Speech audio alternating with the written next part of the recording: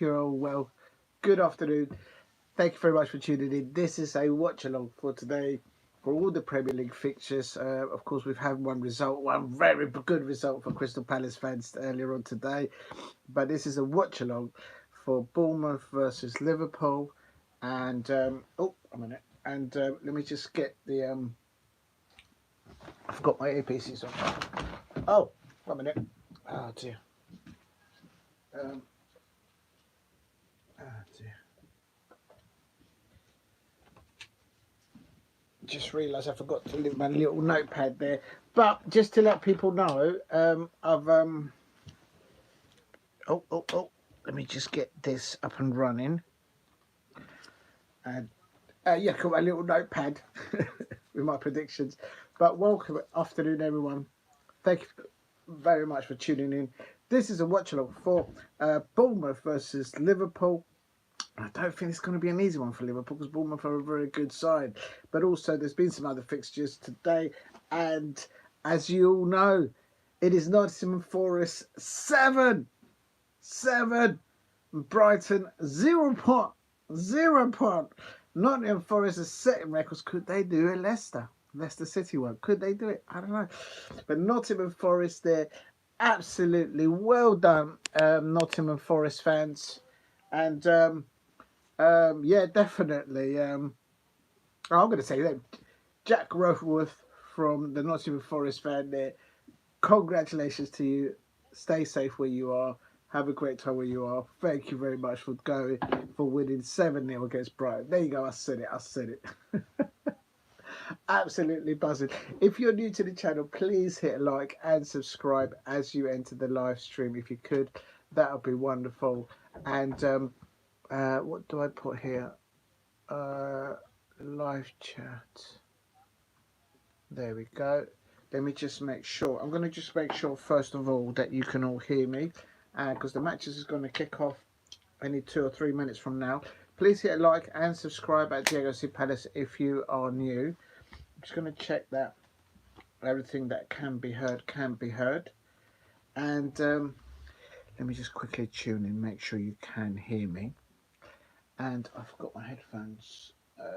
No, I think I forgot my headphones today. Oh no. Oh, that's a madness. Alright, okay. I'm going to have to go and find them. Well, I've got my earpiece for this one. So I need the earphones for the tablet. So, but anyway. Bad organisation today. Let me just check first of all that the sound is okay for the live stream. And if you're new to the channel, please hit like and subscribe at Diego C Palace. Watch along for Bournemouth versus Liverpool. And sorry, Liverpool fans, but my predictions that I said yesterday, or the day before, I think it was, I said it's going to be Bournemouth 1, Liverpool 0. I think it's going to be a difficult one. So we'll have to wait and see. Let me just check that you all can hear me all okay. And let's just get this going here. Please hit like and subscribe at Diego C Palace if you are new. And what I'm going to try and do is actually see if I can get or find the lineups for Bournemouth and for Liverpool and put them in the chat. It's about to kick off. Oh, well, let me just get the match going. Oh, I better turn the noise down on this tablet, otherwise you guys are going to be able to hear it. Oh, no, that's the wrong way. Right, here we go. The brightness is up now. The sound is off. Please hit a like and subscribe at Diego C Palace if you are new. What I'm going to try and do is get this one running, get the matches running, because it's kicked off. It's now 3 o'clock kickoffs, and I did do my predictions before. Oh, thank you very much for hitting likes out there, people. That's really nice of you to do that. How do I do this? So I've got to go there. I'm trying to multitask it. I can multitask. And I forgot my headphones for the I don't know. I put them downstairs. All right, it is what it is. And yes, I'm really buzzing already because Nottingham Forest fans won against Brighton 7-0. I mean, if that's not going to put the get the feathers out and the tails up for all Crystal Palace fans. I don't know what will. But absolutely buzzing. Please help me get to 5 likes in the chat if you could. And a lot of breaking news is there going on at the moment with transfers and whatnot. So it's interesting to see. Kick-off everywhere now happening at elsewhere in other matches as well. Still 0-0 everywhere there. I'm going to try and put in the chat, if you just bear with me. I'm going to quickly find it. Still 0-0. Bournemouth versus Liverpool. And it's I'm just going to try and put the lineups. And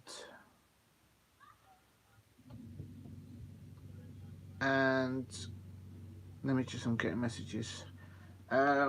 Right, so I'm just going to find the lineup for Bournemouth and for Liverpool. And I'm trying to find it quickly. Please keep hitting the likes if you can as you enter the show. Oh, I think someone's come in there. Let's have a look. Good afternoon, Steve. I hope you are well. And anybody else in the chat, good afternoon. I hope you're well. This is today is my I'll tell you my predictions actually before I put the lineups. My predictions earlier on was Forest 2, Brighton 0, and it was Forest 7, Brighton 0. My prediction is Bournemouth 1, Liverpool 0. Then also my prediction is Everton 0, Leicester City 1, Ipswich 1, Southampton 2, Newcastle United 1, Fulham 0, Wolves 1, Aston Villa 2, and that's for today. I'll do the tomorrow ones later on. In the meantime, big up to everybody there. And Carrot playing just now. Oh, enjoy your match, Steve. Don't lose your Carrot there. Carrot. I don't know the score on the scorecard. Says full-time results. Oh, I see. At the moment, it's all 0-0 in the Premier League, but they've only just kicked off in the last few minutes. What I'm trying to do is find the lineups for... Oh, I don't know what I've done here. And you know what? I don't like the way that the camera's there. What I'm going to do is... Oh, okay. Oh, I see. It's on YouTube. Oh, one minute. I think that's a bit better there. So a bit of an angle, but it is what it is. Right, I'm going to try and find the lineups, and I need to find them because I'm otherwise I'm blind. I'm using a different device today, so it is where are you? Nottingham Forest. I'm so happy that Nottingham Forest has beaten Brighton 7-0. Well done, those Nottingham Forest fans. Absolute legend, every single one of them. Every man, every woman, every child, every cat, every dog that is from Nottingham Forest. Well done. Thank you very much for doing that. That's got me a bit of a bounce for today and going into tomorrow. And I still can't find the lineup, so I do apologise. But it's still 0-0. Oh no, Everton have just scored. Everton have just scored. Oh my days. Everton have just scored, and I've got that wrong because I predicted Everton to not score, and it was Leicester City 1. So Ruud van Nistelrooy there. Oh my days. Leicester City have just conceded within 8 seconds. I mean, Ruud van Nistelrooy there must be thinking, where are they? Where is the defence? Where are their players? Leicester City fans, are you helping yourselves anyway there to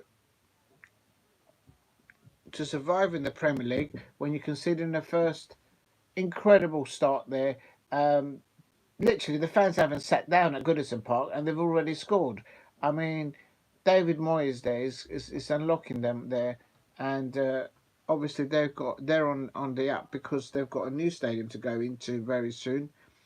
And please hit a like and subscribe at Diego C Palace if you are new. And I'm just looking for the lineups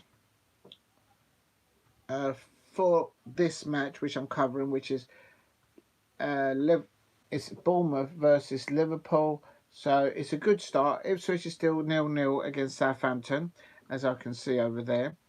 And oh, here we go. This is the Newcastle United. Where are you? This is all going to be alphabetical, isn't it? And oh, I've got my food's getting cold as well a little bit. Let's have a look. And yeah, that was an easy goal there for Decore there. Put through the middle there, and this is no one challenging him from there. There's just literally no one in the Leicester midfield to defend that ball. It's Ipswich, Southampton, West Nottingham Forest, and Liverpool. Trying to get their lineups, and I'll put it in the chat if I can just trying to find it. Ooh. Bournemouth 0, still Liverpool. There is an injury on the pitch right now. I think that might be Tyler Adams.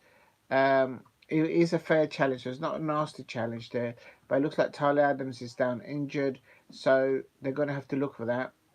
And very slight little chance there for Bournemouth early doors, but nothing really to talk about to bring it home. But there is a player down injured at Bournemouth, so they've got to look at after the well-being of that player. I think it is Tyler Adams. I could be wrong. Oh, I can't find the lineup for Liverpool. It's so mad and annoying. Bournemouth and right. If I don't find it now, I'm going to give up. I'm just going to concentrate on the match because it's just getting stupid. I'm missing it. I'm actually missing the match trying to find the lineup.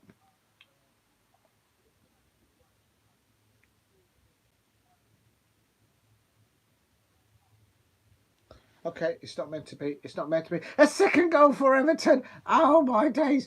Everton fans, are you going to do the same what Leicester did to Brighton? Yes, that's right. 7-0 to Nottingham Forest. The absolute scenes there. There's the Liverpool. Teams are wary of the... Where's the lineup then? They haven't put it out. Oh, this site's just absolute rubbish. Unbelievable scenes there. Goodinson. It's a David Moyes season into Everton, and they can't stop scoring at the moment. And it is Everton 2, Leicester City 0. It's still Bournemouth 0, Liverpool 0, and let's just see. All right, I'll give up. I'll really give up on that. Absolute nonsense. Right, okay. So what do I have to do? I have to then go there, create another one, and then go there. Add.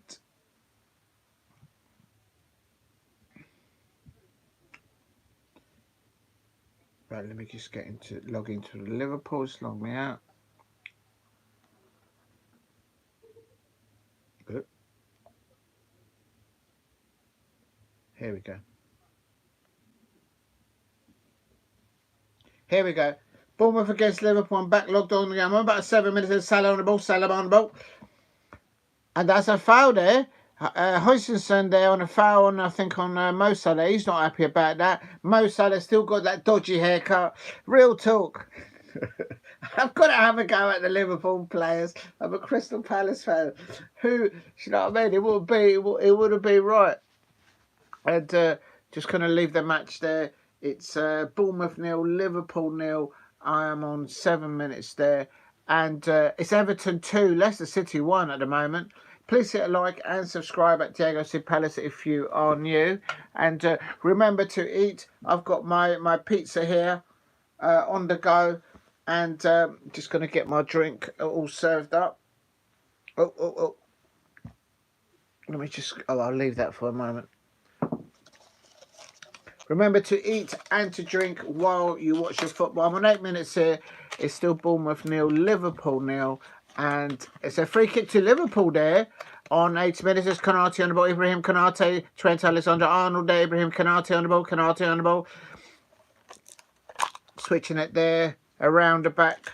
Got some humus there. On the go. Remember to eat and to drink while you watch your football. There's nothing wrong with that. Just going to pour a little bit of this. Just a little bit. Just a little double, a little bubble. Nothing wrong if you eat and drink. And here is Bournemouth. Bournemouth under a counter-attack. This is where Bournemouth are very good in the transition. Semenya there. Kurskis. Oh, good block there by Ibrahim Kanate. And please hit a like and subscribe at Diego C. Palace if you are new. And oh, let me just put my drink down there. Oh my days. How do I do this? Oh, Gordon Bennett.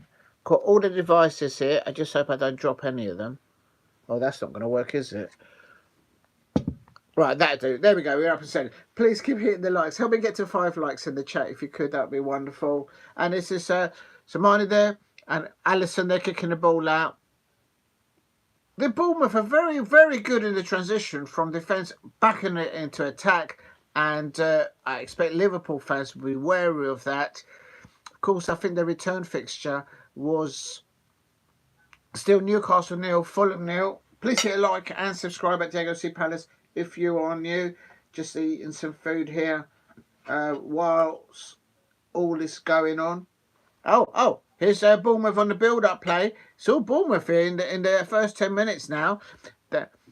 Cliver on the left-hand side. Cliver on the ball here on the left-hand side for Bournemouth. Semenya, nice little turn. Semenya in the penalty area. Oh, but he's lost the ball there. Ball kicked out there.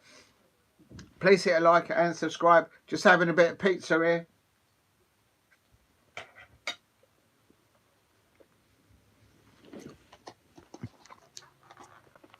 Got the potato salad. Got some potato salad here on the go. If you know, you know. Just a little bit because I am watching the carbs. Don't forget you can eat just a bit of potato salad there. If you know, you know. There's nothing wrong with a little bit of potato salad. Real talk. Come on, man. You know what I mean? Still Bournemouth 0, Liverpool 0. Still Everton 2, Leicester City 0. Absolutely within a few, not even a minute. Actually, it was about 5 seconds or 6 seconds. Everton scored there at Goodison Park. And it's just absolute scenes there. Absolute scenes. And David Moyes there, of course. Here we go. Here we go. Here we go. Savagna on the ball here.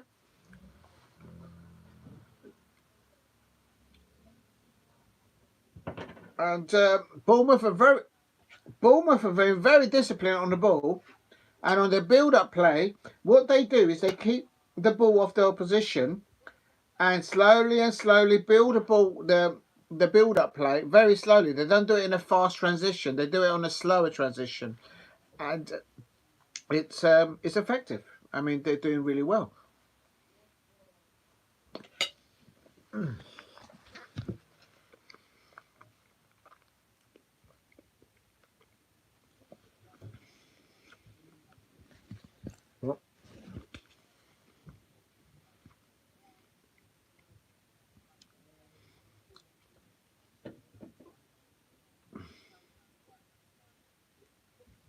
It's logged me out.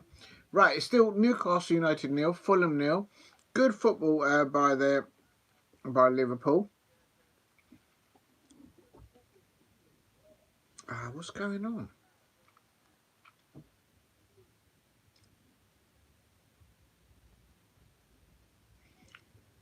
If you can, please help me get to 5 likes in the chat. It'd be brilliant if you could. I'm not getting any joy. He's logged me out. Why has he logged me out? Maybe because I'm on 2 devices. Maybe because I'm on 2 devices. I don't know. And on 12 minutes here. No, actually, sorry. I'm on 13 minutes, 13 minutes, 30 seconds. And Clivert there. And go. Bournemouth out pressing Liverpool, giving them questions. And I told you that this one won't be an easy one for Liverpool. My prediction is Bournemouth 1, Liverpool 0. And I'm not saying that because I'm a sort of salty Crystal Palace fan. Not at all. I just think this is a difficult fixture. Bournemouth are not an easy side to break down, especially at home for them. Tara there. It's Trent Alexander-Arnold. Semenyo.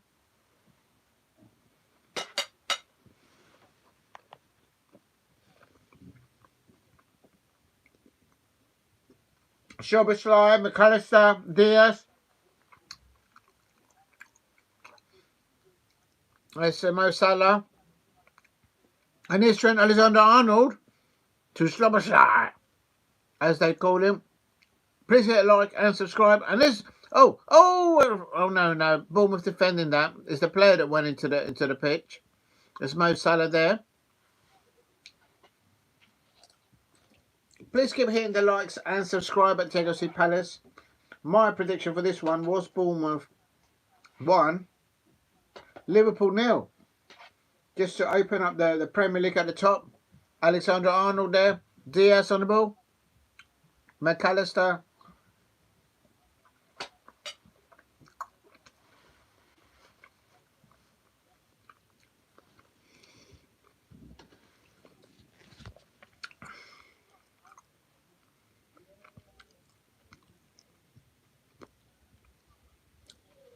I can't lie.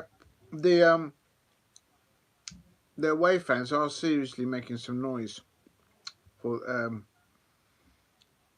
all I could hear is the Liverpool away fans there. I can't lie. Oh, just log me out. There we go. There we go. There we go.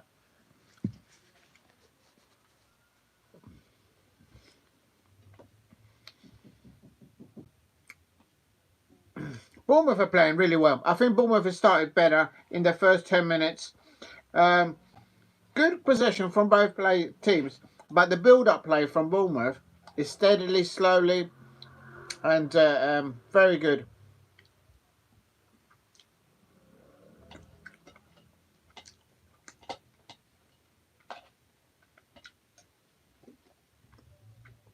We all know what Bournemouth did to Manchester City. Gakpo there. Cody Gakpo having a pop and goal there on 16 minutes. Yep.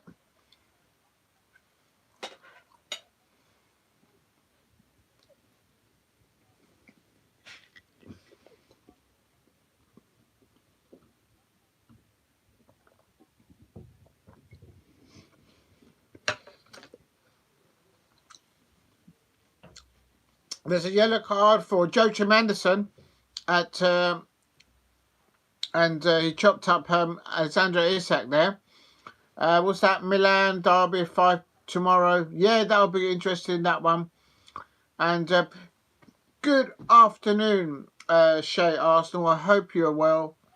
I don't know what time it is. I can't look at the time on here because I'll lose the stream. And it's good luck to your Arsenal side. I think they're playing tomorrow. It's the last match. Big one. I think you're at the Emirates against Manchester City. I think I'm right in that. Oh, actually, I've got my predictions here. Oh, sorry.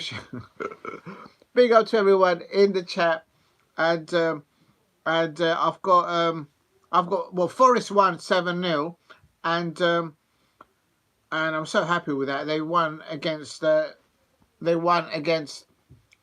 They went, oh my God, Shay Arsenal, you're an absolute legend. Thank you very much for you to type that in. I can't pin it because the device that I've got, it won't let me pin it, so I don't understand. And, oh, do you know what? I'm just going to add you as moderator. Please hit a like and subscribe for Shay Arsenal. Thank you very much. Shay Arsenal says, remember to hit the like button and subscribe if you're new here and get this channel to 2,000 subscribers. Oh, thank you very much, Shay Arsenal. You can't understand how much that means to me. Thank you very much for doing that. That means a lot. And Shay Arsenal also says, big up. Steve says, Celtic versus Bayern Munich.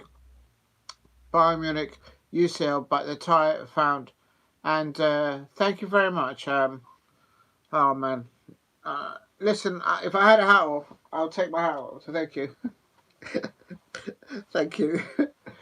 And good luck for you tomorrow against Manchester City.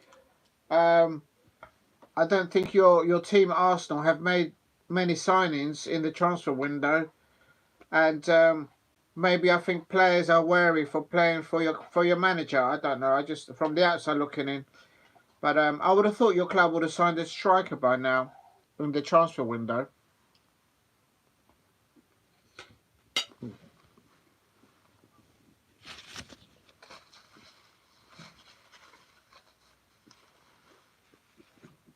Mm.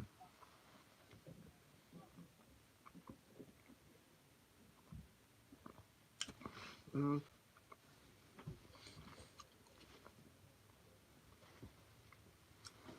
The build-up play by Bournemouth is just so well done. Oh, off the crossbar! Off the crossbar! Bournemouth off the crossbar!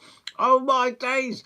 How is Bournemouth not one up? Bournemouth should be one up. Real talk. On the 20th minute, the ball goes and licks the crossbar. Oh my god! And it's the press by Bournemouth has got and Steve Iris says I got 2 scores yesterday, and Semenya on the ball, and there's the cross. Yep. Oh, he's just off the crossbar. And how is Liverpool still 0-0 against Bournemouth? I think that should be Bournemouth 1, Liverpool 0. My prediction was Bournemouth 1, Liverpool 0. I'm not saying that because I'm a salty Crystal Palace fan. I just think Bournemouth are a very difficult side to break down, and they're proving it. Literally, you would think that Bournemouth are the actual... And Southampton are leading against Ipswich Town. I predicted Southampton to win 2-1 in yesterday or the day before when I did my prediction in the early hours. It is still Bournemouth 0, Liverpool 0. What a brilliant build-up play there by Bournemouth, and they should really be Semenyo. They should really be have put Bournemouth 1-0 up, and Iraola there must be very pleased with the start of their players. Slot has not really been tested really in the Premier League or in the Champions League, in my opinion.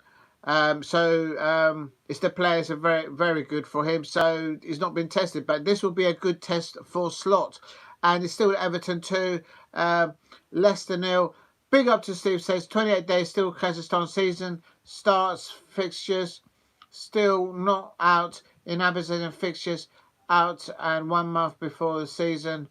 And the first, I nearly banned you there, Steve. Oh my days. And what was that? I'll start again. 28 days till the Kazakhstan season starts. Fixtures still out on in Azerbaijan. Fixtures come out 1 month before the season, but only first 3 fixtures were confirmed. How can they only confirm 3 fixtures? What's going on there? Maybe it must be the first 3 fixtures, and best to confirm them all. Yeah, I mean, why do they do that? So there's got to be probably a planning permission, probably the weather with it, or maybe it's to do with TV rights. Maybe some TV deals haven't been signed off, and therefore that's why they haven't done the scheduling of the fixtures. That's the only thing I can think of, and obviously I don't really know much about that league, apart from the information he put in it. This comes. You want them until the end of the season. Yeah, that's right. So you can do error. It's still Newcastle United 0, Fulham 0. I've got the pizza on the go here. Make sure that you eat and you drink while you watch your football. It's still Bournemouth 0, Liverpool 0. Quite frankly, Bournemouth should be 1-0 up. Semenya there, touching, having a little rattling the crossbar of Liverpool. Alisson got found out there, and I don't say that very often, I have to say. Please hit a like and subscribe at Diego C. Palace.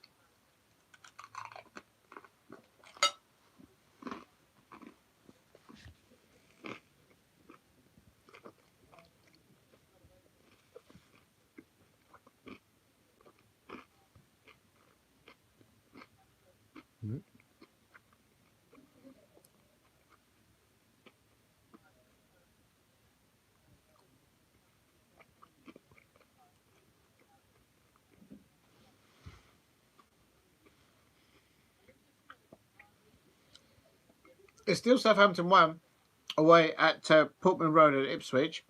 Everton 2, Leicester City 0.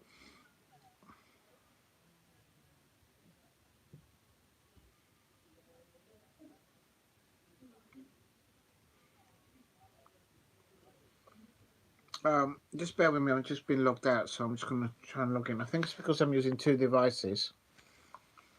Maybe that's what kicks me out. I don't understand. I think the Bournemouth fans, the Cherry fans, should be very happy with what their team have done. Quite frankly, please keep hitting the likes and subscribe at Diego C Palace if you are new. I'm not having any luck now. I knew I shouldn't have moved it. I really need to go and get my head on. 3 teams will play in Espanyol area. Zenit now. Oh, I know Zenit. I've heard of Zenit now, seemingly because the way they're likely that the start of the season at home. Yeah, it should be a good match tomorrow, Steve. Looking forward to it, and it stresses me that match. Or maybe I shouldn't say that. It just stresses me that match. But hopefully it will be a good match between Manchester United and Crystal Palace. We've got a good form away, so I'm hopeful we're topping the. If you look at the defences, if you look at all the defensive on away fixtures, Crystal Palace are on top on that stat, if you like. But more than a stat, it's actually a reality. We are doing very well away.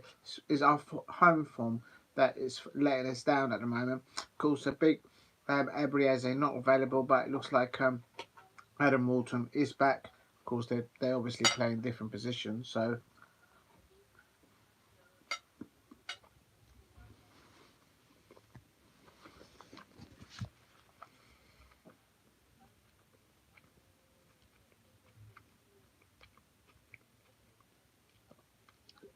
And Mo Salah's lucky to be on the pitch. I'll tell you something. Good afternoon, Paul Brady. I hope you're well. You're Mo Salah there. Did he get a yellow card for that? I still think Mo Salah's got a dodgy haircut. What can I talk about? And big up to Steve says Palace will get home from good run bump good. You can recover. Yeah, we need to recover our home form, but we're playing away. We're at Old Trafford, so we always seem to do well there. And of course, they're coming back on their end. They're coming off a good result. Oh, is that a penalty? That's a penalty, surely. Referee. That looks like, is that a penalty? It's a penalty to Liverpool. A run again, around the run of play there. It was all Bournemouth the first sort of 10 minutes or so, and it's absolute scenes there. I think that was Lewis Cook who chopped up Cody Gakpo, and I think that's a Liverpool. I think the Liverpool players will be relieved with that because they haven't really started this game really well, not to their levels, I suppose. And yeah, I expect Salah to take it. And was it really a penalty though? They've just shown a replay of it, and I'm thinking I'm not sure about that now. Oh, no, I think that is a penalty, yeah. So it is what it is. But it's against the run of flow. Semenya should have scored for Bournemouth about a few minutes ago, about 10 minutes ago. There goes the penalty. Let's have a look and see what happens. Please hit a like and subscribe at Diego C Palace if you are new. It's just got a... And let's have a look. Was it off? Is it offside? Just watching a replay of it. And was there an offside anyway? Is it an offside? Yeah, it is a Liverpool penalty, and I think, yeah, Mo's obviously got the ball in his hand. Please keep hitting the likes and subscribe at Diego C Palace if you are new. Help me get to, if you can, to 5 subscribers. 5 subscribers. If you can help me get to 5 likes, that'll be good.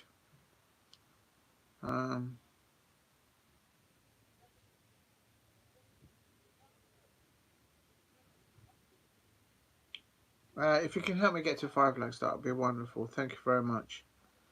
Having much joy there. And it's a goal. Yes, that's it. Well done. Yes, it's Liverpool. They've scored that, and it's he's not going to miss. I mean, Mo Salah is one of those players that I'm an outsider looking at that Liverpool, and the lad hasn't got nothing to prove in the Premier League or in Europe, quite frankly. So it's a well-taken penalty. But I have to say, Liverpool fans out there, it's against the run of flow, because the build-up play from Bournemouth is actually was taking you guys out. And let's have a look at the replay. Okay, I think it's a clumsy tackle there, and I have to say it's one of those. It wasn't malicious. If you're running behind a player in the penalty area, and there's a Liverpool and when there's a Liverpool player or any other player, if you clip any part of it, they're going to go down, and it's all part and parcel of the game. It's all within the rules. But it's I can confirm it's Mo Salah there with a penalty. I don't know what time it is and it's also Newcastle 0, Fulham 0. Please keep hitting the likes and subscribe at Diego C Palace if you are new. And apparently that is Mo Salah's 20th goal of the season. That's something that Arsenal haven't got, a striker like Mo Salah. And I say no more. Big up to Shay Arsenal in the chat. Thank you very much. He earlier on, or he or she put a comment in there. And let me just put my charger in, because my thing's going to drop. It's going to die on me. There it is. And Ipswich have pulled one back. Delap has put an equaliser. And I still think Mo Salah's got a dodgy haircut. And it is one of those. That is Mo Salah. Just haven't confirmed it, because I thought that was, and it is, that it was that penalty earlier on for Mo Salah for Liverpool was his 20th goal of the season. There's Luis Diaz there. Please hit a like and subscribe at Diego C Palace. Do you know what the problem with Mo Salah's run-up is? The way he goes round, he could slip on the run-up, but then I suppose he can always just start himself again. And and Everton are winning 2-0 against Leicester City. That's completely thrown it to me. It's because I predicted Bournemouth 1, Liverpool 0, so that's gone out the window. And I predicted Forest 2-0 over Brighton, and Brighton lost 7-0. Well done, those Forest fans. Well done. And then you've got Ipswich Town 1, Southampton 2, Newcastle United 1, Fulham 0, Wolves 1, Aston Villa 2. So there you go. Please keep hitting the likes and subscribe at Diego C Palace. Oh.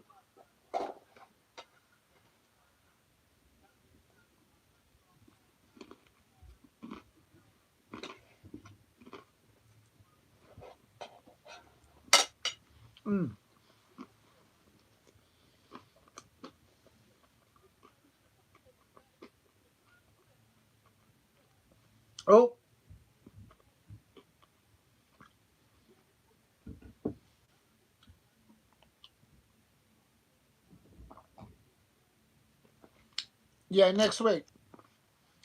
Liverpool versus Spurs. I think Tottenham. Well, the youngsters have done very well for Ange Postecoglou obviously in the European competition. So who knows? Maybe Arnold Slot will put the youngsters of Liverpool up against the youngsters of Tottenham Hotspur, but they don't have a choice. It's the only players that they got fit. It's literally they're under 21s. Oh, Liverpool! Oh, Luis Diaz nearly scoring there, and it's still Bournemouth 0, Liverpool 1. And lovely ball there by Slobosai, and I think it might have been offside, or maybe not. Please hit a like and subscribe at Diego C Palace. But before Liverpool scored that penalty, it was against the run of play, because the Bournemouth build-up play was absolutely phenomenal, and they hit the crossbar of Liverpool. Alisson was nowhere near it, and I don't often say that of the Liverpool goalkeeper. He's a very good goalkeeper. And this is Semenyo on the ball, left-hand side, Semenyo on the ball, and left-hand side for Bournemouth. I am on 32, coming up to 33 minutes into the penalty, and Kirkes and Alisson making a save there. They will get top 4. I think they may want more. I think they will be saying, "Can we do a Leicester?" They did have a blip against... who did they recently have a blip against? They lost against someone. I can't remember who it was. And it was quite a big margin. They're losing big and they're winning big. So it is what it is.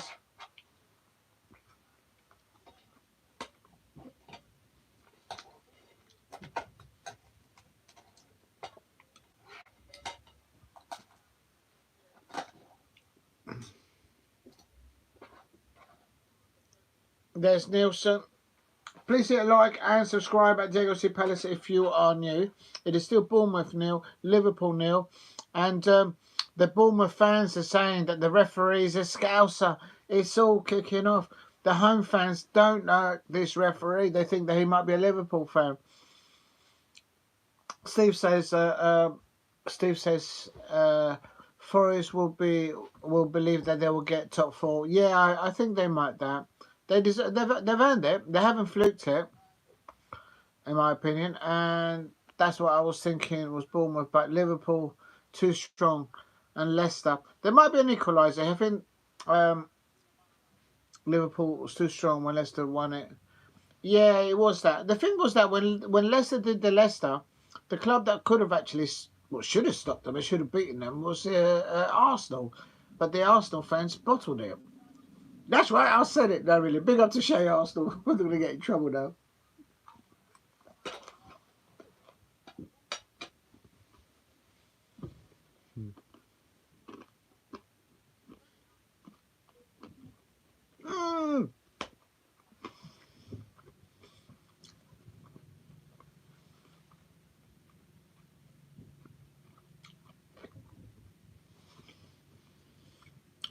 In the Newcastle game, the woodwork, someone hit the woodwork there. Semenya gets the ball away for Bournemouth. The home crowd at Bournemouth are all shouting, the referee's a scouser. And there he goes. There he goes. They didn't just hit the woodwork. Newcastle United 1, Fulham 0. My prediction was Newcastle United 1, Fulham 0. There you go. I said that. Please help me get to 5 likes in the chat. And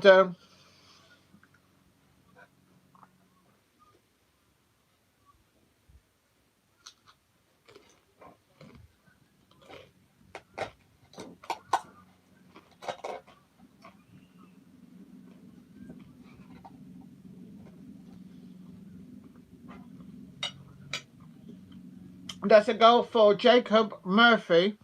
Jacob Murphy for Newcastle United. Please, if you're new to the channel, please subscribe at Diego C. Palace. And it's I'm on 36 minutes. Oh, the goal was this. What? Oh, oh my days! That's a goal. Surely that's a goal. Is that a goal for Oh, that's offside. Oh, I thought Bournemouth had just equalised, but they haven't. Oh, no. Paul Brady, what's going on there? Do you know what? Oh, I don't know. Is he offside? Oh, I'm not sure about that. Do you know what? The home crowd at Bournemouth...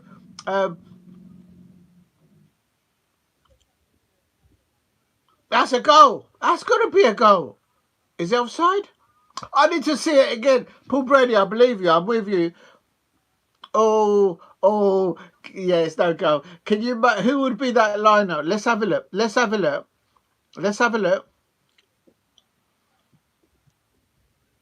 Oh yeah, he's offside. Yeah, he's way offside. Yeah. He's nearly a yard. Yeah, no, he's offside. Yeah. Oh, but that's. I mean, this is what Bournemouth have the ability to do that. It's the left foot of Gurkish, I think his name is. Yeah, he was just going too wide, isn't it? You're right, Paul Brady. That is an offside no goal. Yes, you're absolutely correct there. And it's but the build-up play, you just see how it happened down the left-hand side, and then cutting the ball back at an angle through the lines, and a nice little turn there, little pass there by the Bournemouth player Colbert, and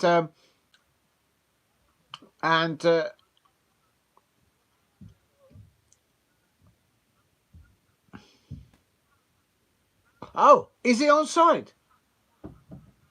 They're still looking at it at my end.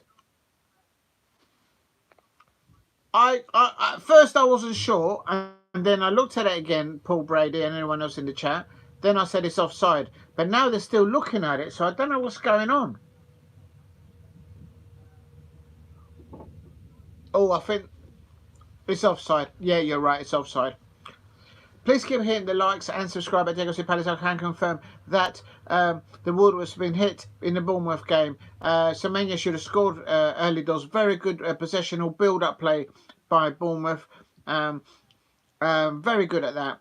And Liverpool then went ahead with a Mo Salah penalty.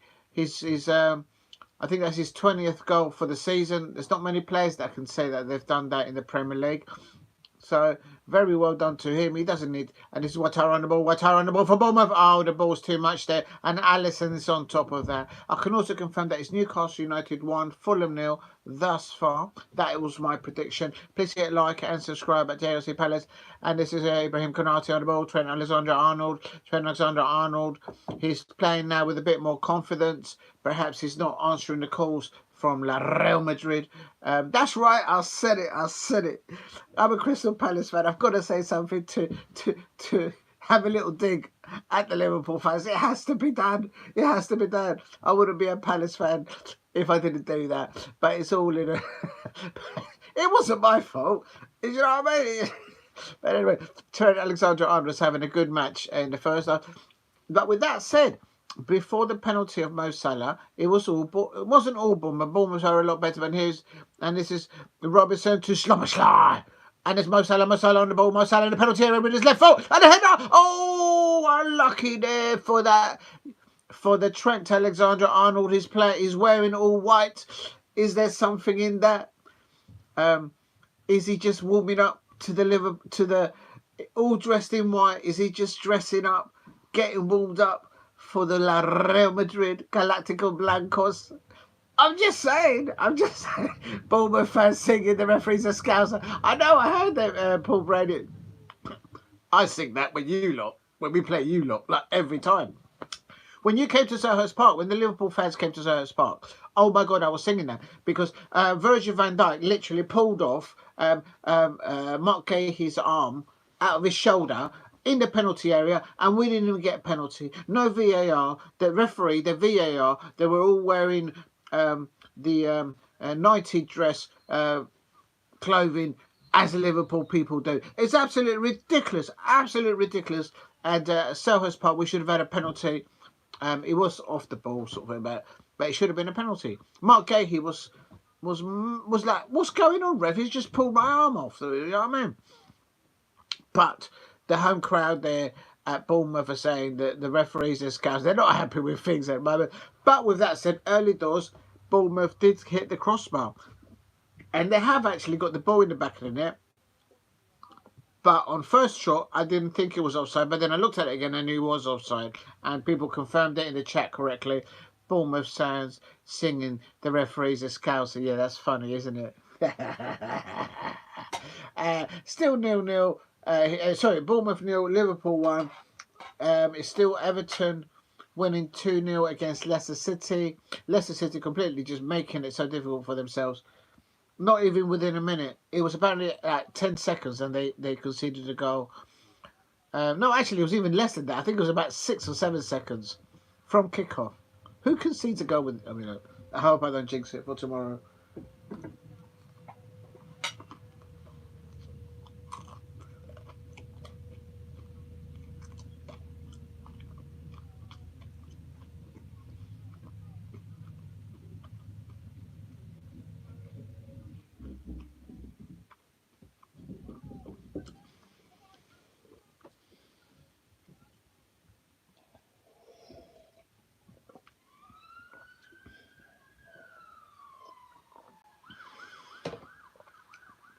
Right.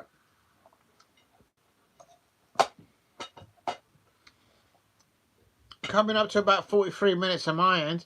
It's still Bournemouth 0, Liverpool 1. And Slobosly. Oh, Slobosly nearly there. Oh my days. Good ball there by Mo Salah there. Lovely little ball there. And I have to say, Liverpool could have been 2-0 up. Lovely little teed up ball there. Oh, Slobberslide. Oh, unbelievable there. Dominic, I thought that might have been, I think Slobberslide might have scored there. Let's have another repeat of it. That's just bad defending by Bournemouth. What's he doing? Touch-ups. Just clear the ball. You don't mess around with the ball. The Bournemouth player just inside his penalty area and he's doing little kick-ups. Big up to you, Nick Foldy. Yeah, busy today, busy day. It's big up to Nick Foldy. I hope you're well in the chat. And still only gone one goal into it here between Bournemouth and Liverpool. Of course, Liverpool with a Mo Salah penalty. I think that's the 20th goal for Mo Salah. Some say the Liverpool striker never gets the recognitions had it been in playing for other teams. I'm going down great. Wish you well. Bring up to you, Nick Foldy. I hope you're well. I'm doing well. I'm eating my pizza. Make sure you eat and you drink while you watch your football. Well recommended out there. Oh, my days is still Ipswich 1, Southampton 0. Steve RSC says 3-0 to Leeds last time I saw. Looks like, yeah, I think Leeds are coming up. I'm fine if Leeds come up. We always get 6 points off them. Like we do against Manchester United. Come on, Palace. We've got to do it tomorrow. Boom, boom, boom. Mateta's in the room. We do that. We've got a very good away. But that fixture always gives me a headache. Manchester United versus Crystal Palace. And it just stresses me out. But I'll talk about it. Bournemouth 0. Liverpool 1.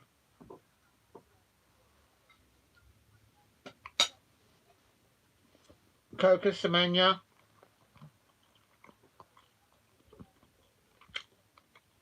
I like the way the Bournemouth players, his players down the left-hand side, they position themselves in between the lines to allow whoever's passing the ball up to them. And there's the third goal. There's the third goal for Everton. Everton 3, Leicester City 0. And in the Ipswich game, it's still 1-1 there. Ipswich 1, Southampton 1. My predictions for that one was Ipswich 1, Southampton 2. So I'm giving Southampton an opportunity. And this is Kurt there. Please give it the likes and subscribe. That's good possession of football. Bournemouth finishing the first half very well in possession. And Semenya on the ball in penalty area. That's a poor ball. Good tracking back there by Slobberslide for Liverpool. 4 more for Everton to match Forest. I'll tell you something, I'm so happy about that. Well done, those Nottingham Forest fans out there. Beating Brighton. And this is what I'm talking about. This is what I'm talking about. Manchester United fans, I asked you lot to win against I asked the Manchester United fans to win against Brighton, and they completely bottled it. Nottingham Forest fans, they didn't bottle it. I mean, Manchester United fans, I mean, even the television got broken. The mice at Old Trafford, they can't watch Danger Mouse right now because the Manchester United home fans, they bottled it and they let Brighton unbelievable. I'm not letting that one go there, Manchester United fans. Nottingham Forest have actually done a number, literally a number 7 light. And this is just Slobberslide on the ball for Liverpool to Mo Salah. He's coming a bit central now. Please hit a like and subscribe at Diego's to Palace. Help me get to 5 likes and also help me get to 2,000 subscribers. That would be wonderful if you could. And I'll go at halftime. I'll go through what the halftime scores is and also the Trent Alexander-Arnold here, and lovely little ball there out to unlucky there for the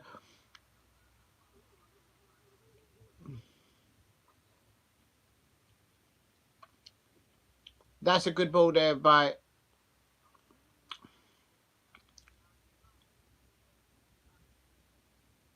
Gravenberch there, Oh, he was always lifting from the moment that the ball left his foot, Gravenberch.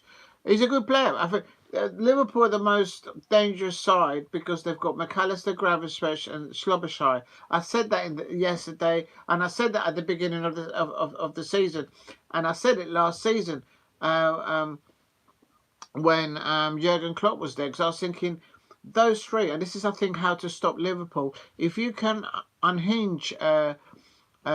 Stop the midfield of Sloboshy, Gravenberch and McAllister, that stops Liverpool from getting the ball outfield to, of course, Mo Salah on the right, Luis Diaz on the left, and Cody Gakpo if he's doing centrally, or if because sometimes they are able to play in different positions, but that's how they normally set up.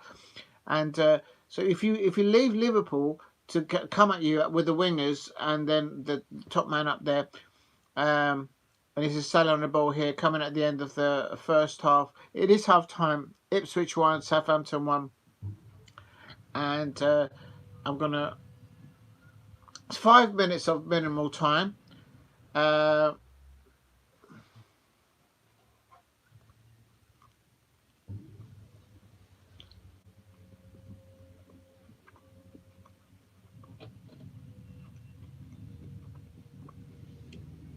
I reckon when it gets to half time, there's going to be a lot of home fans having a little shout, a little word to the referee, because some of them may still think that their goal that they scored should have been onside. But I have looked at it a second time, and it's it could have been Liverpool 2 as well, but it didn't matter. It didn't go that way. But the goal for Liverpool, in my opinion, in that first half, that is. And it's half time. Everton 3, Leicester 0. So Leicester down there.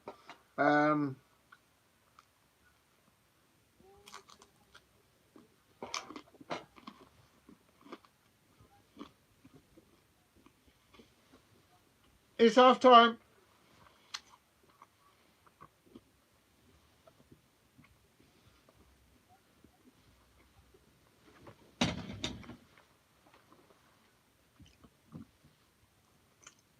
Right.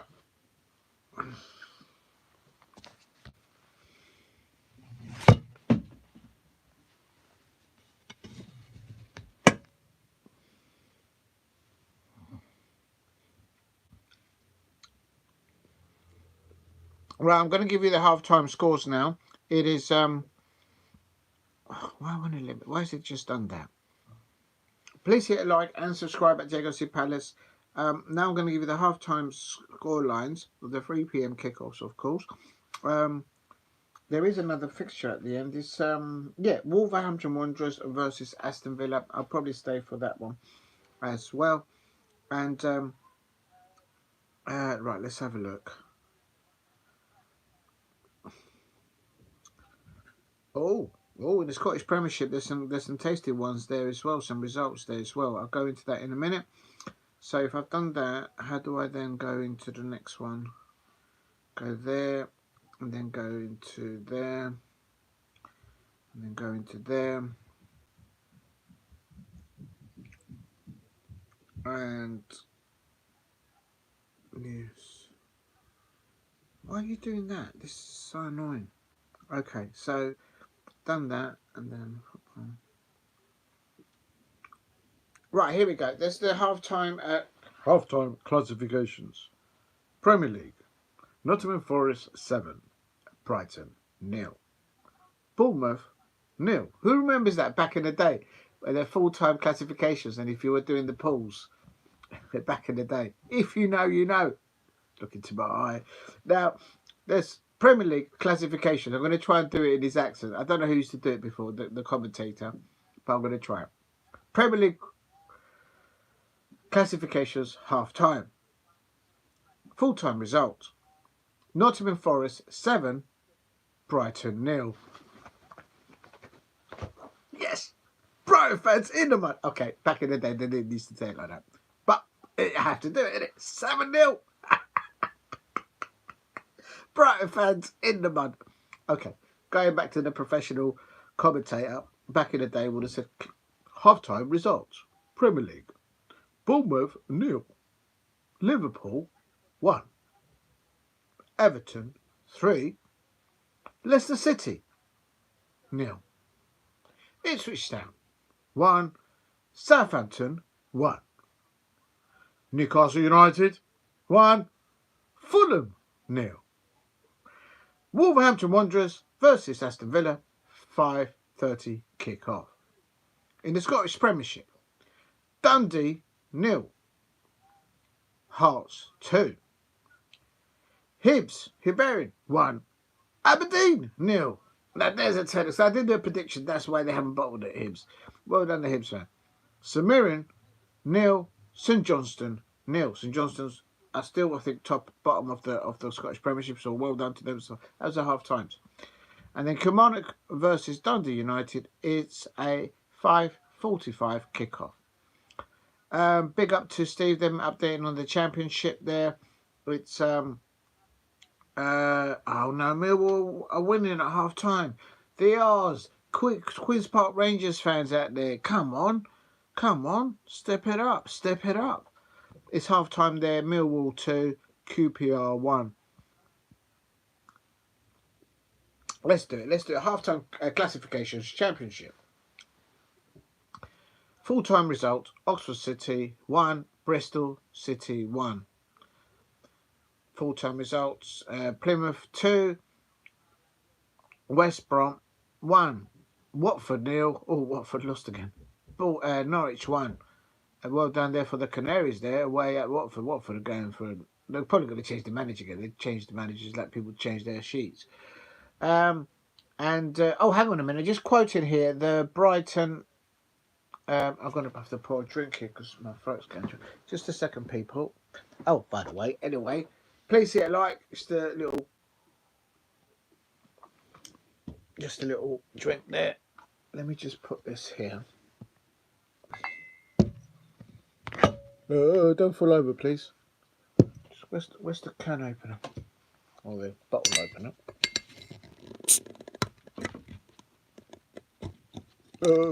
Don't drop the camera. Please hit a like and subscribe at Diego C. Palace. Just pouring the. I didn't bring a glass this time, so I'm pouring it into the cup. It's just a one. He says. There we go. Cheers, everyone. Please make sure that you drink and you eat while you watch your football. It is allowed. I'm just going to finish off my pizza here. It's half time. Well, back in the day, in my heyday, I would have actually had oranges at half time. But it is what it is. It's been a long day, very busy day.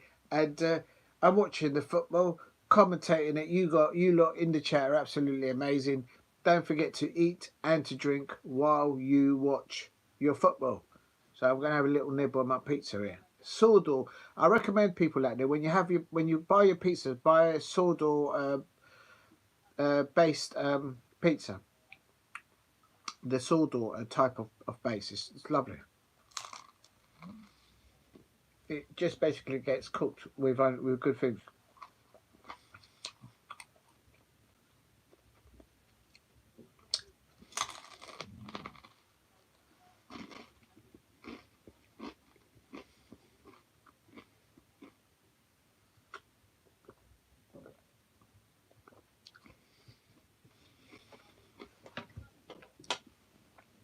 Right.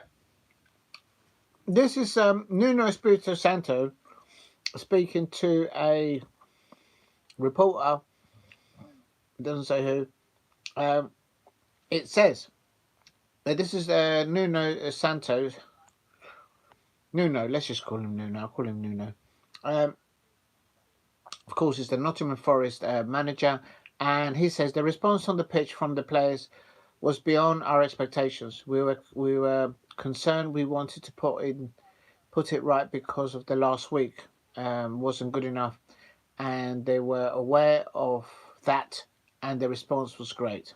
He goes on to say, this is Nuno Espirito Santo, the Nottingham Forest manager. He goes on to say, we were very fortunate and lucky to score first, an own goal, but it was a good movement from Morgan Gibbs White. he stepped into the box and had a good delivery. Brighton reacted immediately. After that, it was always difficult. Nuno goes on to say on Chris Wood's performance, he's actually vital. If anything happens to Chris Woods for Nottingham Forest, they're not the same side. I'm surprised some of the other sides haven't come in for him. But Chris Woods, so this is Nuno Espirito Santos on Chris Woods after the Nottingham Forest 7-0 win over Brighton. Yes. Any side that beats Brighton 7-0. Oh my days. Anyway, it's he goes on talking about Chris Woods. He goes, amazing. More than anything, the way he works for the team, the way he helps. 3 assists from Anthony Elanga. There you go. That's a player from Manchester United. They used to play for Manchester United, and look what his levels, his stats, what he's doing on the pitch for Nottingham Forest. The Manchester United players are nowhere near that at the moment. Big up to everyone in the chat, and just coming to you. And so Anthony Elanga is doing what Scott McTominay is doing at Napoli for Conte, an ex-Manchester United player. They're doing very well. So this is Nuno on Anthony Elanga. He goes, great, very beautiful to see when he put all of his talent and very hard, and it's very hard. So he's very happy with Elanga. Big up to everyone in the chat. Let's have a little butchers there. Big up to Steve says 3-0 to Leeds. Last I've seen. Excuse me. Ooh. That's the problem when you eat and drink while you do your live watch along. But it is what it is. You get the hiccups. And then Spurs is thinking, how did we lose to Leicester? Yeah, absolutely, Steve. I mean, it's Tottenham Hotspur in the Premier League. They've got lots of injuries, and they've won with their and a 17-year-old, an 18 and a 19-year-old scored in Europe usually. And DBS, good afternoon. I hope you good afternoon. Yeah, it is 2 afternoon still. DBS says Bournemouth going to score in this game. I think they will, DBS, because and I will answer your question, DBS. And then Paul Brady says, might see your favourite player Nunes on this half. Nah, Nunes, I don't rate him. I wouldn't have Nunes in front of Jean-Philippe Mateta. I wouldn't have Nunes in front of Eddie Nketiah. No way. Don't get me started. I'll come back to you, Paul Brady. Are you trying to stir me up? And I tell you, no, I'm not having that. I'm not. But big up to DBZ. DBZ, he says, are Bournemouth going to score in this game? I think so, absolutely. Because if you look at the print, this is how you do it. None of this, what the Tottenham Hotspur fans, not what like the Manchester United fans, all this touch, all this iPad getting touch. This is how you do it. Jose Mourinho, Ancelotti, they used pencil and paper. Back in my heyday, that's what I used to use, so that's what I'm still using. That's right, I said it. Jurgen Klopp, he used pencil and paper. Everyone uses pencil and paper on the touchline. None of this touch. If you look at Mikel Arteta trying to land his planes, that's why he's overspent, 850 mil net spend, 5 years at Arsenal. He hasn't won anything with his players because I know what they spent it on. They all spent it on iPads. No, not iPads. Big up to the iPads, but do you know what I mean? Touch. Pencil and paper. So I did put in there, back to the question in mind, because DBS is like, Bournemouth going to score. Yes, my prediction was actually Bournemouth 1, Liverpool 0. And they should have scored, but they hit the crossbar. And as the home fans said there at Bournemouth, they're all shouting, the referee's a scouser. The referee's a scouser. I mean, it's absolute scenes. Absolute scenes there. I mean, I'll sing that when I'm at Selhurst Park, even before the referees actually got onto the pitch. Real talk. When it's up against Liverpool, absolutely. Oh, there's any Liverpool fans out there? Please subscribe at Diego C. Palace. I've got to do it. I'm a Crystal Palace fan. I can't. Liverpool fans will understand what I'm doing. And Paul Brand is coming there with the receipt, sliding a shot there. But excellent question there by DBZ. I think Bournemouth will score, because my prediction is that they will score 1 goal. And but it's quite frankly, any time Liverpool can just step up another gear. But quite before Mo Salah scored his 20th goal of the season, I think I'm right in that stat. Coming one of very few people that have done that in the Premier League. The lad has, well, the lad, he's got a dodgy haircut. I can't deny. He's got a dodgy haircut. It's Mo Salah, but um, um, he's got nothing to prove in Europe or in the Premier League, in my opinion. So will Bournemouth score? Yes, I think they've hit the crossbar. Come to think about it, they have actually scored once, but just because of a toenail and thereabouts, Liverpool still leaving 1-0 at half time there. Please hit a like and subscribe at Diego C. Palace if you are new. Just making sure everything else hasn't started just yet. Oh, they're kicking off now. They're kicking off now. And quickly, what's the other comment there? Might see your favourite player, Nunes, on the half. They won't. Slot won't bring Nunes on until they're 2 goal of a difference, because they're playing against Bournemouth. Bournemouth is not a normal side that you could be complacent against. Look what they've done to likes of Man City and others.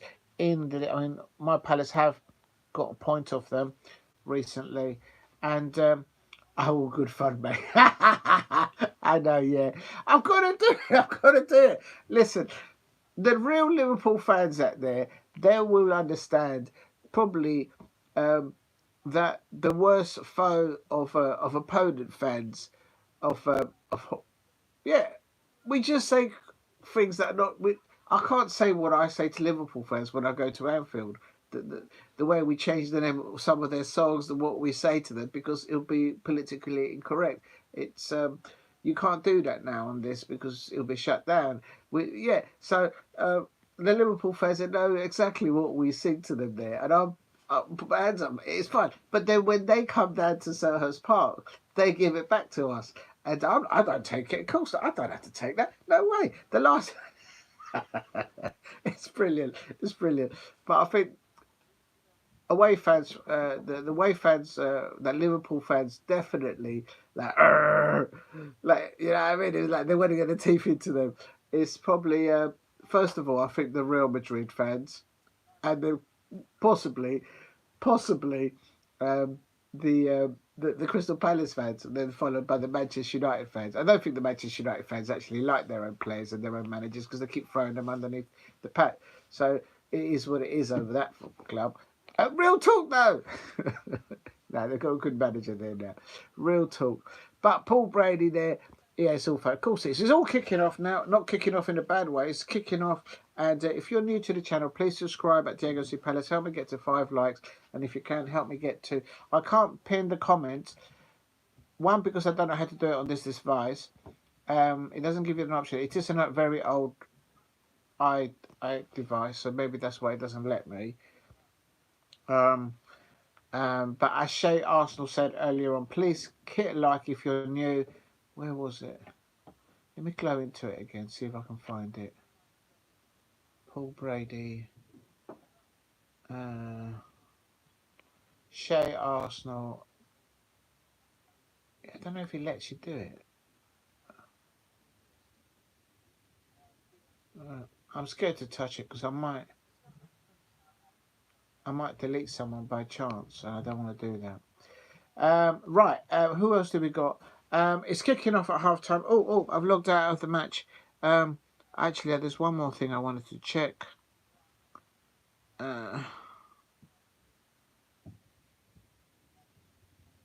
Quickly, they have kicked off.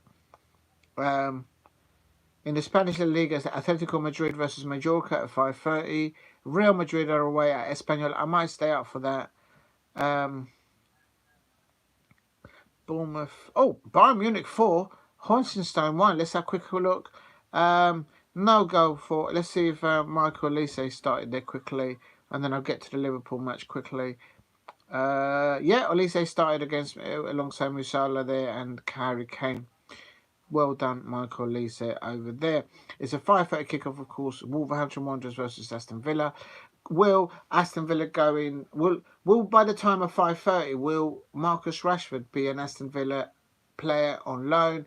And it's Diego, did you see? Good afternoon, Alex SR. I hope you are well. Thank you very much for dropping in. Diego, did you see the penalty Liverpool got? Listen, I say no more. I think Manchester United fans will always say that over Liverpool. It was a clumsy tackle, but if you clip someone from behind, big up to Alex SR7. Thank you very much for dropping in. No, it was a penalty. You can't deny that. But I've always said, real talk. It's always. No, I'm not. I'm gonna. Yeah, I'm gonna let it rip because I'm in a good mood because Nottingham Forest fans have slapped have whipped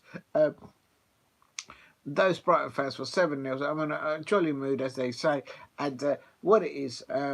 Yeah, I mean, you know, VAR referees, not in VAR referees, the match referees, they're always helping, you know, Liverpool fans and the Manchester United fans and the Arsenal fans. Always. Real talk. That's right. I said it. That's a good chance for Bournemouth. Bournemouth in the early doors. Oh, Kubit, has he not scored? How is Bournemouth not up?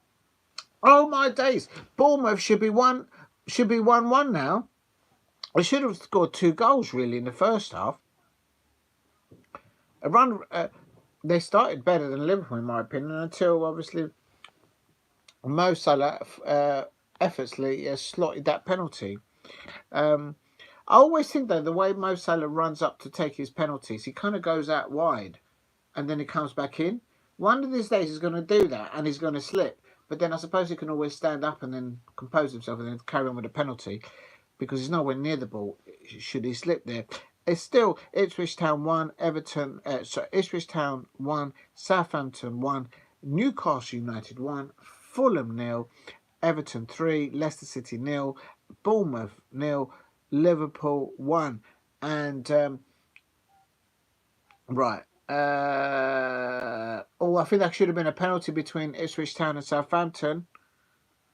Easily. Oh my days. Right, let me quickly get the login in for the Liverpool match because it's kicked me out. Please help me get to 5 likes or 10 likes today. If you could, that would be wonderful. And this is what? How do I do this?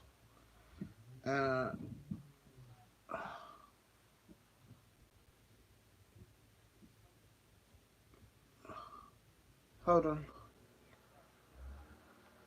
Why does it log me out? Oh, this thing's just...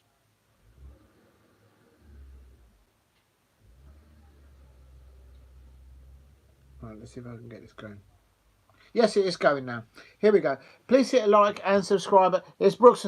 It's Christie. Oh, there's Bournemouth. Oh, Bournemouth should have got that. It's another opportunity. Allison, very quick off his line. Very good. And good ball there by Christie there. And I'll tell you what, had it not been for Allison rushing out from his goal there on 49 minutes or 50, coming up to 50 minutes, I'll tell you something, Liverpool fans, you're living a bit lively at the back there. Real talk. Pardon this. And Diego, we need to have a talk about those English referees. Listen, I'm telling you, Alex SR, real talk. We do need them. I think I think what's happening is I think look, we need the referees, we need the liners, and we need, because of the technology, the VAR. But quite frankly, I mean, I think maybe they need a bit more training, a bit more investment in their training, or maybe how they're using their facilities. Maybe they're too reliant on VAR. And Allison has had more touches on the ball in the beginning of the second half than all their attacking players. Real talk. So Allison is like really putting in a shift. He's shouting. He's really giving it large there at his defenders. And real talk. And we need to fix something about them. Yeah, we need to train them better, and we need to the mistakes they make. Yeah, they're making too many mistakes. That's right. You can tell when they're not just making mistakes, but they're making howlers when people professionally, managers, coaching staff, people that are in the business of owning football clubs, players, when they just say, well, what else can we do here? Do you know what I mean? And yellow cards going out there, and Chrissy there getting a yellow card. This is the reason why I say that Alisson for Liverpool is not just one of those goalkeepers. He's one of the top goalkeepers. It's what he's having to do. For me, at the beginning of the second half, Alisson is the man of the match at the moment. And the Liverpool players there will be thinking, well, he's good. He's brilliant for their Liverpool. But he's getting no protection at the moment from his defenders, and the midfielders of Liverpool are not putting a shift at the beginning of the second half, I have to say. You don't say that very often of the midfield of Gravenberch, McAllister and Szoboszlai. You don't often say that of Liverpool, but they need to protect the back line of their side. Liverpool, Everton still 3-0 up. Build up to you, Steve. And now it looks like McAllister's just picked up a yellow card there. They all McAllister. Yes, he's picked up a yellow. Just can't confirm. Virgil van Dijk is telling him, calm down, calm down. Big up to Alex SR. Says it's really clear how biased these referees are to big teams. Yeah, they are. Absolutely. Absolutely. I mean, my Crystal Palace, of course, are bigger than Liverpool any time of the day. Real talk. Come on, Palace, let's get into Europe and show Liverpool how it should be done. Oh, but can you imagine that? I mean, that's a statement in itself. And here's Bournemouth here on 52, 53 minutes on the left-hand side, just outside the Liverpool penalty area. And Alex says, I was going, I like that image in there. I like that one there. And if you're new to the channel, it's Adams on the ball for... I think there's another goal in this match, definitely. Big up Paul Brady. Yeah, but nah, the Liverpool fans, the real Liverpool fans, they'll never be worried about Crystal Palace fans because we haven't got any silverware compared to them. I mean, we've got this. We've got the best captain. Well, he's not our captain at the moment, but this is the best captain there. Waldy. Please hit a like and subscribe at Diego C. Palace if you're new. Referee! Referee! Is that another yellow card to be handed out? This referee's handing out more yellow cards than a dealer does in the casino, in the blackjack table. Real talk. What is going on here? What is going on here? But the referee's got no choice. Do you know what I mean? These players at the moment, both for Bournemouth and for Liverpool, they're catching the referee's attention. Literally, it's been gone from a good possessional build-up play from Bournemouth. Yes, Liverpool against the flow play, they scored the first goal. Bournemouth have hit the crossbar. They have got the ball in the net, but it was disallowed for offside. And now in the beginning of the second half, it started okay, but then now within sort of 6 or 7 minutes, it's getting a bit. The cards are coming out, so it's getting a bit nippy out there. They're nibbling at each other out there. Like literally, they're taking little bites of each other. Real talk.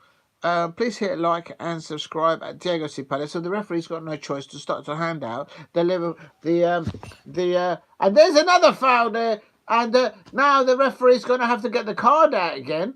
I'm losing count of how many times this referee is having to dish out the cards. If you're new to the channel, please subscribe at Diego C. Palace. And I can confirm that it's still Bournemouth 0, Liverpool 0. Just going to try and log into there. And let's have a look.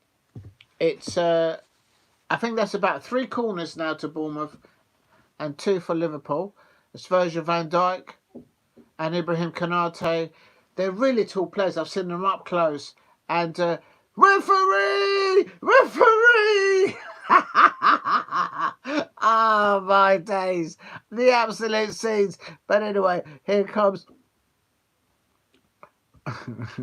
Hold on. Let me have another look at this. Let me have another look at this. Szoboszlai. Oh, good header away there. They're just showing the replay of it. Oh, I can't see. Oh, my days. I'll tell you something. I'll tell you what. I've said that Arnold Slot hasn't been tested, but he's acting today like a cool customer. Real talk. He's a cool cucumber there on the, and oh, what a ball there by Trent Alexander-Arnold. Please hit like and subscribe at Diego C. Palace if you are new. And Bournemouth 0, Liverpool 1, and that's a foul. Referee, have you seen it? Big up to Alex SR7, and I think you've got a point there. And Is there going to be a referee? Let's have a look. I'm sorry, but that's the same kind of kick. Who was it? There was a player that got sent off, a red card, because he hit someone between the legs from behind. Fulham has scored. Big scenes, big scenes. This will have ramifications into the top 4, top 6 of the Premier League. Newcastle United 1, Fulham 1. The Geordies at St James's Park have just bottled it against Marco Silva, away side there at St James's Park. It's Newcastle United 1, Fulham 0. And then let's have a look at here. And why did McAllister not get a second yellow card there? Real talk. I'll tell you something. If that had been if that had been Will Smith for Crystal Palace, there he goes. And handball! That's handball! That's a double dribble! Oh, come on, Liverpool fans out there. Literally, the Liverpool player there didn't just touch it on his arm, he double dribbled. He was doing that, and as he turned, he must have double dribbled in his own penalty area. He was playing basketball. I mean, it makes netbook look like a kindergarten. I need to have another look at that. Big up to Alex SR. Big up to Paul Brady in the chat. I have to say, was that penalty you're talking about, Paul? I'll tell you something. I'm sorry. I think, let me have a look at this. Because I think, oh, no, I'm sorry. I think that's a pen. The camera is on the wrong side of the pitch. That's why you can't see it. Please see it. There's still Ipswich 1, Southampton 1. And the slide. And McAllister, oh, wide there. And McAllister, should McAllister be on the pitch? Because he hit a player with a loose leg. There was a player recently, I think it was, the youngster for, it was the youngster for Liverpool in the European game. He came on as in the 87 minutes. He accidentally hit someone underneath the legs. And he got sent off. Yeah, in the UCL, that's right. It came on. It's bad luck because the youngsters that come on in that early stage of their careers, they just want to get minutes under them. And is Mo Salah there? You don't often say that about Mo Salah, hitting the ball a bit too early and missing the ball. And Manchester United fans versus Liverpool fans. I never understand them. I know you guys don't like each other. There's one set of rules for Liverpool. Oh, that's funny.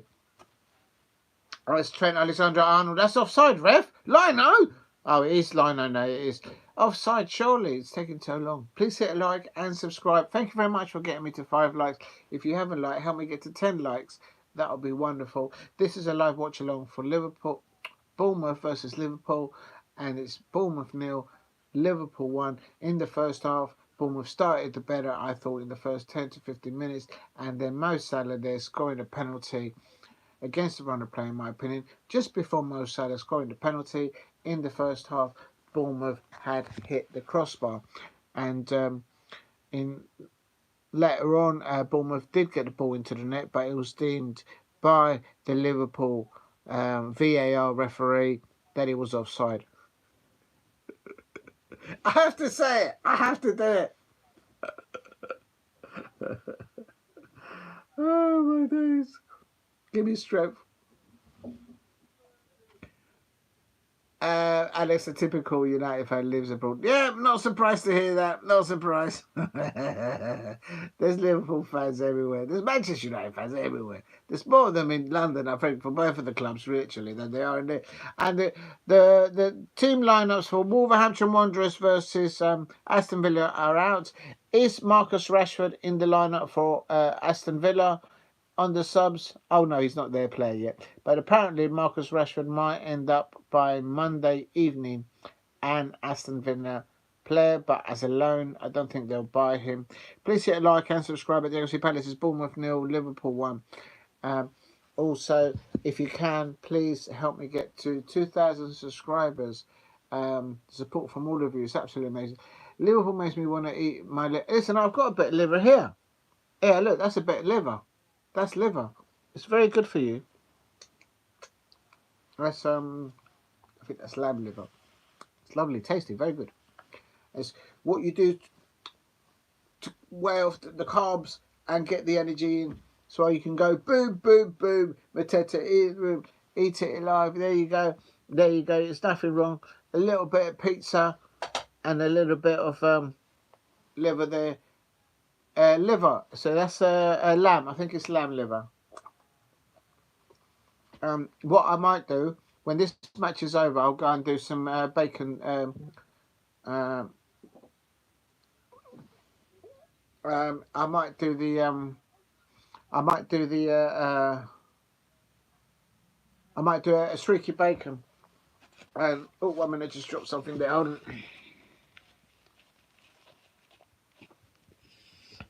If you're new to the channel, please subscribe at Diego C Palace. And oh, wait a minute, let me just move this cable out the way. Right. Right, let me just get it. I've got an idea. Hold on a minute.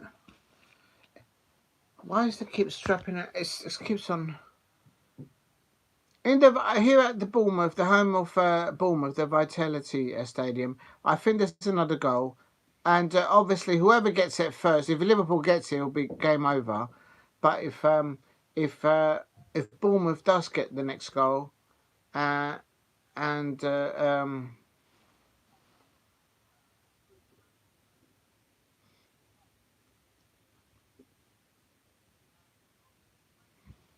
give me a second, people. Oh, right, 1 second, people. Oh.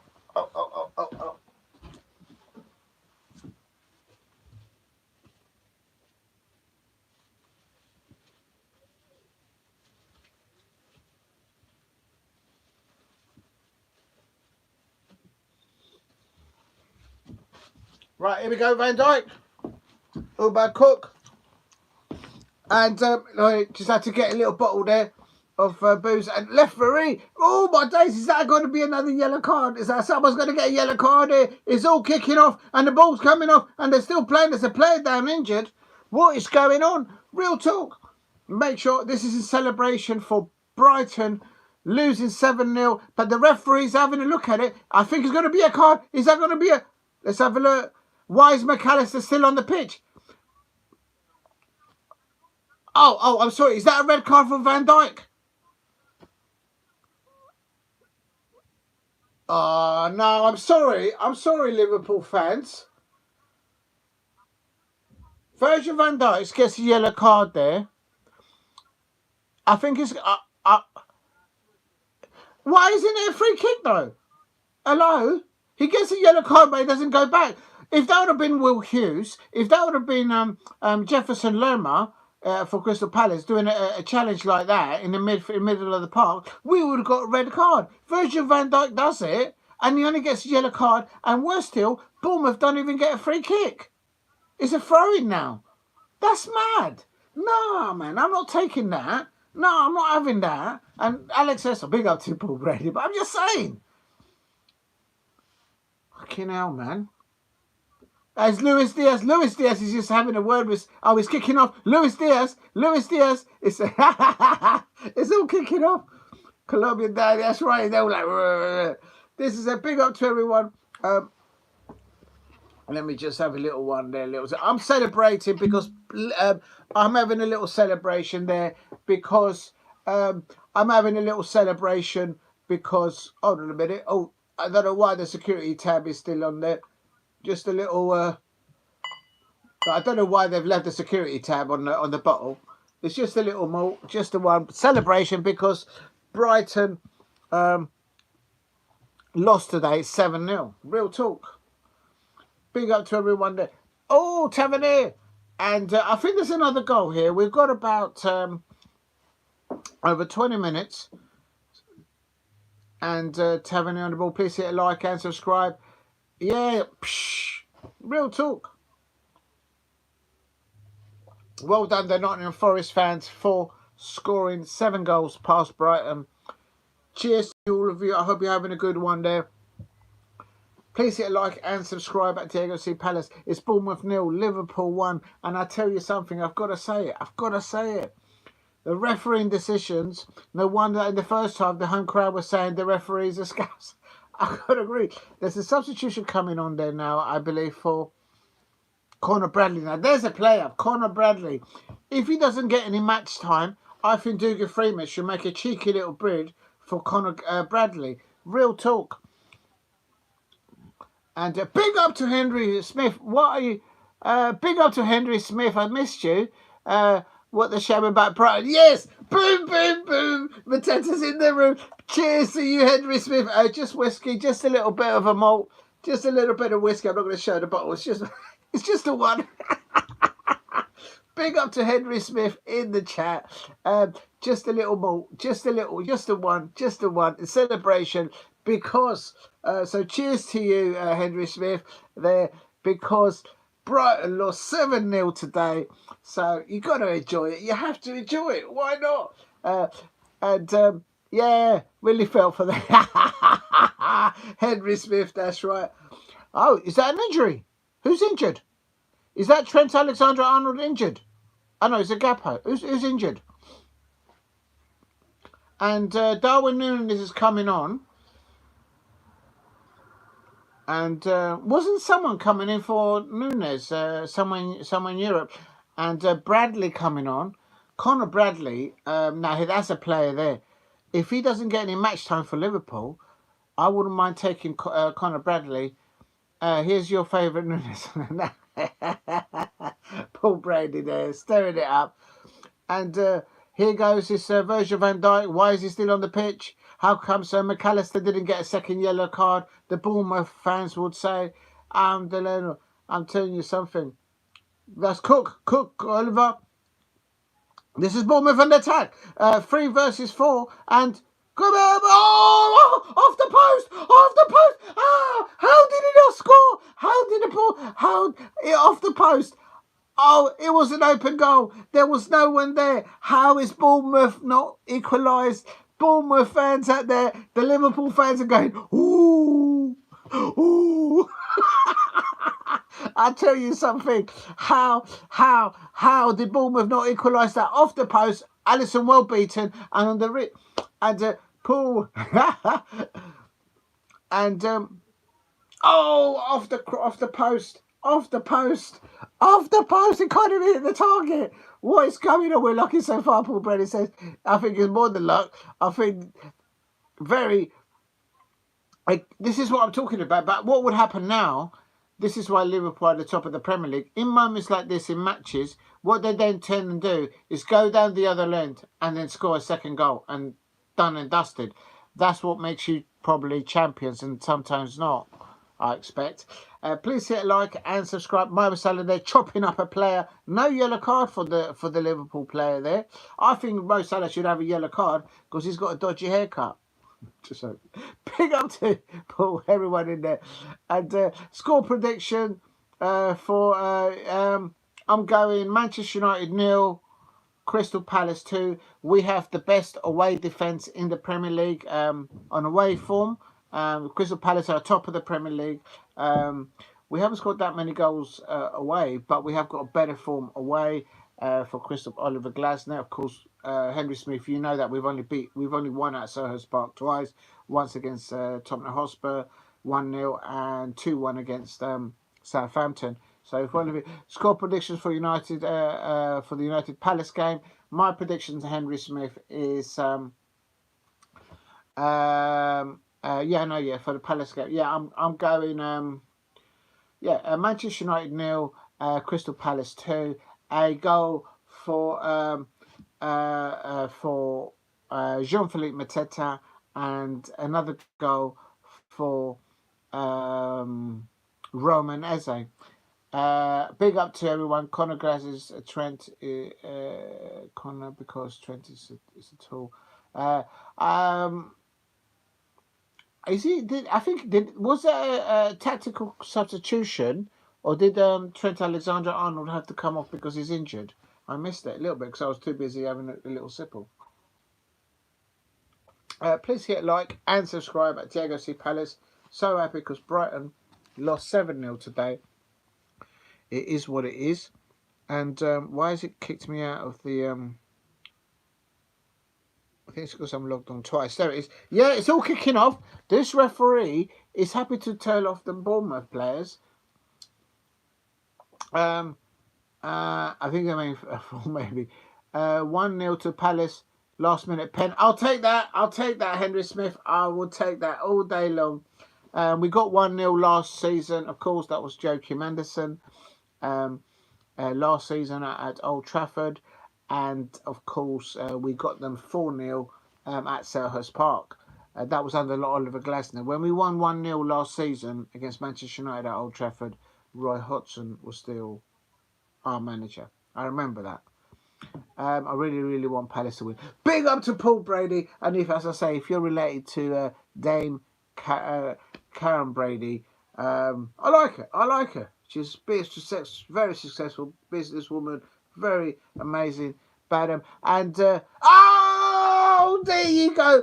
I just said it. I just said it. I just said it. I just said it. Against the flow of play in the beginning of the second half, Liverpool, what have they gone and done? They've gone down the other end, and bish bash bosh, Liverpool are now 2-0 up, and that is Mo Salah. He's got nothing to prove, and this is what I was talking about. This is the difference of being number 2. Arsenal fans, if you're watching, you don't have a Mo Salah in your side. Why haven't you signed an offensive striker, forward player? Not this season, last season, and the season before. You're still waiting to get something, and it's coming to the end of this one. Yeah, Mo Salah has got nothing to prove. But I have to say, though, when he plays against my Palace, we don't let him score that much. I have to say. Yellow card in the Newcastle versus Fulham fixture. Please hit a like. That Mo Salah, he's gone over the other side, and I think that's done there. And do you know what? Literally, the home fans there, they would feel throughout this match, their players have been up against Liverpool, up against the refereeing decisions as well. Real talk. And this is the difference. Clover should have scored 2 goals, and Simonia, she should have scored 1 for Bournemouth. Breakaway play, the transition from defence to attack. 1 touch from the middle of the park, and there it goes. The movement there. Oh. He just cut. Oh, that left foot of Mo Salah. Luis Diaz into do you see the curl on that? Paul Brady, did you see the curl of that?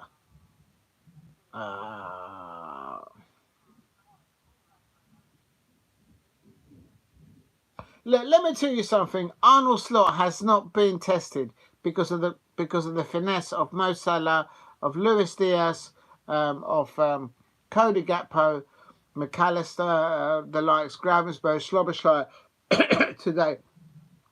How is McAllister still on the pitch? The Bournemouth fans will ask. How is McAllister still on the pitch?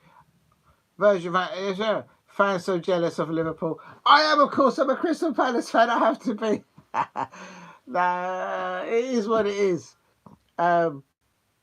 Listen, Liverpool fans out there, you'll never get the credit that you deserve because it's how the dice rolls out there. Iriola is having a pop at the referee. He's absolutely incandescent about the decisions that his side has had the misfortune of having today.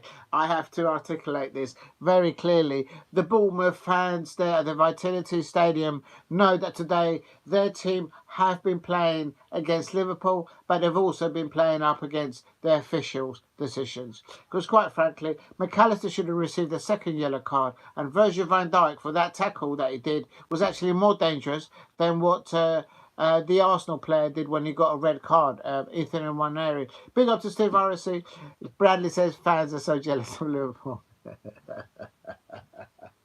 How do you stop Liverpool? I've said it before. The only way to stop Liverpool is to contain and frustrate McAllister, Gravensburg and Slobosly in their midfield, and then stop them from the attacking of giving the ball. Oh my God, Liverpool now lining up. Liverpool are just lining up for the third goal. And Bournemouth here, we've still got just over 10 minutes still to play. And it's giving the ball away. They're doing too many unforced errors, Bournemouth, now. The build-up play is not happening for them right now.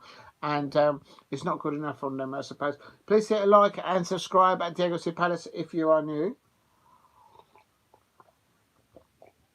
The Liverpool. I got it wrong because United fans especially. Big up to Paul Brady there in the chat there. Thank you very much for putting all that in there. Please help me get to 10 likes in the chat if you are new. My prediction was Forest 2, Brighton 0, Bournemouth 1, Liverpool 0. That's how far out I've been. It is Liverpool 2-0 away at the Vitality Stadium. Iriola is absolutely having a go there, the fourth official. Real talk. And Nottingham Forest early on beating Brighton 7-0. Nottingham Forest fans, well done, well done. Please hit like and subscribe at Diego C. Palace if you are new. And there is a second goal, a massive second goal for Fulham. Big up to Henry Smith. Yes, you're absolutely spot on there. And that's Rodrigo Munoz.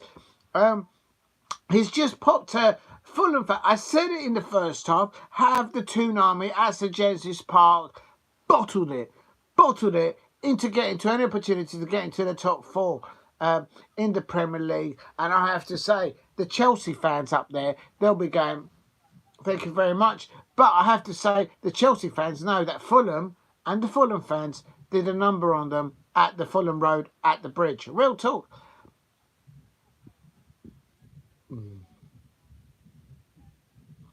That's a big goal there for any club. I think Chelsea fans will be happy that Newcastle have dropped points today, and Bournemouth as well. So that's Liverpool 2. Substitution now coming in for Iriola, the Bournemouth manager. If you're new to the channel, please subscribe at Diego C. Palace. Help me get to 2,000 subscribers. And if you can, help me get to 10 likes today.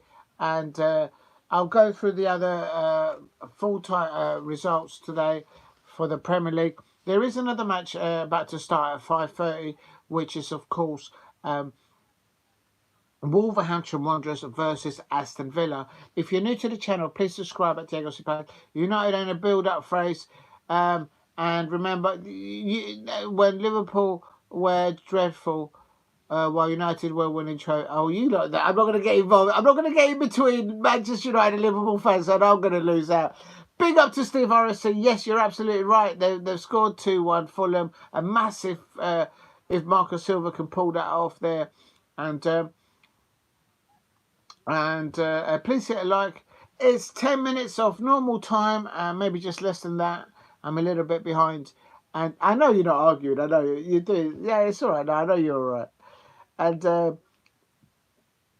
that's nothing compared to what I say about Liverpool fans. That's nothing. Big up to all of you in the chat. Big up to you lot.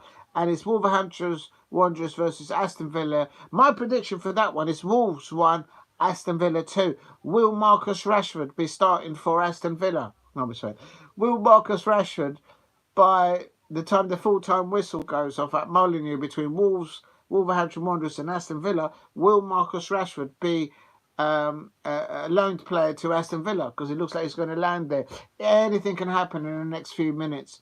If Aston Villa lose against Wolves, I guarantee you that by midnight, Marcus Rashford will be at Aston Villa. They will get it over the line.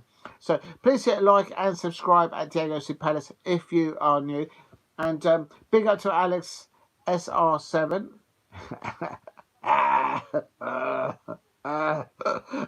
Oh, Bournemouth! Semenyo should have scored in the first half. Well, he did. He got hit the crossbar, and then Bournemouth did get the ball in the net, but it was disallowed because the VAR referee is probably from Liverpool. I'll say no more. How is McAllister not got a second yellow card during this match? The Bournemouth home fans would say. How is it that Virgil van Dijk didn't get a straight red card on that foul? He only got a yellow card and a little talking to. If that had been Will Hughes, if that had been anybody else, boom, get out of my pub, get out of my pitch. That's what the referee would have said. Real talk. Please help me get to 10 likes in the chat And also, please help me get to 2,000 subscribers. So if you're not subscribed at Diego C. Palace, please subscribe at Diego C. Palace. As Liverpool haven't unlocked the art of Real Madrid. Oh, careful. Oh, nearly there. Semenyo. What a powerful shot there by Semenyo there, but no accuracy on his shot. Unbelievable scenes. I'm just going to get a pillow because I'm not comfortable there. Give me a sec.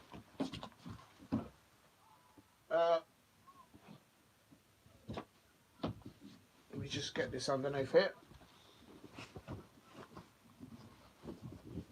Let me get comfy there. Oh, right, here we go. Please keep hitting the likes and subscribe at Diego C. Palace. I think that's better there. I think you can see me a bit better there. I've just put a different cushion on there. We played an average of... oh, well, we just have 3 points as a bad. Ball Bread is stirring it up there. And the away fans of Liverpool fans are making so much noise there at the Vitality Stadium. Unbelievable. The home fans are going to get... Oh, Slobosly has just eaten the sideboard there. The advertising board. Is he all right? Slobosly. And that's a 7 goal. Ipswich 1, Southampton 2. Look at this. Look at this. Look. You could... Where is it? Where is it? Where is it? I predicted that. Look, it's the one I changed because somebody was there. Look. I predicted Southampton 2, Ipswich 1. And that's what it is now. Southampton, could they win? I think that might be the second time they've won today in the Premier League. As Kucha. Southampton there getting there a second goal in the last 10 minutes. Big up to everyone in the chat. And Best beat Madrid 2 last time. Yes, that's what Liverpool did recently. And I miss Cambridge. Oh my God. You guys can't sleep out there with each other. Actually, Real Madrid are playing later on, so I've done... It's only fair. The fact that Liverpool... Oh, there's a player down for Liverpool down injured. So if there's any Liverpool fans out there... Who's that that's down? Someone is down injured. Let's have a look. Is that... Oh! I think it's Gravenberch. I think that's Gravenberch down injured. The Iriola is absolutely indigesting in his He's got to be careful because I think he's had a warning from the referee already. Please keep hitting the likes and subscribe at Diego C. Palace. It is Bournemouth 0, Liverpool 2. There's about 4 minutes left of normal time, and then thereabouts. I can confirm. You're so fantastic. Diego, yesterday I was about to throw my control out of the rage. Don't do that. Apparently they're very expensive, those controllers. I don't know because I don't have one myself. Liverpool have a... I think the fact that Liverpool are winning 2-0 has come from the sort of the leadership that Virgil van Dijk gives to them at the back. Experience had there. And Nunes has just fouled the Bournemouth player. Referee. And they don't even get a free kick. Darwin Nunes just putting a shoulder. And the Liverpool fans are shouting Darwin Nunes. They're all taking the tissues out for him as well. I don't know what they're doing. So please subscribe at Diego C. Palace. Thank you, Nottingham Forest fans today. Thank you, those Nottingham Forest today fans. They scored 7 goals against Brighton. There you go. Please help me get to 10 likes. And here is Liverpool 2, Bournemouth. Bournemouth 0, Liverpool 2. Right, let's have a look at that. If you might hear some just going around through the other scores in the other matches. If you're new to the channel, please subscribe at Diego C. Palace. This is Slobosly on the ball, and it's Mo Salah there on the right hand side. Mo Salah coming into the penalty area. Back to Slobosly. It's a header. Oh, and this. Oh, how was that not the 3rd goal for Liverpool? How was that? How was that not the? And Mo Salah looks like he's been substituted. He's not happy. He's clapping. This time Mo Salah's been substituted, but he's not happy about that. Remember last time? Remember before when Jurgen Klopp substituted Mo Salah, and all the press were on that. But who'd you give man of the match? Do you give it to?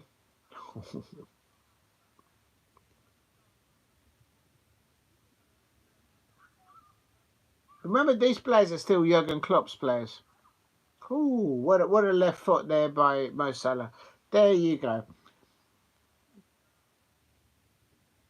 I mean, we all know that possibly Mo Salah is not going to be a Liverpool player next season. So who is going to take over? Who's Liverpool going to bring in to play in that position there on the right-hand side? So we'll have to wait and see. Please hit a like and subscribe at Diego C. Palace if you are new.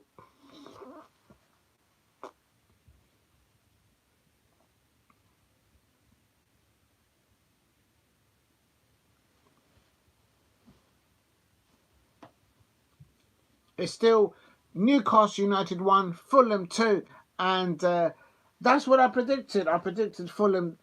I predicted Southampton to get that win there. Fulham 2. Did I predict Fulham? Oh no, sorry, I got that wrong. I predicted Newcastle 1, Fulham 0. So I got that one wrong. I'm thinking of the Southampton, because at the moment it is Ipswich 1, Southampton 2. The last I saw it.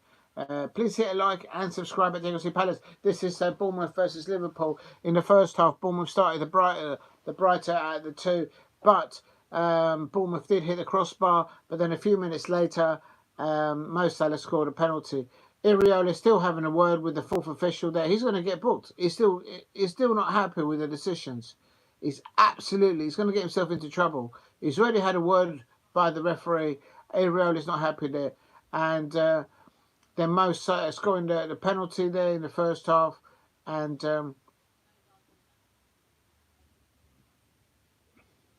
it's Conor Bradley.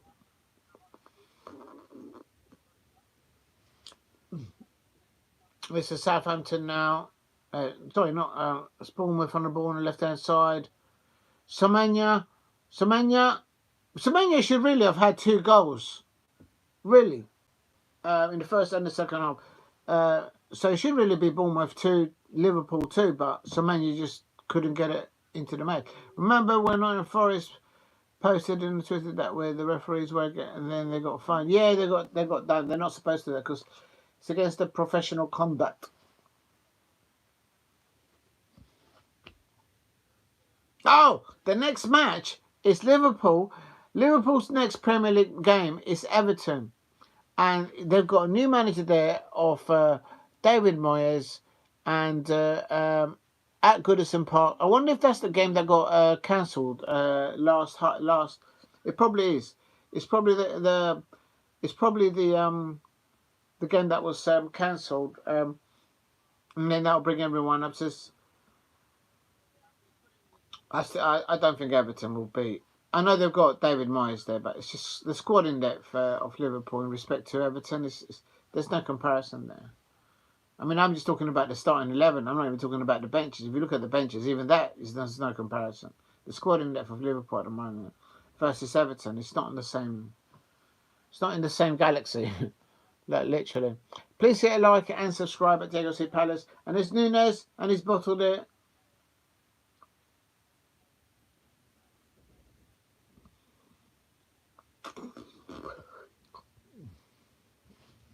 Going to finish off the pizza. I think the pizza's getting cooked. Oh!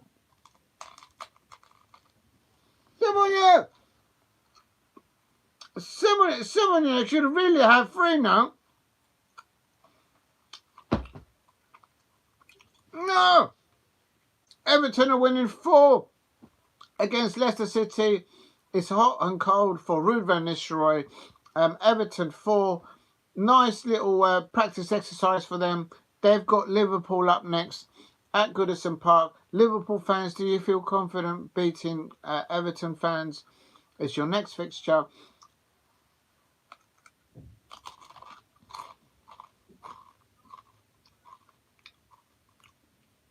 That's a good save by Alisson. Good right hand there.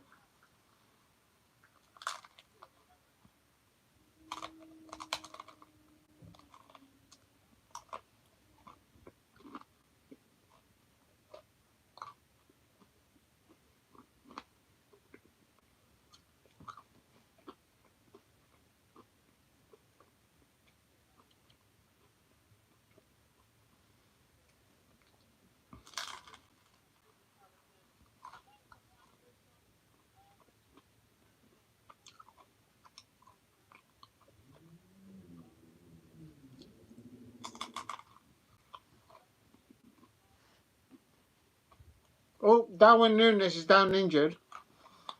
It's a head injury. They've got to be careful with head injuries.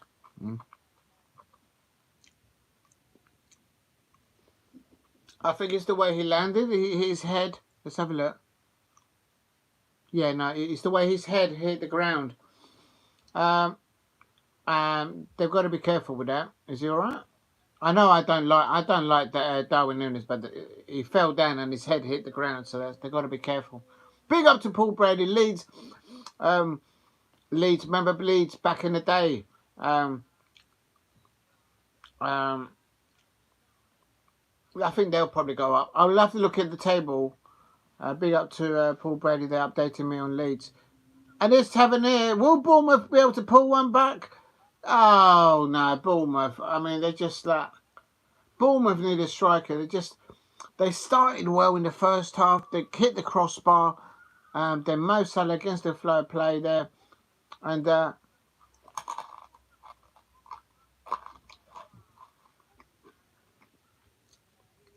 Bournemouth just nicked the ball. Jones, if he didn't think the game had actually restarted. It's our ball. He put it down, so it is what it is. Imagine if they would have scored from that.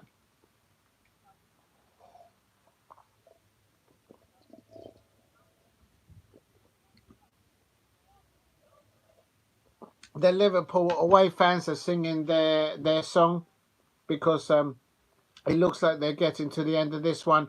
I can confirm it's Everton 4, Leicester City 0. Please help me get to 10 likes in the chat. Will Bournemouth be able to pull one back? I'm not sure the goal difference really makes any difference in the top two for the Premier League at the end of the season. I think Liverpool have got too much. I can confirm it is Ipswich 1, Southampton 2, and that is what I had predicted. There it is. In black and white. I did change it, but not today. I changed it last night, or the last time I did the predictions. And so I got that one right. That was my predictions. Only 9 points clear. You wait until you get my Palace. We've got Penny for the guy there with my lucky scarf, my lucky hat. And if we don't get a dodgy referee, we'll get a decision at Anfield.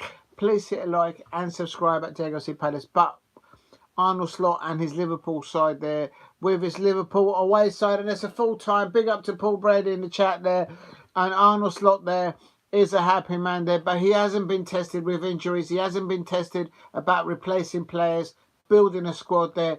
That is a Jurgen Klopp squad. Mate, I'm an outsider if I'm wrong about that. Do you know what I mean? But I'm giving man of the match. It has to be Mo Salah. That second goal was 25 in all competitions, and I think that's 21 in the Premier League.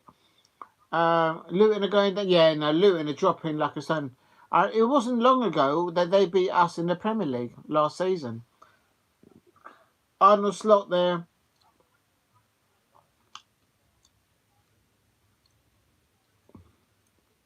Bournemouth were not good enough in the last third. They did put the ball in the net in the first half, but the VAR referee, who's probably a Liverpool fan, no, it was offside. It was offside.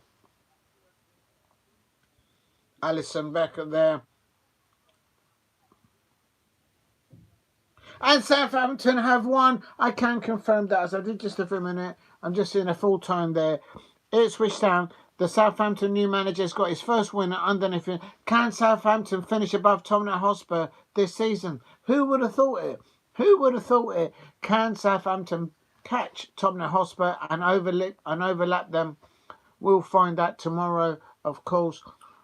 And So a lot of things happened. Trent Alexander came off. I don't know if he came off injury there.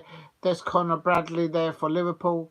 If he only gets a few minutes for Liverpool and he's not happy at Liverpool, I think Dougie Freeman should make a little bid for him. Real talk. I don't think the Liverpool fans will like that if he comes to my Palace. And there's Luis Diaz there, acknowledging their Liverpool away fans at the Vitality Stadium. The Bournemouth fans will feel that the referee and the VAR referee were up against their team and them all afternoon. And right,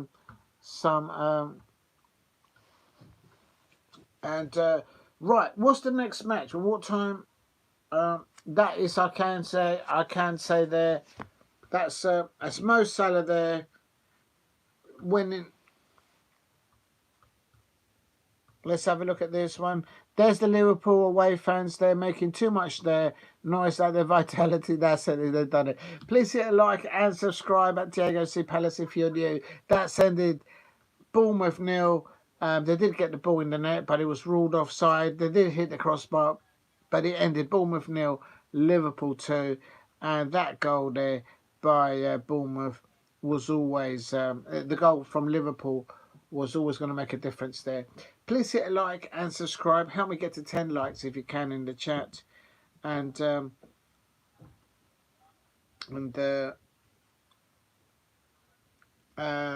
yeah, definitely Arnold Slot there for Liverpool, the Liverpool manager there, congratulating his players there and acknowledging they've got I think they've got who they got next? Who's Liverpool got there? It's back to Anfield to face Tottenham Hotspur in the League Cup semi-finals on Thursday for Arsenal, and Mo Salah there celebrating that penalty. But that second goal from Mo Salah was that left foot of Mo Salah. That left foot by Mo Salah was just absolutely ridiculous. And then the lad doesn't have to prove anything in there you go. Let me just have a look here. Oh, 1 minute, I've got on loads of oh Lord. Oh, he's alright. Jesus Christ.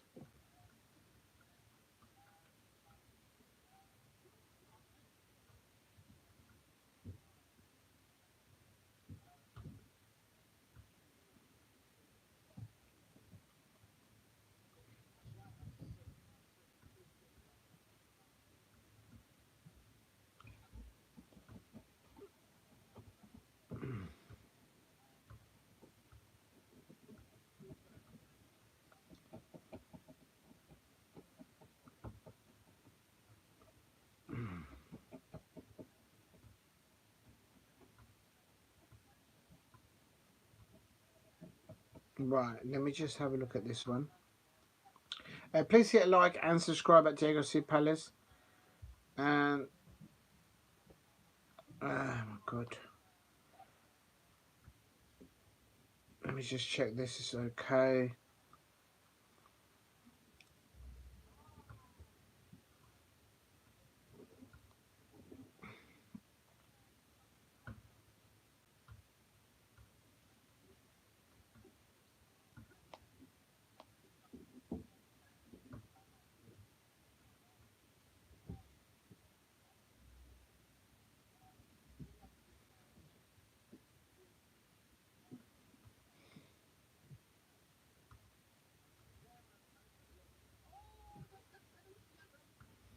Right, here we go. It looks like Crystal Palace. I'm just looking at this. It looks like Crystal Palace are going to go for Ben Chilwell, and we're waiting to see the outcome of that approach there by Crystal Palace. Just looking at to see any transfer news for Palace. So it'll be interesting to see what they come up with there, and it's one of those. Please hit a like and subscribe at Diego C. Palace if you are new. And okay,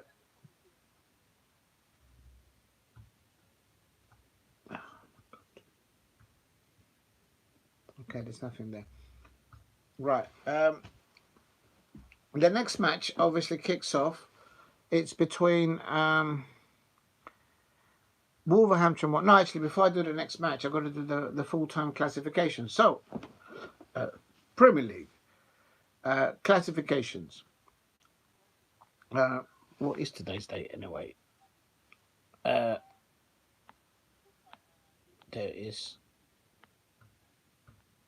There we go. All right. Full-time classifications. Nottingham Forest 7, Brighton 0, Bournemouth 0, Liverpool 2, Everton 4, Leicester City 0, Ipswich Town 1, Southampton 2. Also, Newcastle United 1, Fulham 2. And Wolverhampton Wanderers versus Aston Villa is a 5:30 kickoff.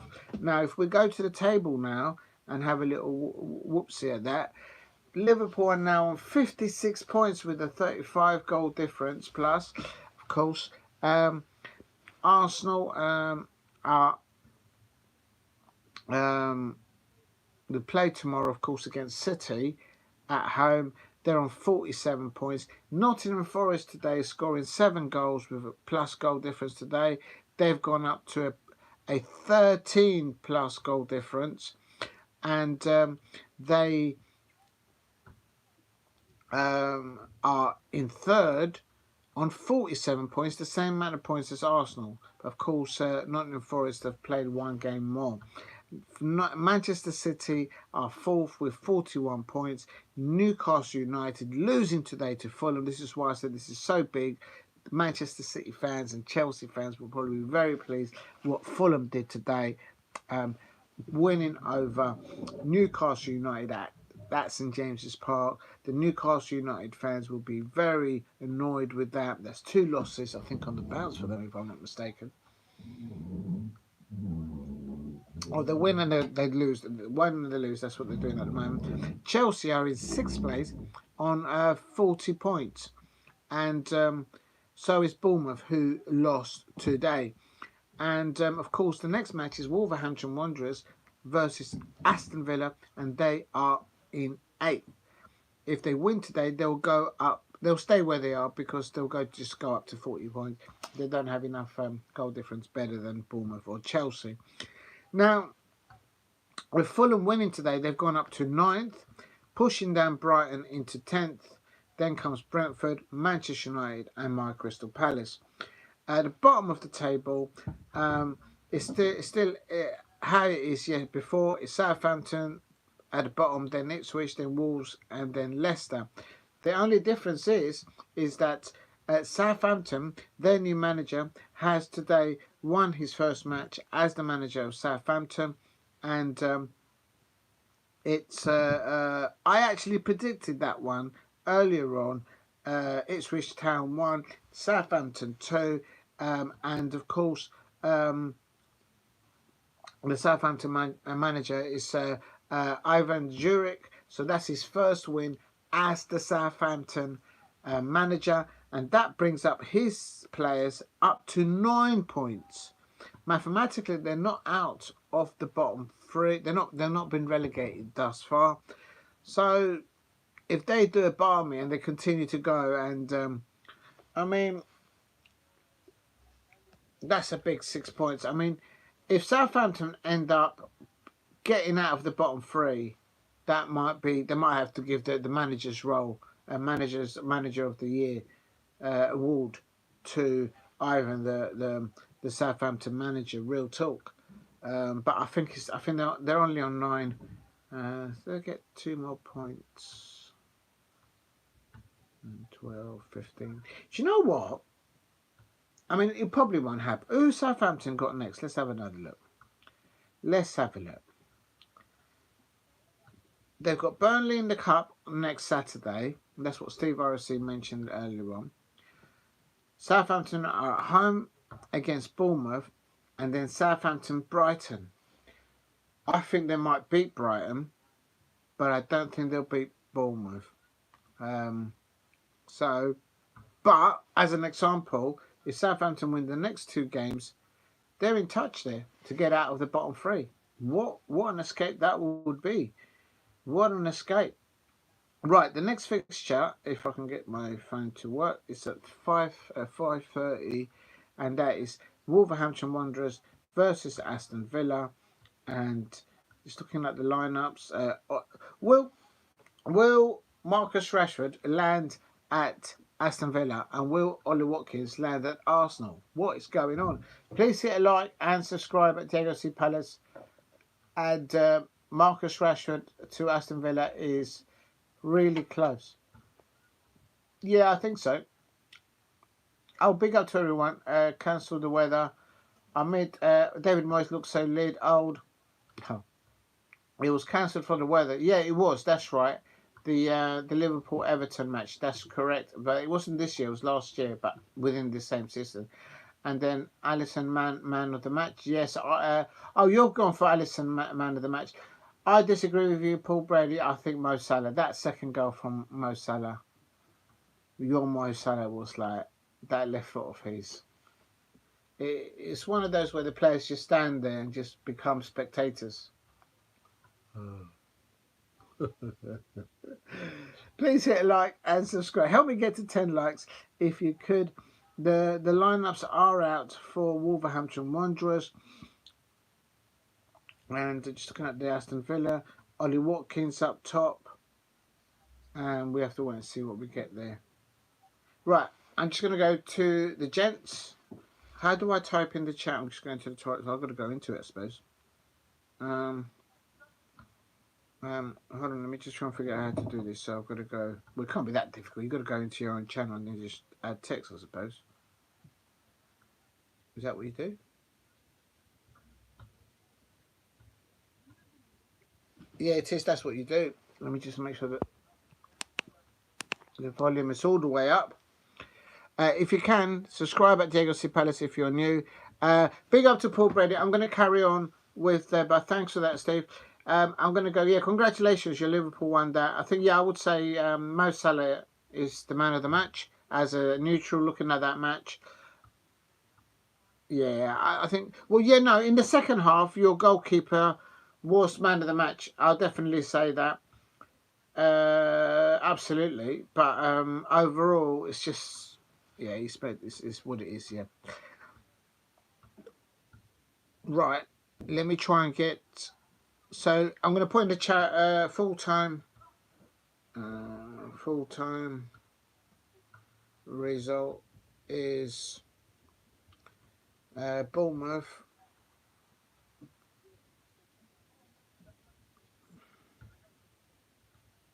Liverpool.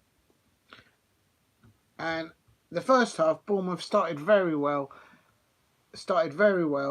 and quite frankly,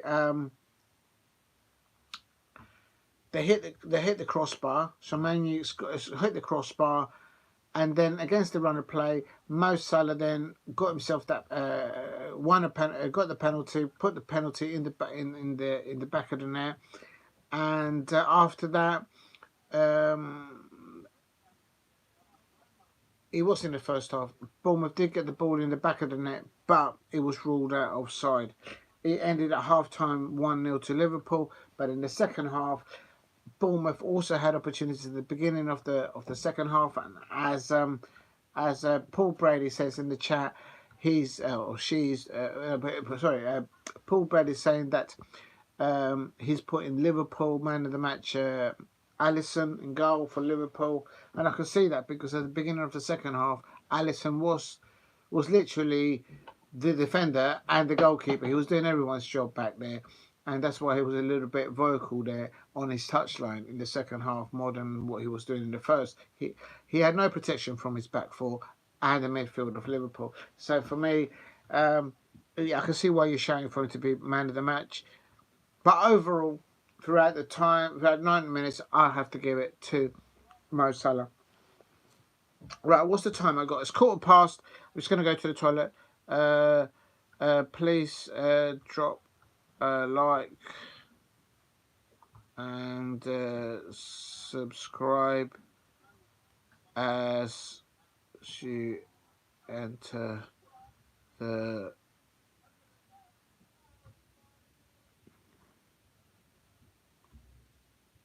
I'm just going to put in here, just pop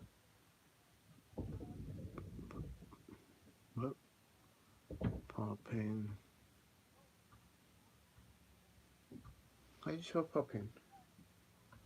Oh, I should say just going. Whoop. To the toilet, back in a moment. Back in a moment.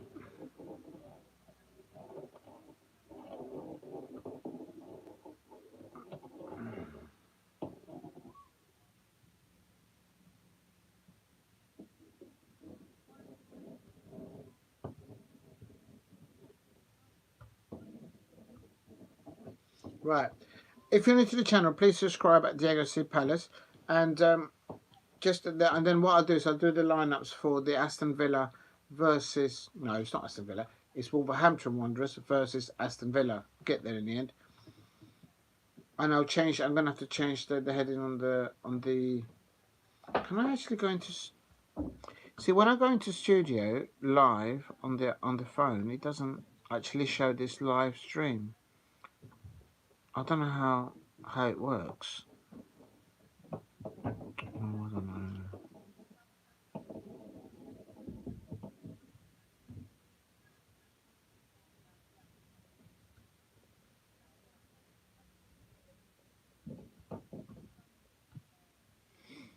No, I don't know how to do it.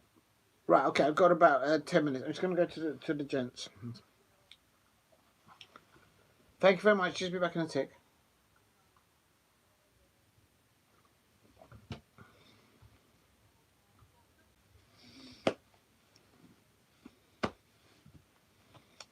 I'm going to leave this charging actually before I go. That will help. I'm going to do. Oh yeah, no, I didn't put in the chat. Hold on. Oh, I don't even know what I'm doing. Oh, why has it lost it now? So if I put in here, next up, what's it? It's Wolverhampton Wanderers versus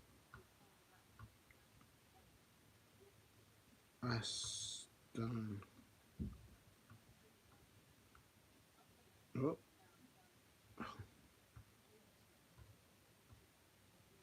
Oh, it won't type it in. What's wrong with this thing, man?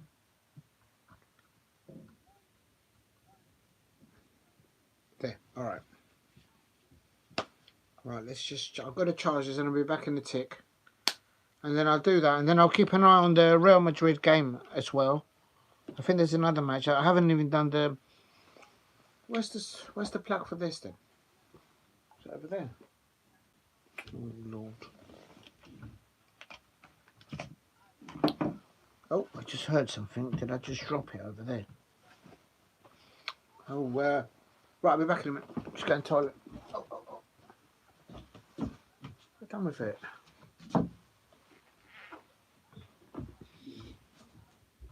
Unbelievable.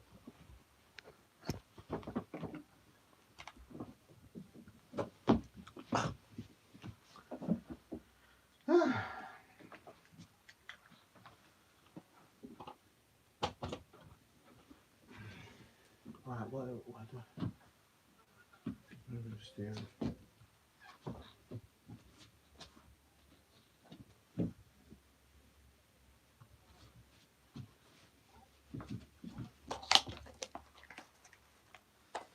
I'll take this to the kitchen first. Right, just be back in a tick.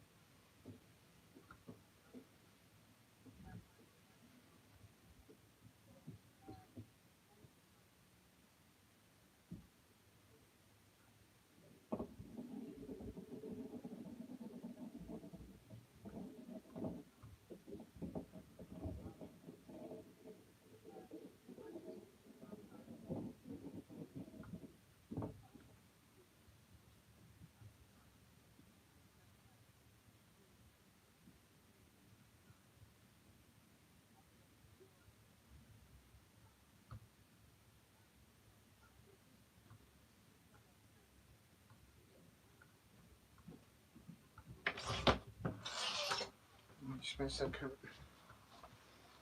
Oh, oh, oh, oh. What's the time?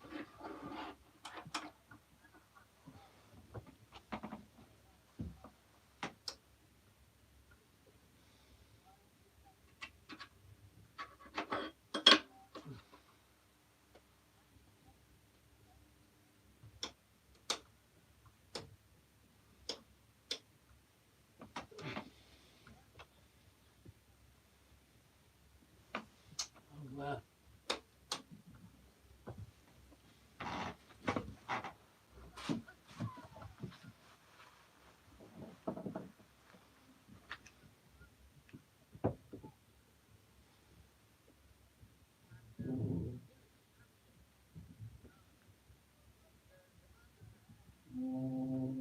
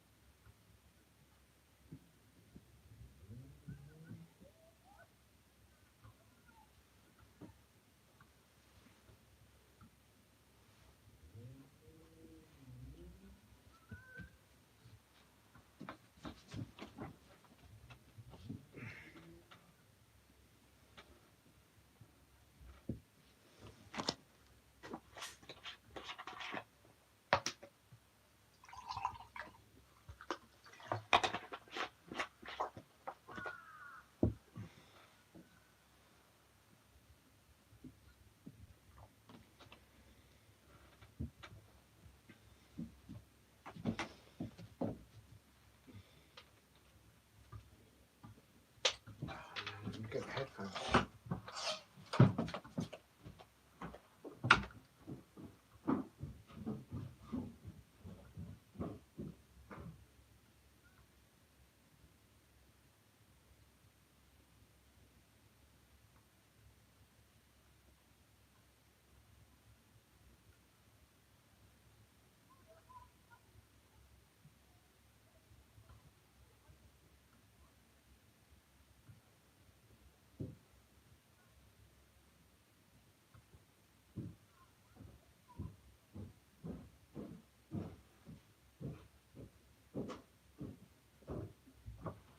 Right, nearly there.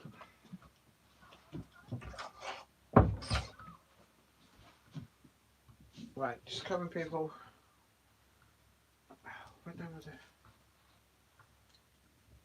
I've lost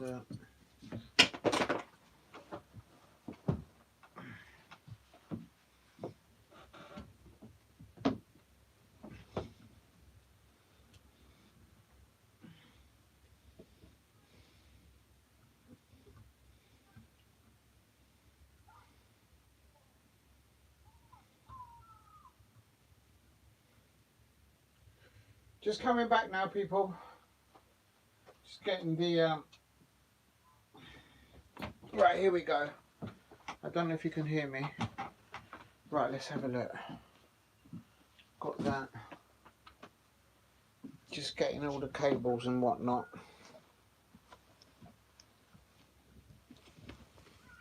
Oh, oh, oh, oh. There we go. Oh. There we go. Oh, I made it, I made it. Had to go and get the headphones. Right, here we go. I don't know if you can see if these work. Let's get plugged in. Where's the headphone port for this one? Let's find the hole. There you go, I found the hole for that. Right.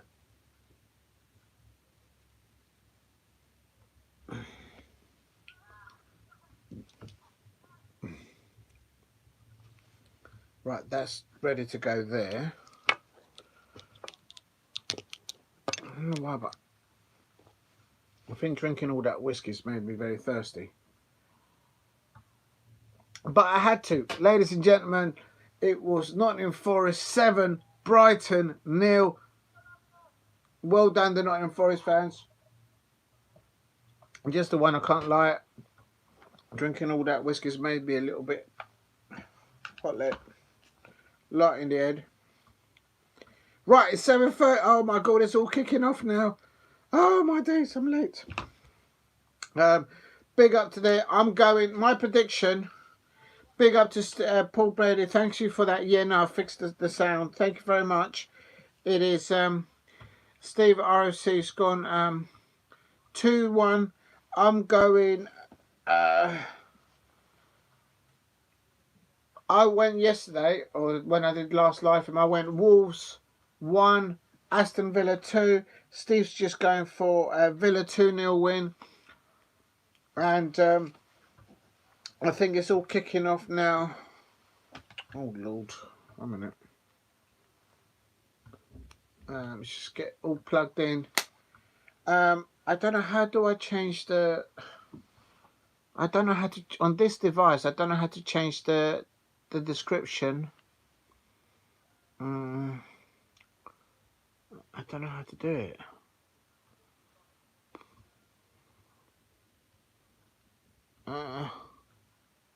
Oh look, there's a function here. I can do this. Whoa! Yeah, that's it. That's it. I'm gonna do it. Whoa! Let's go to a party. This is party time, because I tell you, Brighton lost 7-0. It was Nottingham Forest. Nottingham Forest did it. It ended Nottingham Forest. Nottingham Forest 7, Brighton 0. There you go. Into the disco lightning. There you go. Now, how do I put it back to normal? Oh, look, you got bubbles. Whoa! Can you get the bubbles in? That's it. That's right. It's celebration time. Brighton lost 7-0.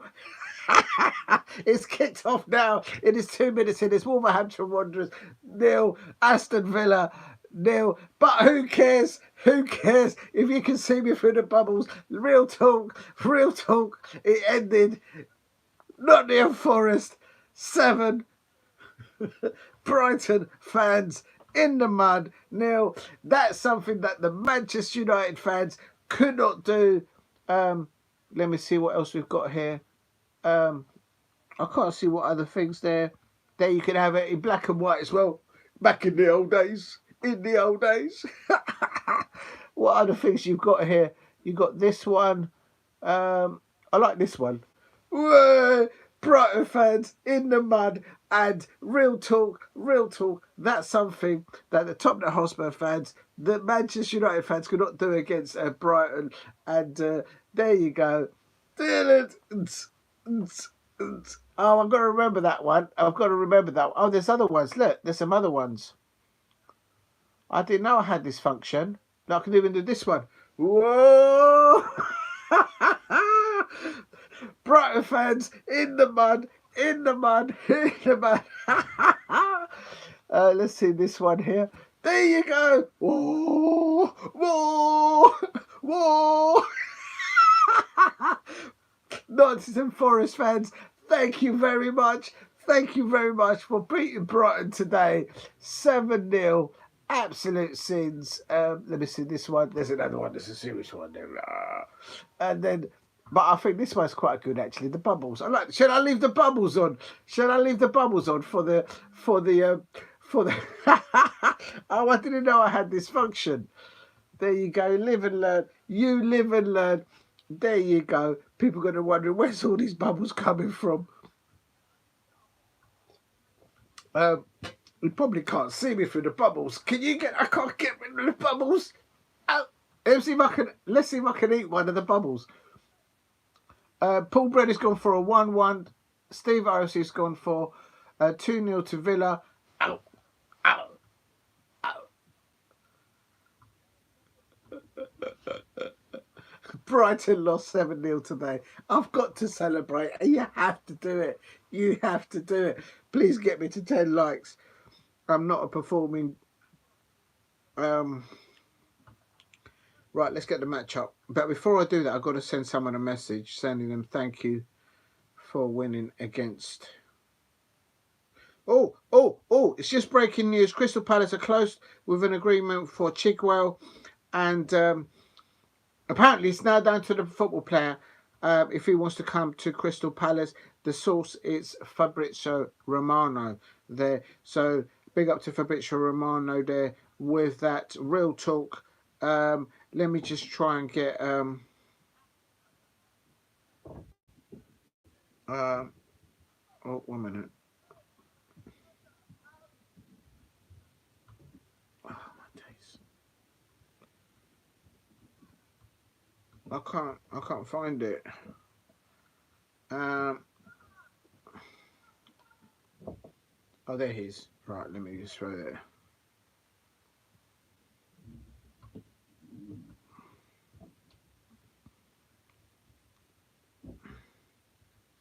Let me just send a message here. I've got to send a message. How do you send a message here? Oh, here. Thanks for beating spanking.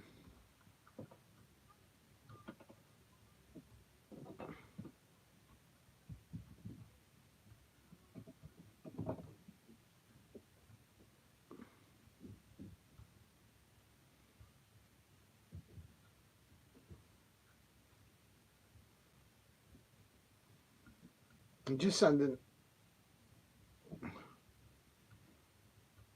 Oh, I can't do it. Why is nothing working?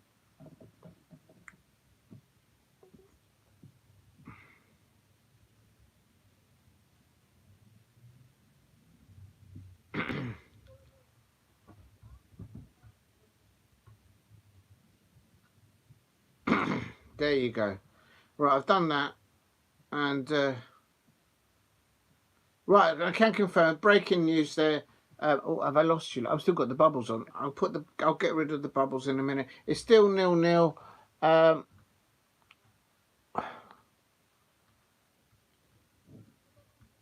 Wolverhampton Wanderers versus Aston Villa, and let me get. Oh, I can't get the match up. Why does it keep logging me out? Let me get rid of these bubbles because they're getting a bit annoying now. How do I put it back to normal? Ooh. There we are. I can see you now. Right, so it's Wolverhampton Wanderers versus. I've got to log in here. No, yeah, it's Wolves. Wolverhampton.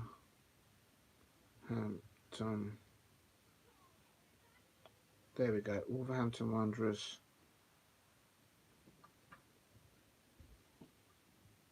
Let's see if I can get in there. Right. Oh, shoot. How do I close this off now? Here we go. Big up to Paul Brady and to Steve RSC in the chat. Just trying to log into the match. It is still 0-0. Not much to say on the match thus far. And here we go. Here we go. Morgan Rogers on the ball there. And I am on 7 minutes now. And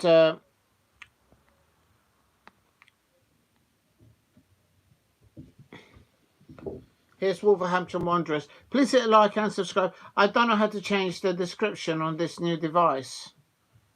No, I'm not going to even attempt it because I might mess up the whole stream, and I've set up all the other things you have to set up. It is 8 minutes now. Wolverhampton Wanderers 0, Aston Villa 0. Will by full time Marcus Rashford be a lone player from Manchester United 2, Aston Villa? Will Ollie Watkins be an Arsenal player at the end of this match? Who knows? We'll have to wait and see what. Usually Fabrizio Romano breaks it first. It's Tillemans on the ball. Tillemans on the ball. And here's Aston Villa on the right hand. Garcia on the ball. Garcia on the ball for Aston Villa on the right hand side. He crosses the ball in and he goes to the back post. Oh! And good defending there by Sememo for Wolverhampton Wanderers. And I have to say, the Wolves fans that I know, a lot of them, they're not happy with the person that owns the football club. Real talk. He's not a favourite over there. But it's Wolves 1. My prediction is Wolves 1, Aston Villa 2. That is my prediction. And there is a player down injured. Ollie Watkins has busted his nose. And ouch. Let's have a look what's happened here. I think Ollie Watkins has had a bash in the nose. I think he's just got an elbow in the face. Yeah, he got Ollie Watkins got an elbow in the face, but it's accidental. Ouch, ouch, ouch. Please keep hitting the likes and subscribe at Chelsea Palace. It's Wolves 0, Aston Villa 0. I'm on 9 minutes here. And there's another corner now for Aston Villa there. I think Aston Villa getting more of the time on the ball in the first 10 minutes.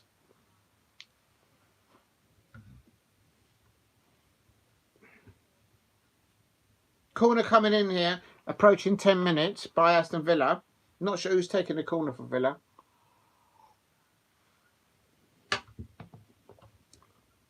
Lucadinha gets the first man. The referee getting in the way of the Aston Villa player there. Is this referee playing for Wolverhampton Wanderers? And the ball, a long ball over. Good defending by the Wolves right back there. And that's gone out, surely. That should be a throw-in. Rodgers lost control of the ball then. That's a Wolverhampton Wanderers throw-in now. Please hit a like and subscribe at Chelsea Palace. My prediction for this is Wolves 1, Aston Villa 2. People in the chat have gone for a Villa 2-0 and also a 1-1. A draw there for Paul Brady.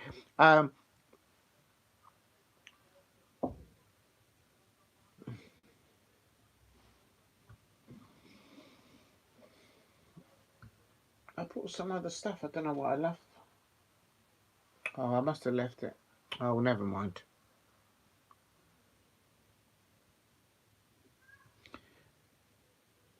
Please hit a like and subscribe at Chelsea Palace if you are new.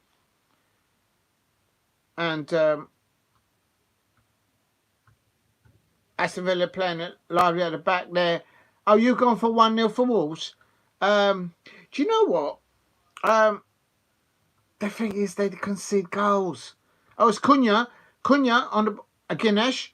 Saravia for Wolves. A nice little through ball, and it's Aston Villa, and there is 1-0. 1-0 to Wolves, and there you go. You're right, absolutely, Paul Brady. Oh, that was a score. You're ahead. It's all right. Big up to you, Paul Brady. And Wolverhampton Wanderers are 1-0 up. Will they hold this lead, or will they bottle it? Lovely little play there forward. Good possessional play there by Wolverhampton Wanderers. The Wolves home fans are absolutely delirious. A good start by Wolves there, and let's do that. Wolverhampton Wanderers goal! Wolverhampton Wanderers goal!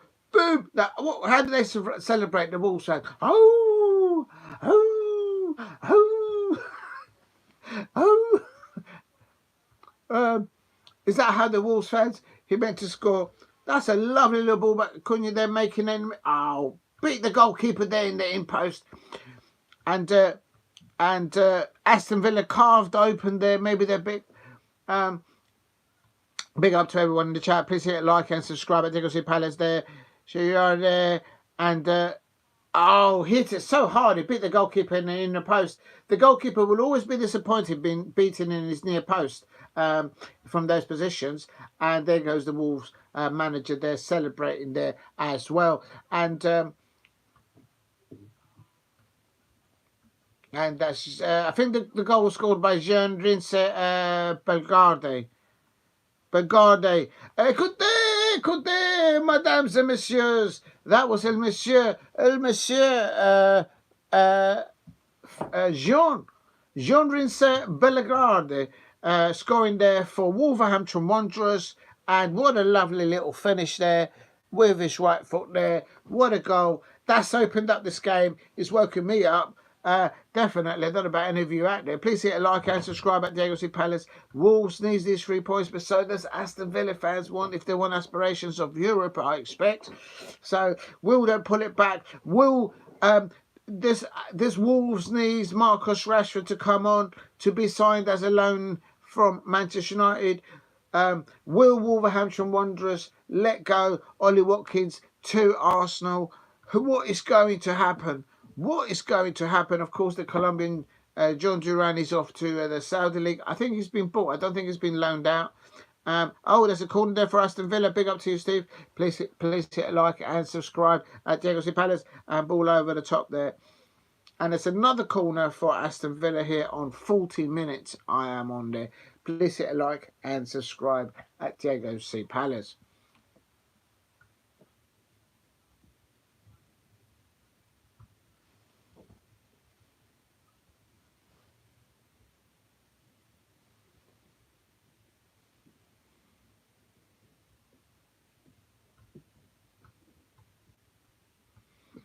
Big up to everyone. Earlier on today, it did finish. How do I get the scorers up there? Earlier on in the match, it finished Nottingham Forest 7, Brighton 0, Bournemouth 0, Liverpool 2. Mo Salah there, goal record scorer there for Liverpool. Lovely little second goal there as well from him. And quickly the other ones: Everton 4, Leicester City 0. Everton scoring in the first. Excuse me. Everton scoring in the first minute.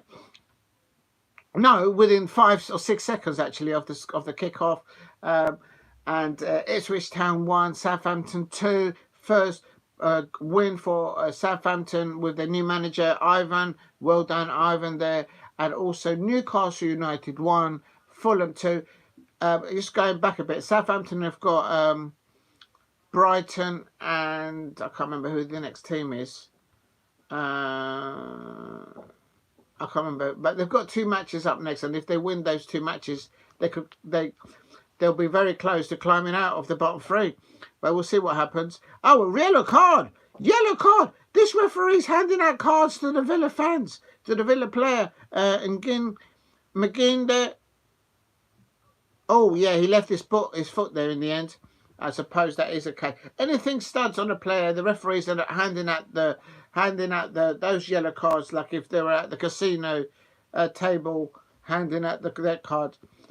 Also finished Newcastle United 1, Fulham 2. Unbelievable scenes there. And Wolverhampton Wanderers 1, Aston Villa 0. Please hit a like and subscribe at Diego C Palace. And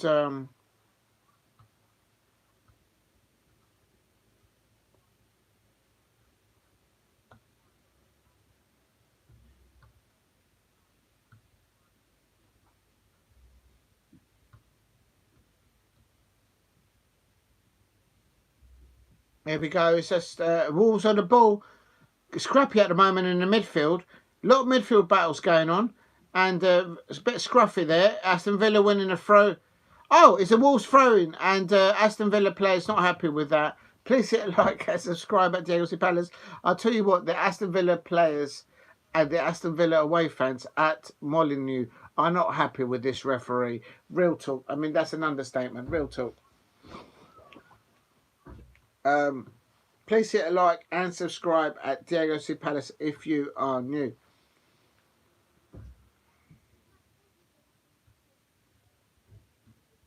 McGinn.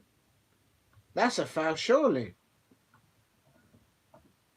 McGinn's telling the referee that's about the full foul I've had, and he's had a yellow card, and he's only had one foul.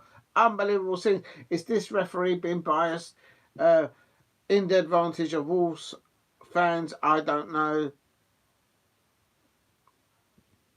Coming up to 18 minutes, and it's Wolves 1, Aston Villa 0.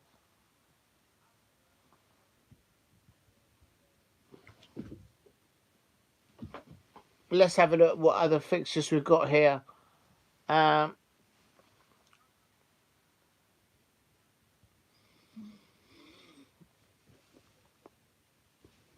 Please give him the likes. It's the Aston Villa playing the ball out from. I think since John Duran left them for the big money signing in the Saudi league, I don't know which club he went to. Probably I think it's called. Tillemans on the ball, and Rogers on the ball. Good football there, forward there by Aston Villa. Now the ball out on the right hand side. Garcia on the ball. Bogard on the ball for Aston Villa. Elsewhere, he ended Dundee 0, Hearts 6, Hibs 2, Aberdeen 0, St Mirren 0, St Johnstone 1. St Johnstone, who were at the bottom of the Scottish Premiership, they've got another 3 points, and also it's just kicked off Kilmarnock 0, Dundee United 0.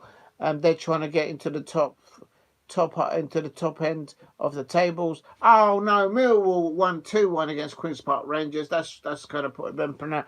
But I don't care. Brighton lost 7-0. Well done, the Nottingham Forest fans.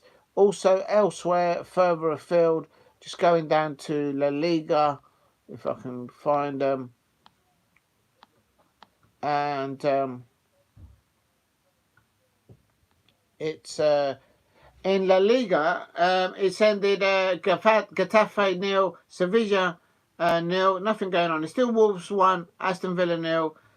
And that's a foul on the Wolves player there, surely. Tillemans there, he doesn't think he fouled the Wolves player. And it's all kick. And he's like, how did I not get a yellow card? Oh yeah, round the neck. That's hooked it. And there's Villarreal 1, Real Valladolid 1. Atletico Madrid versus Mallorca has just kicked off, and that's 0-0 at the moment. And the 8 p.m. kickoff is Espanyol, and it's Wolves nearly getting a second there, and Real Madrid. So that's Espanyol versus Real Madrid at 8 o'clock. Bayern Munich won 4-3, so they nearly bottled it down there. Borussia Dortmund winning 2-1 away at Heidenheim. And in Serie A, he ended Monza 0, Hellas Verona 1, Udinese 3, Venezia 2, Atalanta 1, Torino 1. That's half time at the moment. And later on, it's Bologna versus Como. And if you don't know, Como, the manager of Como, is Cesc Fabregas, the ex-Arsenal midfielder. Please hit a like and subscribe at Diego C. Palace if you are new. It's still Wolverhampton Wanderers. What's happened there? This thing's gone absolute mad. Why has it gone there?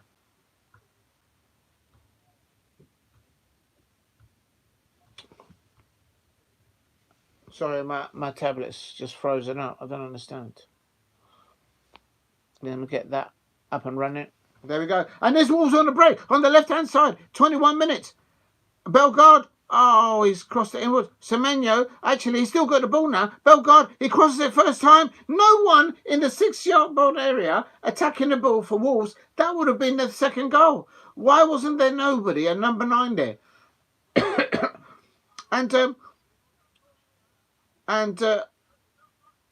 Oh no, he was down injured. That's why he said it. Oh, he should have just carried on. What a ball whipped in there. No one there to attack the ball. Nobody in there for Wolverhampton Wanderers, and that could have been easily Wolves too. Nil up. Ramirez, somebody's down injured. Martinez for Aston Villa's down injured. The goalkeeper for Aston Villa, it looks like he's receiving treatment for his left hand. Oh, I think they're taking his glove off. Normally when the goalkeeper takes their glove off, that's it. Please keep hitting the likes and subscribe at Diego C. Palace. And there's Unai Emery there, looking a bit worried there on his on the touchline. Please hit like and subscribe at Diego C. Palace if you are new. Got to put my hat on for the second half. Let's have a look.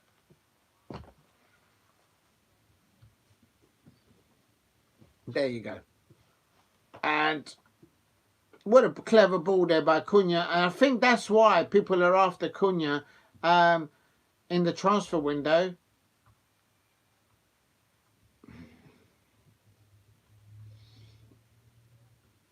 Do you know what? Actually, Wolves more likely to score the next goal. They got a corner here. It's all argy-bargy in the Aston Villa penalty. Ollie Watkins just chucked one of the other players away. Ollie Watkins just pushed somebody, and Ollie Watkins it wasn't me. Remember, like Bart Simpson in the Simpsons. It wasn't me. It wasn't me. And there it goes. The corner's coming in. And it's all kicking off in there. Oh, there's a is that a penalty? And the referees, they're all pushing each other in. They're like this. They're like this in the penalty area, and all of them fell over. 3 of them ended up on the canvas, or on the grass, I should say. It's Wolves 1, Aston Villa 0. Please hit a like and subscribe at Diego C. Palace. It is Aston Villa. They can't get out of their first half, and he's just lost. What's happened there? I don't know what happened there.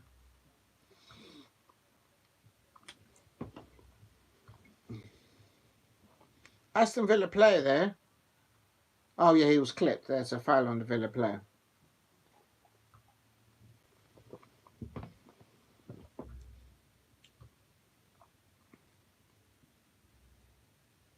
The home fan weren't happy with that decision by the referee.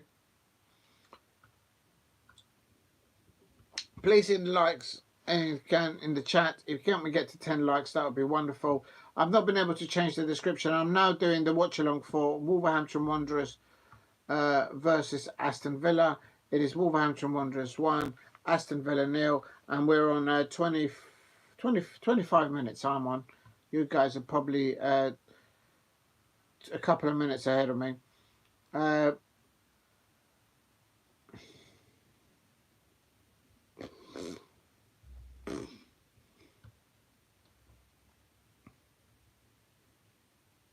There's something like very flat about Aston Villa's approach of their game right now.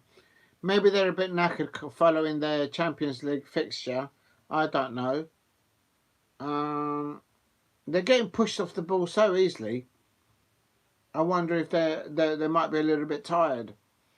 Please keep hitting the likes and subscribe at Diego C. Palace if you are new.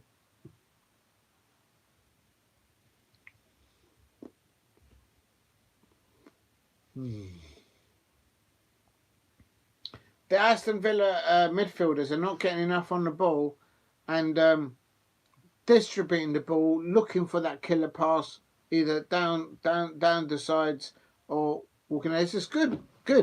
That's a foul, isn't it? Tillerman's on the ball. 26 minutes. Tillerman's on the ball. Out to. No, it's back to Tillerman's now.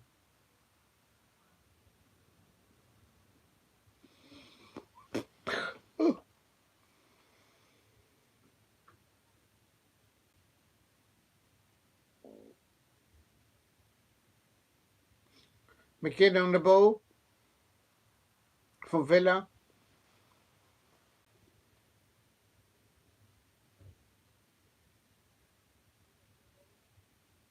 Here we go. It's Aston Villa on the right-hand side. Aston Villa can't get past the Wolves midfielders and also breaking them up. Literally, they're playing 5 at the back at the moment.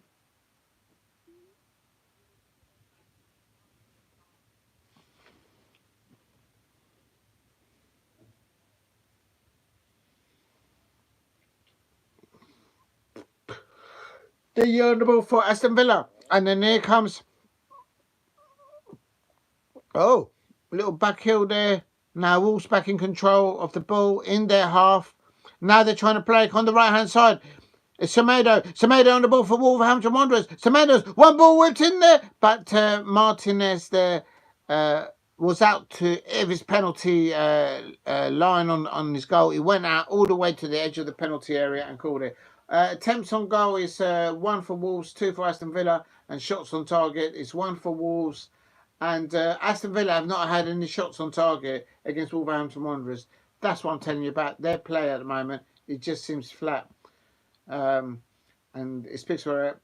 And as I say, they've just lost John Duran in the last few days to Saudi League. I think they actually sold him. Not actually sure.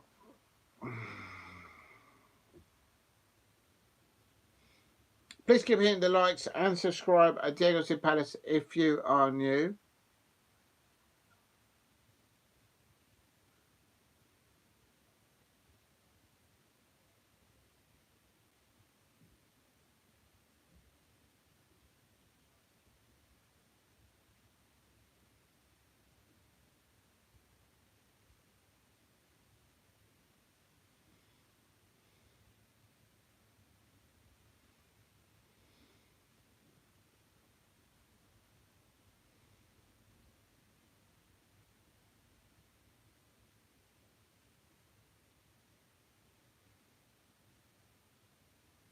Can't believe that. After all that, the goalkeeper takes forever to do the goal kick, and he does a rubbish goal kick.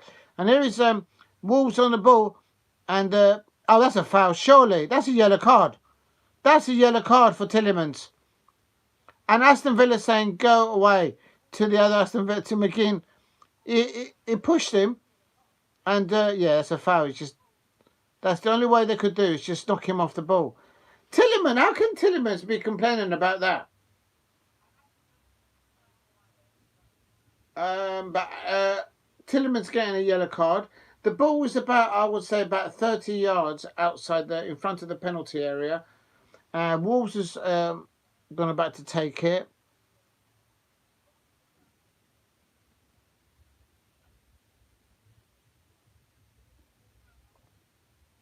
All of the Aston Villa players are on the line of the edge of the penalty area.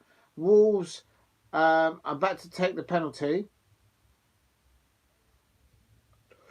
Oh,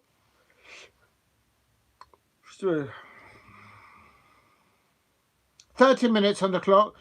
Free kick coming in for Aston Villa.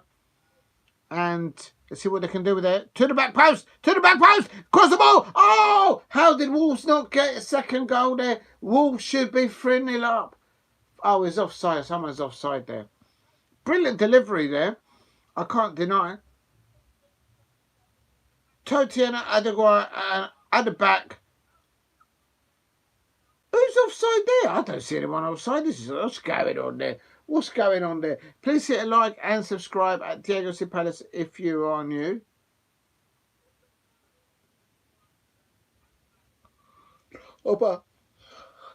Sorry.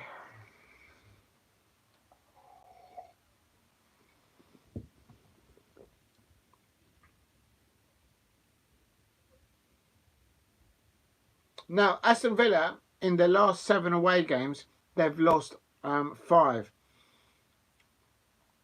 So they're not very prolific on their travels. Oh! How did 2 Aston Villa's players actually ended up doing a throw-in at the same time?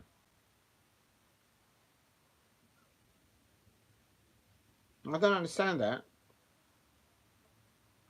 It's Wolves now on the right-hand side. They're able to go offensively on the left and on the right. Aston Villa gathering the ball back again. It's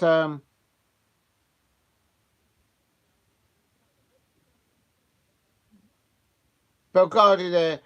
The French international should getting the ball in there.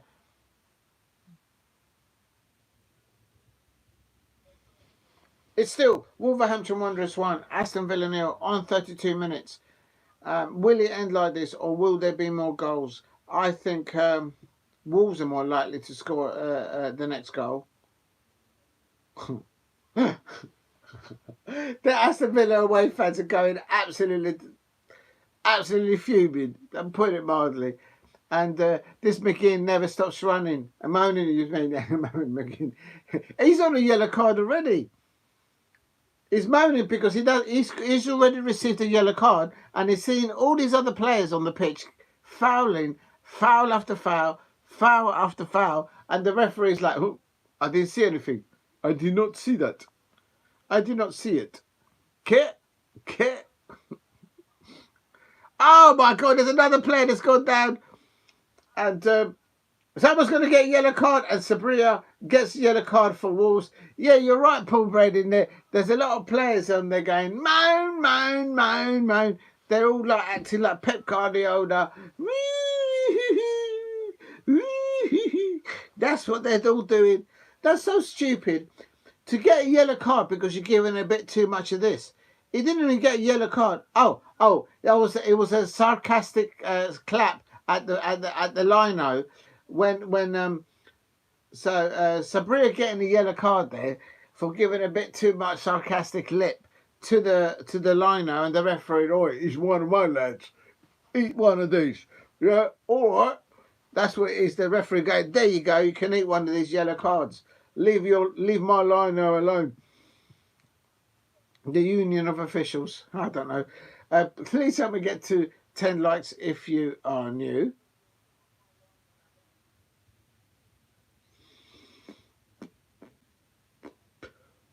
It's about coming up to 35 minutes, and for me, Wolves have been the better team on the pitch.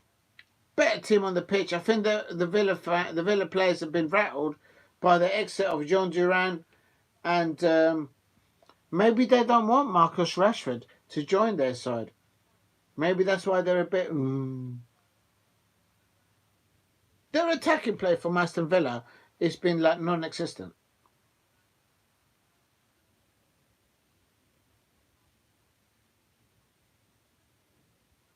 See, look, it's Aston Villa centre half, and he can't get it really upfield. Now they're trying to get it into. Now they're pushing it back. Oh, he's going to go back to the goalkeeper. No, it's not. Ball into the middle, referee jumping over, and here is Aston Villa on the left-hand side. And good covering play there by the Wolves. And it's a sliding tackle, and the Aston Villa player goes down injured. He's looking for a foul. And is Aston Villa on the break now? As a foul, surely, ref. And is it all? As a goal. How did Wolves not score? How did Wolves? Oh, he scored them with a follow-up. Wolves have failed on 2 occasions there. How is Wolverhampton Wanderers not 2-0 up? And I have to say, let's have a look there. The ball land going off there. And I have to say, how did Wolves not get 2-0 up? He shouldn't lose the ball there. He's got to score. He's got to score there. Just on the right. Go to the right. Martinez is a World Cup winning goalkeeper. So he knows if he just stays to ground, stays up, make himself big. And he's not that big of a goalkeeper compared to other goalkeepers, I have to say, Martinez. In height level. John McGinn. You're right there. McGinn is still having a little... he's not happy bunny out there with the referee or anything else. Real talk. Garcia on the ball for Aston Villa, and wins this side a corner for Aston Villa on 36 minutes. Please help me get to 10 likes if you are new.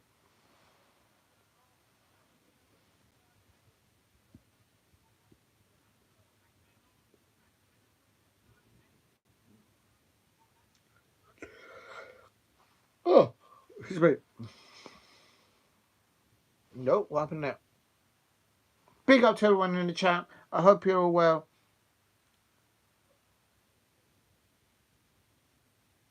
Didn't you? Oh, how is that not the equaliser there for Aston Villa? That's a good ball in. People jumping up for it, no one making any contact. Short corner, back to the corner taker, and lovely little teasing little ball there in the 6-yard area. But no Aston Villa player there to attack it. Ollie Watkins is just one behind Ollie Watkins. Should that not be a corner for Aston Villa now? I don't know. Oh, there is a corner. It is another corner for Aston Villa. I was right. There you see, I can read the game. And there's Padinha about to do the corner kick for Aston Villa. Ball gets walked into the back post. Wolves getting onto it, but oh, that's a foul on the goalkeeper. Now the goalkeeper's down injured, and there is Aston Villa. Ollie Watkins didn't know what was going on. I think it's a collision of heads, and it's 2 head injuries, so they've got to be careful there. Just have a little rest. There's Ollie Watkins going for the ball. You can see the goalkeeper there. Oh, Aston Villa. Ollie Watkins gets a knee to the back of the head, and that's the Wolves keeper is all right.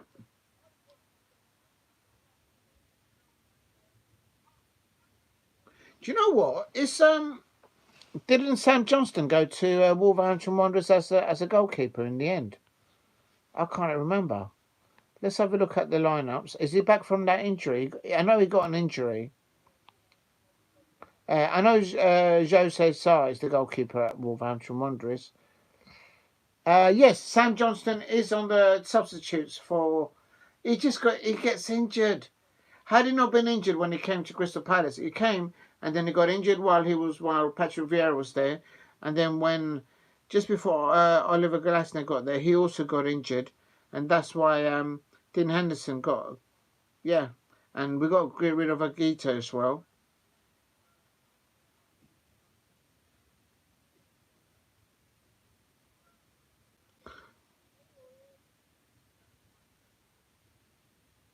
Yeah, they're looking at this player. This player's down injured. Ollie Watkins getting a knee to the back of the head. They've got to be careful.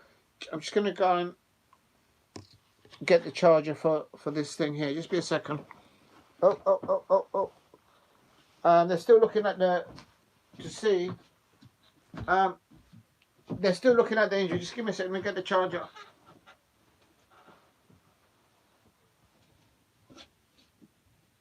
Oh, where is it?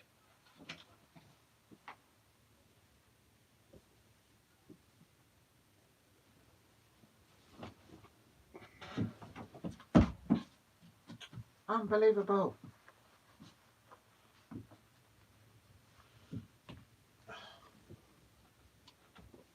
Oh my days.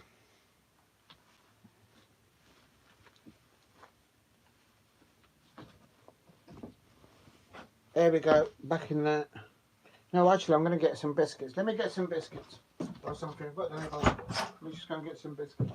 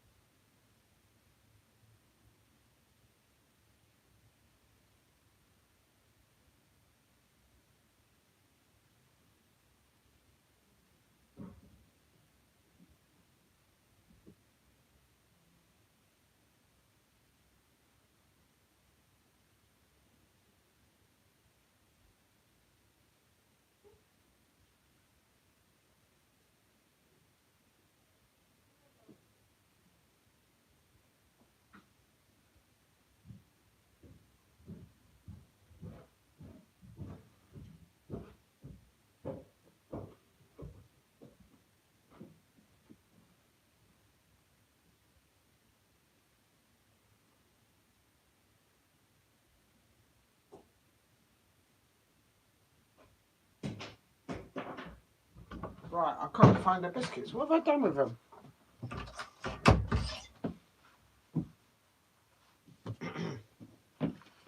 Oh, I'll give up. Where's my rucksack gone? Well, sorry people. I did have some biscuits, and I don't know what's happened to them. Sorry people. Right, here we go. Let's concentrate. 41 minutes, 50, coming up to 42 minutes, and this Wolves crossing the ball, and Martinez goes up, gets the ball. Is he injured himself? No, he's not. He's all right. And nowhere to throw the ball at. Aston Villa got problems travelling on their travels. They've only won 5. No, I think they've lost 5 of the 7th that they've been away fixtures, and they can't get out of their own half. And there's a bit of frustration from the away fans from Wolverhampton for Aston Villa. Good high press by Wolverhampton Wanderers, and here is Watkins. Oh, that's a foul on. He's all right on the ball. Watkins on the ball.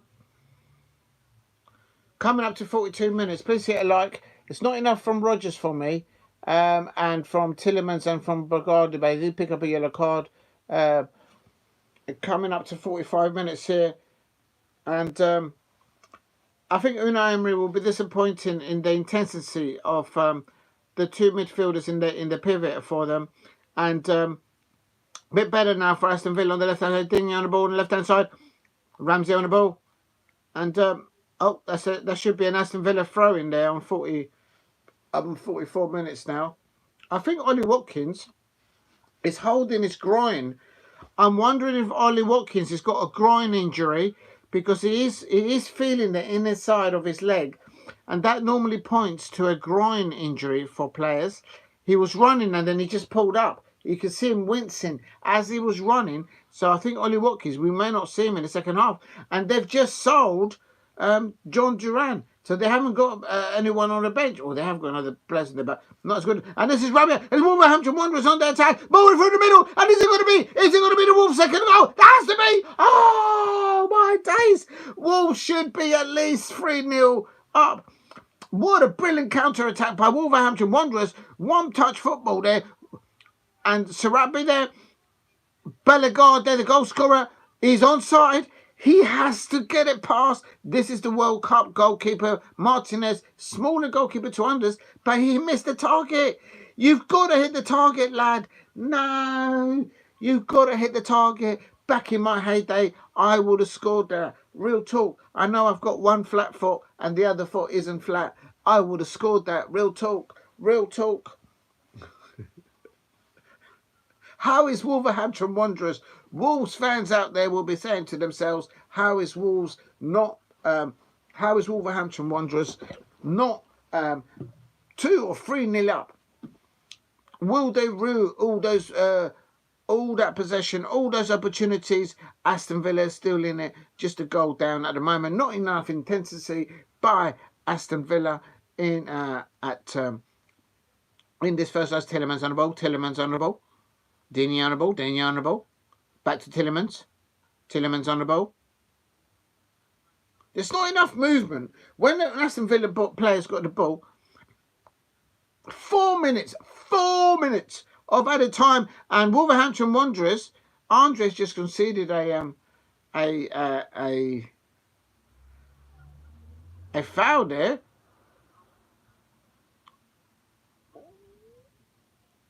That's a terrible ball there. That's a waste there. But it's still Aston Villa here on the left-hand side. Bit better now, coming towards the end of the half for Aston Villa, but not by much. In the Garcia on the ball for Aston Villa. Please hit a like and subscribe at TakeOC Palace if you're new.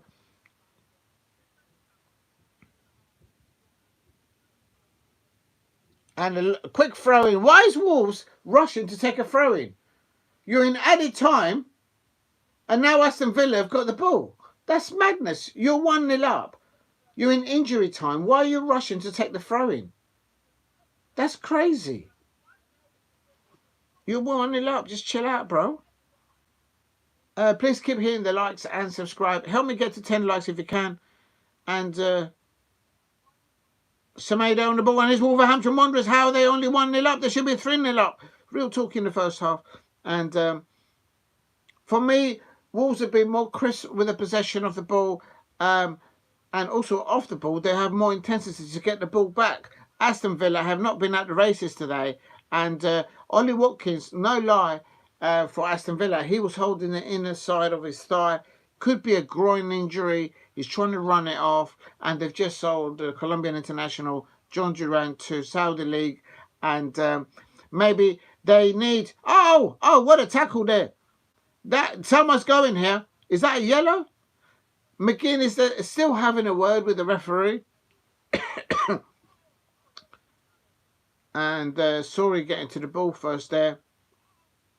Yeah, no, he's just stuck a leg out, and he was never going to win the ball. Please hit like and subscribe at JLC Palace. Minimum of 4 minutes extra time. The Wolves players just been chopped up there. One of the Aston Villa players getting the ball. Bogardi got the yellow for Aston Villa. And away Aston Villa fans are trying to give encouragement to the players on the pitch, reaching the half-time stage. And let's have a look how long the referee gives it. It probably won't be long now. And please keep hitting the likes and subscribe at JLC Palace. Wolverhampton Wanderers 1, Aston Villa 0. For me, Wolves should be 3-0 up easily in this first half. Easily.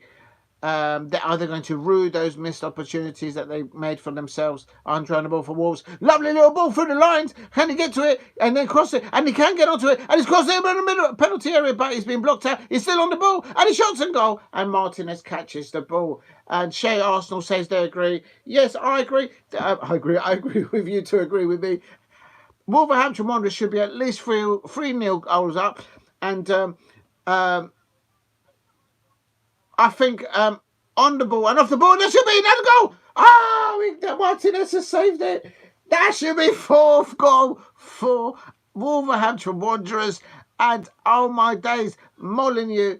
Do you know what? I have been to Molineux. I've said it before on evening, late afternoon or evening kickoffs. And the atmosphere there, they know how to work it there. Real talk. And they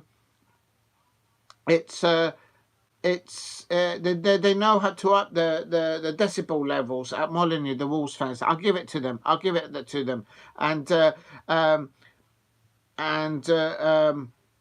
it's how many minutes is this?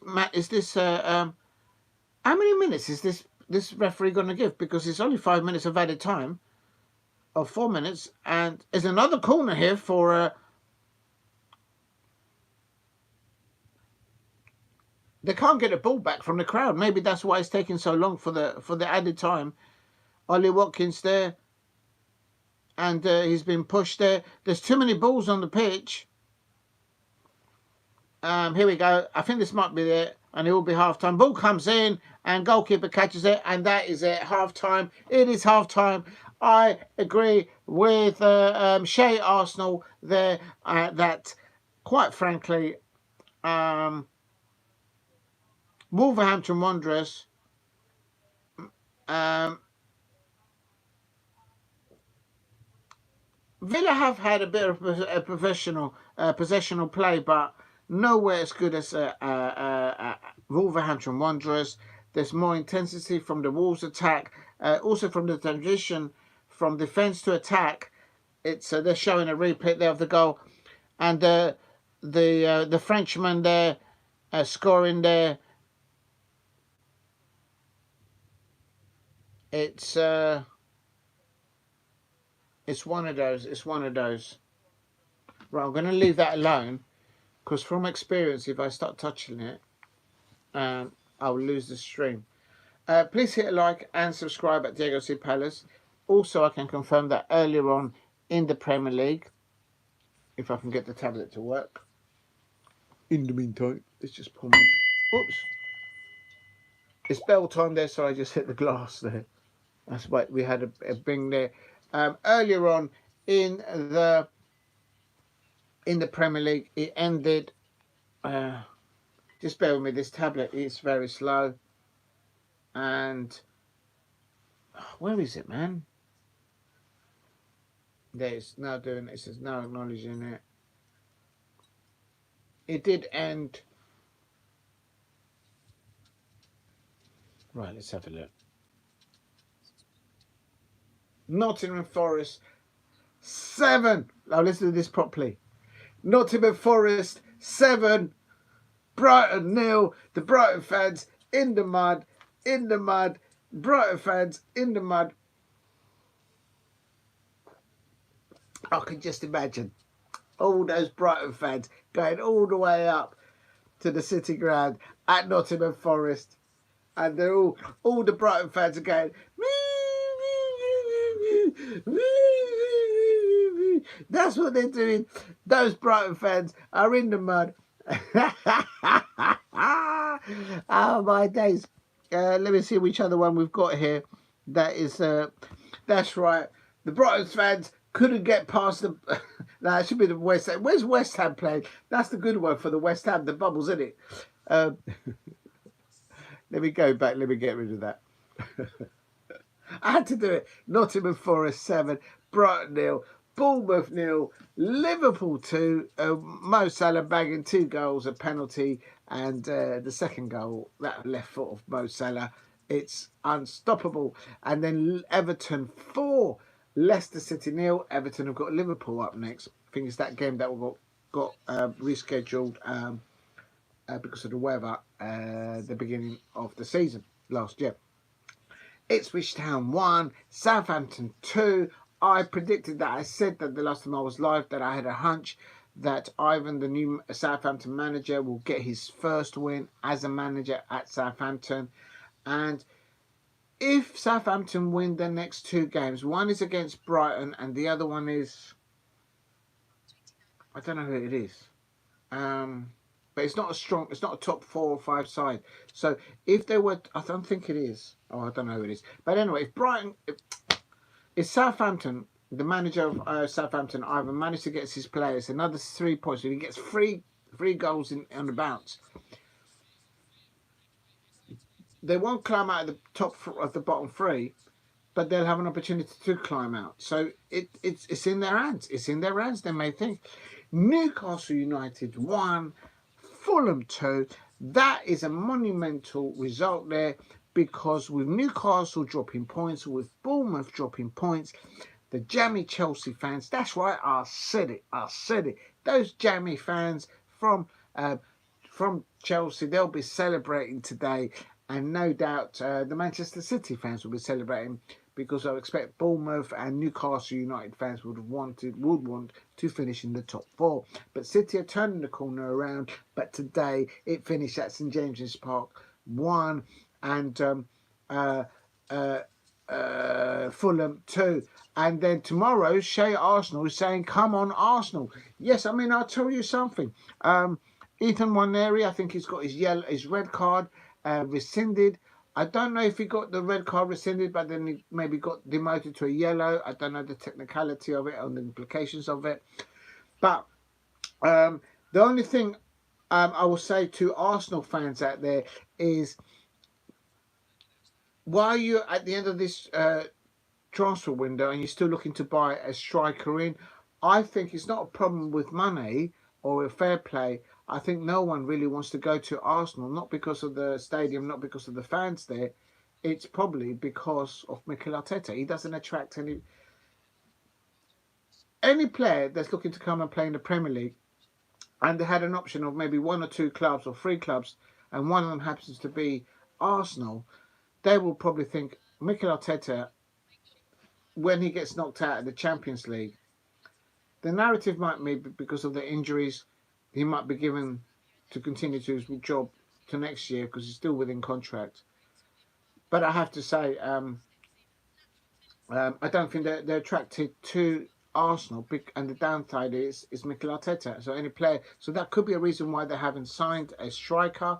I mean, even West Ham United made a bid for John Duran earlier on in the transfer window, and you never heard a pip from Arsenal. So we'll have to wait and see. I don't know what Arsenal fans think of that.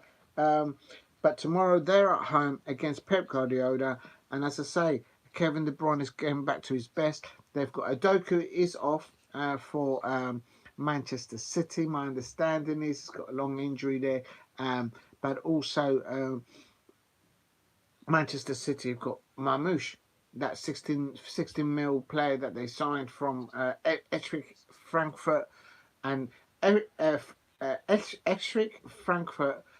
They got Marmoush a year and a half ago, and they didn't pay a penny for him. Not a penny. They only just paid his wages for the last year and a bit. And in this January transfer window, City came along, and there's a few bags, £50 notes, 60 mil spent, I think, on him, and or even more probably. That was in euros, so it'd be more in sterling, obviously. And so I just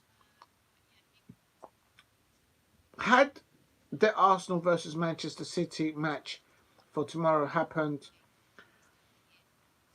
earlier on before they got the injuries, then maybe a draw, perhaps even an Arsenal win because you're at home. But with the injuries that you've got, and you're up against Pep, and now Pep has just spent over 152 million. Let me put this into context. If you put together, see the January transfer window, Manchester City has spent over 152 mil, just over 152 million in this January transfer window. If you put all the January transactions in La Liga in Spain, Serie A, and in the French league, if you combine all those leagues together, it doesn't all amount to over 152 mil. Real talk. So my point being is, why hasn't Manchester City found a way to get people out and get people in and be able to be in the fair play? Well, I don't know. I mean, they're still looking into it, but I don't know. But basically, they've spent a lot of money. They bought 3 players in just not long ago, in the last few days. Arsenal have not had, I don't think, a very good transfer window there, and they're just showing there the repeat of all that. They've got so many opportunities that Wolves listen. So for tomorrow, but big up to you, Shay Arsenal, in the chat. Unfortunately, tomorrow my predictions are, first off is Brentford versus Tottenham Hotspur. I've gone for Brentford 2, Tottenham Hotspur 0. I think it's one game too far for the youngsters playing for Ange Postecoglou there. Brentford, I know what they've done to my Palace a few about a week ago. And then I've got Manchester United 0, Crystal Palace 2. We've got a very, in their away form, forming the table, Crystal Palace have the best away form. We're the top of the Premier League in that we haven't scored the most away goals, but we have scored. We have got the best away form, and it's a shame that we can't translate that into our home form. But that's for another day. So I'm going Manchester United 0, Crystal Palace 2. Is always hopefully we can get that. Arsenal 1. Oh yeah, I'll also say this about Manchester United. I think they'll be focusing primarily only on the. I mean, I'm sure they'll want to win. I'm not saying that they don't want to win, but against my Palace. But I think it's the only. Okay, let me rephrase it. I can't see Manchester United getting into the top 6 this season. I think that route is gone. So the only way, for my understanding, is for Manchester United players, Manchester United fans, and their manager Ruben Amorim to get into Europe next year is to win the Europa, and I think that's what they're going for. I think that's what they're going to throw everything at. So it could be that if there's any player, I think, for Manchester United who's got a knock, who's got an injury, they might be rested. But I'm going Manchester United 0, Crystal Palace 2. And also the Arsenal versus Manchester City, which is a 4:30 kickoff. That is Arsenal 1, Manchester City 3, because they're turning around the corner. So sorry about that, Shay Arsenal, but I just think Pep is way ahead psychologically, tactically, whilst the game is going. Before the game, miles ahead of Mikel Arteta. And as I said, Mikel Arteta, I'm sure he's a good man, good player back in his day or so, I suppose so, and maybe a good coach and a good manager. But is he going to ever be an elite manager? I don't think so. And I think it'd be Arsenal 1, Manchester City 3. And I have to say this: I think if it ends like that, I think they will go. Look, we need to get some people to score goals, because that's what gets you out of situations like that, I suppose. And then the Monday fixture, Chelsea against West Ham United. I'm going Chelsea 1, West Ham United 2. I'm going to get in trouble with the people that listen to this channel. But I'm just saying, I'm keeping it real. I just think that is a monumental fixture for 3 reasons. First of all, Chelsea versus West Ham on Monday night. The transfer window, when the full-time whistle blows, there'll probably be just about an hour, maybe 10 minutes still to go in the transfer window. By the end of the transfer window, Chigwell might be at Crystal Palace. Will Garnacho be at Chelsea? I don't know. Will Marcus Rashford be at Aston Villa? But with the Chelsea versus West Ham, so I'd say full time there, The transfer window is still open for about an hour still. That's going to be, people are going to be looking at that. Chelsea fans will be looking at it. And the reason why I'm mentioning this is because if you talk to Chelsea fans that known Chelsea before the Roman Abramovich era, they will know that a transfer window late on is very important. And they've been a little bit slow on that this way. And what's the other thing? And West Ham United, of course, they've got Graham Potter there. He's returning to Chelsea. Literally, the Chelsea players know Graham Potter, and he will know a lot of them there. And quite frankly, probably the majority of them, not all of them, they would have landed at Chelsea when he was there. So he knows them very well. And secondly, another one on Graham Potter, going back to the bridge. Of course, the manager now for West Ham, is the fact that there's a transfer window on. He'll be advising the likes of Dame Karen Brady at West Ham United. Look, these players, that player, this player, we might be able to get a decent loan leave. You know what I mean? We need cover here. We need to cover there, a little bit of ducking and diving sort of thing. And then the third thing for Graham Potter is he knows that he wasn't. He knows what really happened, why he was released at Chelsea, and no doubt he got paid off a nice fee to be released from his position as Chelsea manager. But he understands Chelsea, he understands their players, because some of them were his players. And more importantly, he's got a point to prove. And he's had West Ham players for a few matches competitively now underneath the belt. So the duel is going to be Enzo Maresca versus Graham Potter, also Chelsea squad in depth against West Ham United. And it'll be interesting. It'll be interesting to see what happens there. And then to wrap it all up there, as I said, mentioned earlier on, the transfer window is up and running there. The full-time whistle on Monday evening, Chelsea versus Fulham, when that game finishes, it will be, they'll have 1 more hour still. Let me just refresh this. The players are coming back on. There's a substitution there. Unai Emery is throwing the dice there. I think he's doing a triple substitution at half time. So he's just changing it all up. And I can see why he's doing a triple substitution at half time. They weren't at the races in the first half in their intensity, not just whilst on the ball when they had the ball. They had the ball a few times, but there was not enough intensity from them, in my opinion. There were... when they did get the ball, the transition of defending and then going to an attacking formation was nowhere near on the levels of Wolverhampton Wanderers. Wolverhampton Wanderers should have finished that first half at least 3 goals to the good, to Aston Villa's 0. But anyways, it's kicked off again. Let me just put this on again. I've been babbling on there. I was going to talk about all the scores in the Scottish Premiership. Let me just have a quick look. It's still half time. Kilmarnock and Dundee United.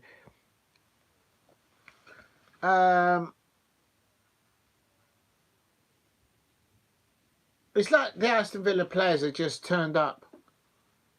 It's similar, they're playing like how my Crystal Palace players play at Selhurst Park. They just turn up, but they don't get it over the line. That away from that we have so well. That's why I fancy my Crystal Palace, hopefully, to get a 3 points at Old Trafford tomorrow. But that fixture always gives me a headache for many things. I'm not sorry. Oh, I do apologise. It wasn't a triple substitution. It's 4. Maatsen, Mallon, and 2 other players came on for Aston Villa. 4 quadruple substitution there for Aston Villa. He's just changed it right up. McGinn is on the yellow card. He's still on the pitch. He's been moaning and moaning, but this is Aston Villa's better here on 46 minutes. And good defending there by... Oh, they're still pushing each other there. And the Aston Villa, that's Bailey, I should say Bailey. But Bailey, please keep hitting the likes. Help me get to 10 likes. If you haven't liked, please hit like in the chat. And also, if you haven't subscribed, please subscribe at Diego C. Palace. Neon Bailey there on the right-hand side. That will give him a different option going forward, I suppose, for Aston Villa. The question is, can they get hold enough of the ball sufficiently? And will Wolverhampton Wanderers rue all those opportunities missed in the first half? I think they will if Aston Villa peg it back to 1-1. I think someone in the chat went for a 1-1. I think that was Brady. Tillemans on the ball. Tillemans. And here comes Aston Villa on the left-hand side. Tillemans on the ball. Ball through. Oh, no, that's too much there. The Wolves keepers are Sosa. He will pick that up all day long. Please keep hitting the likes and subscribe at Diego C. Palace's Wolverhampton Wanderers 1, Aston Villa 0.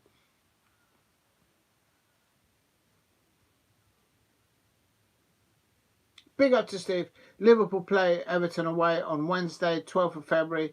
That's a good postponement. Yeah, that was a postponement earlier. So once they've done that, everybody should be on the same goals, I would have thought. I know Everton have turned a corner, more or less, if you like, with David Moyes. He had one loss and I think 2 wins, if I'm not mistaken. Maybe there was another match, I can't remember. I know Everton are getting better, but the squad in depth that they have is just not on the same wavelength or planet as Liverpool. So we'll have to wait and see what Arne Slot will do there.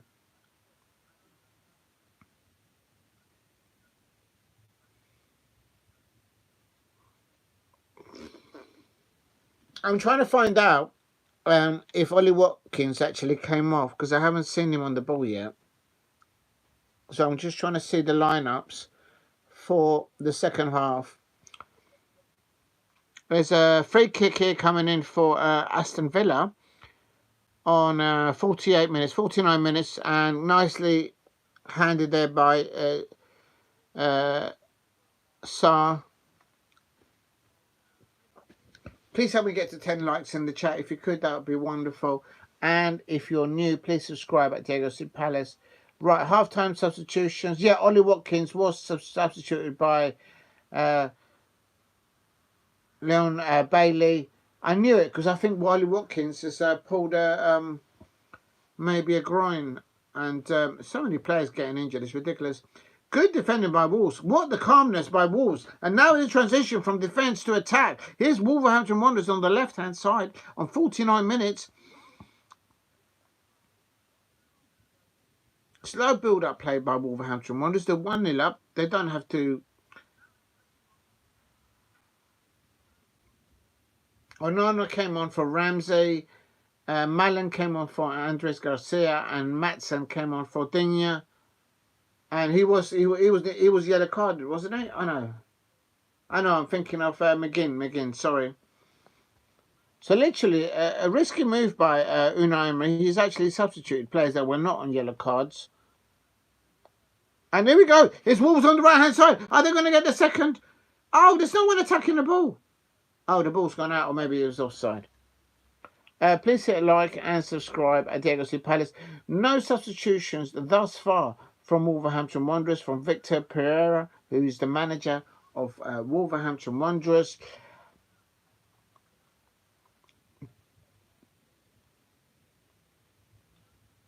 Big up to everyone in the chat. UCL has been confirmed. 4 games on Tuesday, 1 kickoffs at times, 4:45, and then at 8 p.m.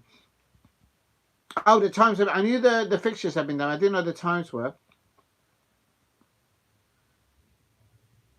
1 kickoff at 5:45 and the others at 3 or 8 p.m. Big up to you, Steve, for pointing that out. And I knew the fixtures had come out. I haven't actually seen. I think is it Man City is first in Real Madrid? I could be wrong. I think that's right. I think Manchester City has been drawn up against Real Madrid. Rodgers on the ball for Aston Villa. Rodgers on the ball. And it's going infield. He's been chopped up. That's a foul, surely. Doherty doesn't think that was a foul. Of course it's a foul. And then Digne there. And then one of the Villa... That Tillerman, that should be a yellow card. Celtic, Bayern on the same day as Everton, Liverpool, Wednesday. Man City, Real Madrid on a different day that buying Celtic are playing. Right. Right.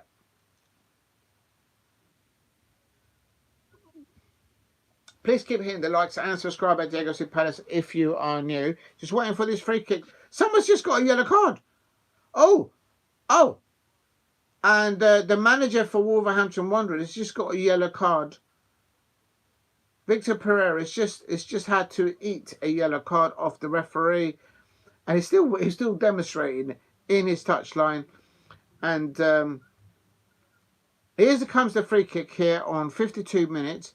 I think Leon Bailey might take. No, I think Tillemans is going to take it. Is it? Who put the ball down? Does anyone know who put the ball down? I missed it. It's probably been taken already. Please hit a like and subscribe at Diego C. Palace. I'll get on with it, ref. He's gone over to push the ball back. If you put the foam thing down on the floor, they wouldn't have encroached it. There's a player sitting behind. There's actually a wall of Villa players. Villa players, and then there's a wall of Wolverhampton Wanderers, and there's somebody laying on the ground.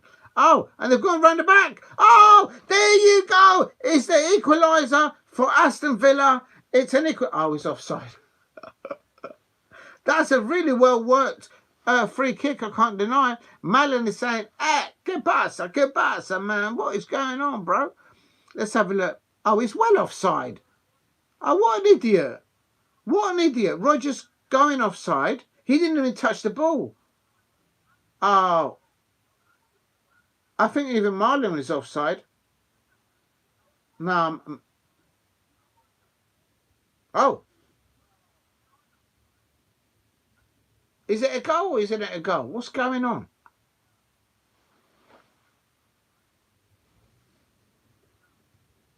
It's Morgan Rogers that's offside. I think that's offside.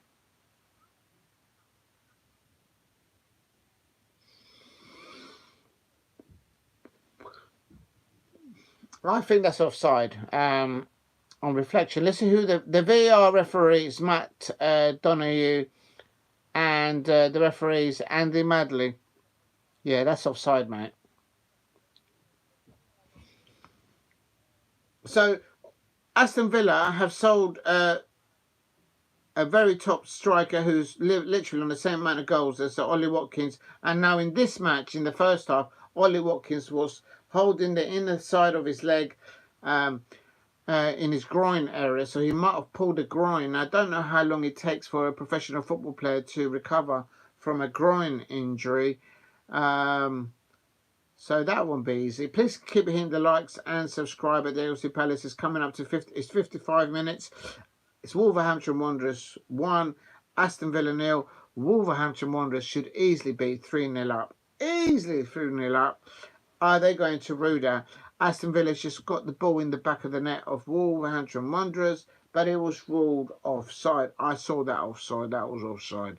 Real talk. Please keep hitting the likes and subscribe it's coming up to 57 minutes. Please help me get to 10 likes. If you haven't hit a like, please subscribe at Diego C. Palace. And let's have a look at this free kick.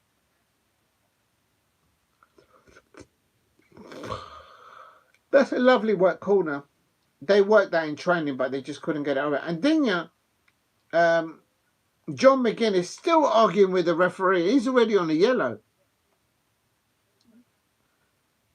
This McGinn guy, and this is now, Aston Villa.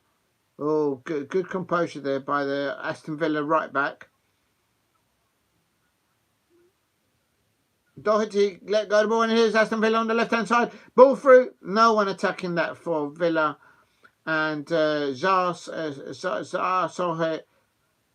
Jose.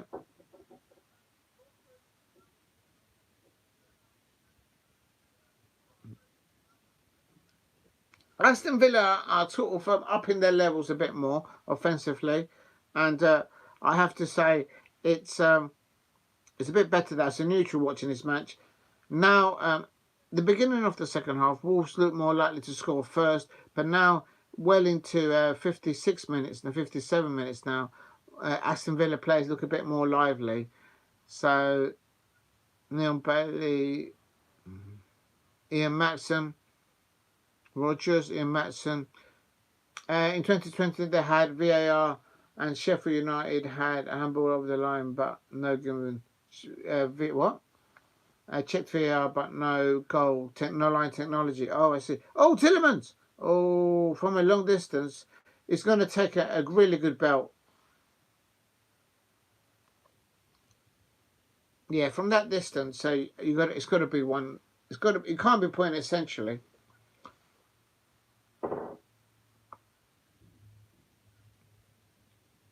I think those 4 changes have helped Aston Villa. It was Aston Villa versus Sheffield United, ending 0-0. Big up to you, Steve. That was for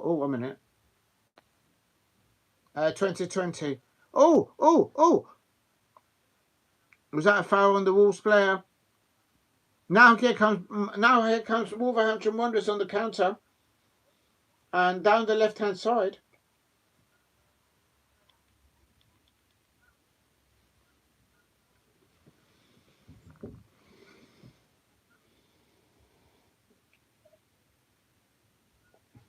Please keep hitting the likes and subscribe. And is that now Wolves? Oh! Wait a minute! Is that a penalty? You're right, Steve.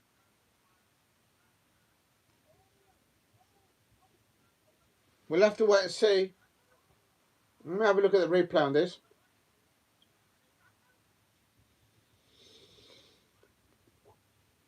Oh, I think that should be a Wolves penalty. Is it a penalty? I'm a little bit behind. Here we go. Oh! I've just seen a replay. That should be a pen. Did VAR look at it? Let me just have a look.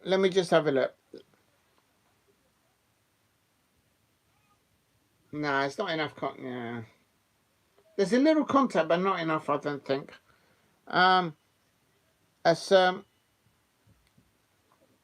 Please hit a like and subscribe at Diego C Palace if you are new.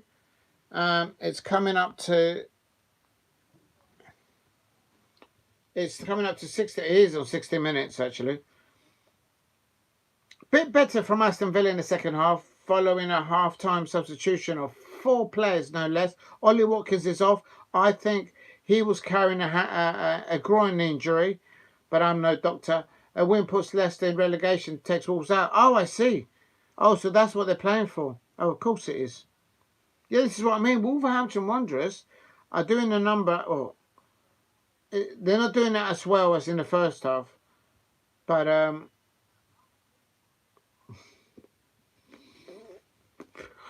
yeah, it could be that low score thing because Steve RFC is saying that after the 1-1 with West Ham United, absolutely.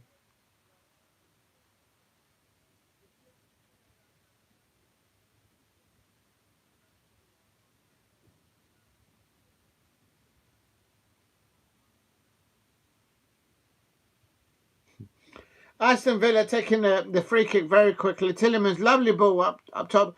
And there's Neil Bailey. Oh, he slipped. Oh, he slipped. Oh, that's embarrassing. And Aston Villa can't believe. And Unai Emery is fuming on his touchline because Unai Emery, there's like, ¿por qué esto me pasa a mí? The player just losing his feet standing, his foot in there. Please keep hitting the likes and subscribe at JFC Palace.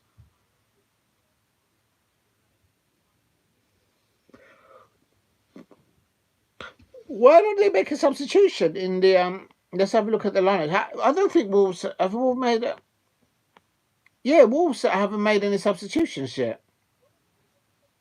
Well, I suppose they're not losing, so maybe the mentality there of the mentality is if it's not broken, don't fix it, sort of thing. Wolverhampton Wanderers 1, Aston Villa 0. Please keep hitting the likes. Help me get to 10 likes in the chat if you could. It is still Wolverhampton Wanderers 1, Aston Villa 0 on 62 minutes. Oh, that's offside.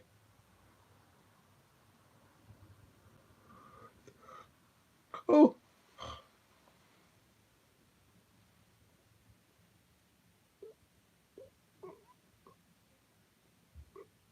Bang. Oh, there's no one there to take the ball. Oh, how is that not the equaliser for Aston Villa? Was that not a handball? Handball. Let's have a look at this.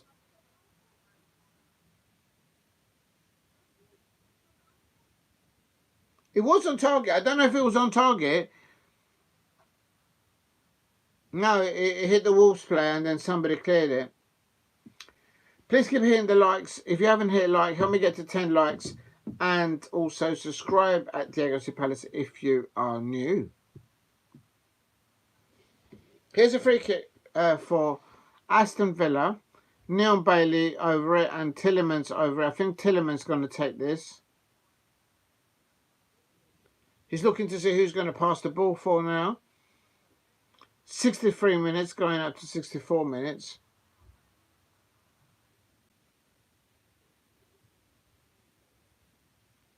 Oh, that's a terrible pass.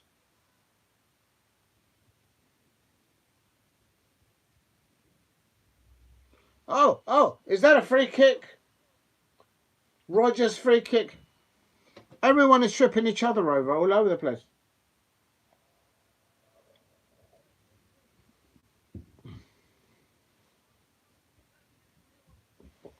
Please keep hitting the likes and subscribe at Diego C. Palace if you are new.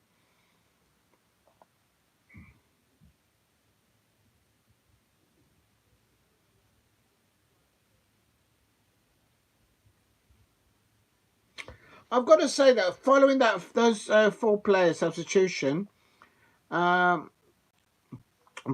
Aston Villa, Unai Emery, of course, the manager there, they look better, Aston Villa, but they're still not prolific in their last third when they come to their attacking.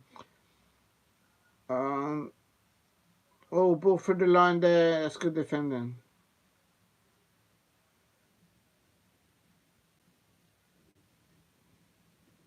Right.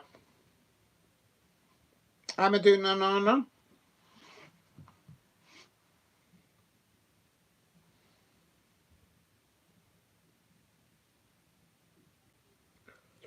Opa.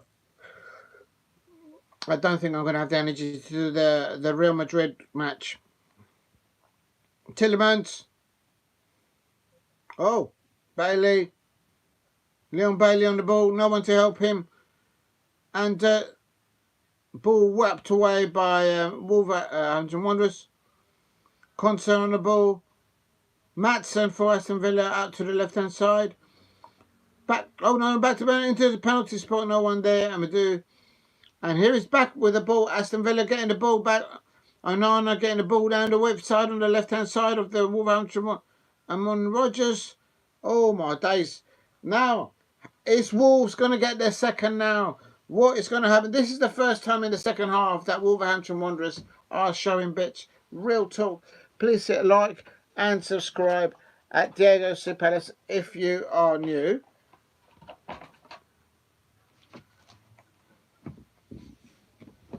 Look. McGinn.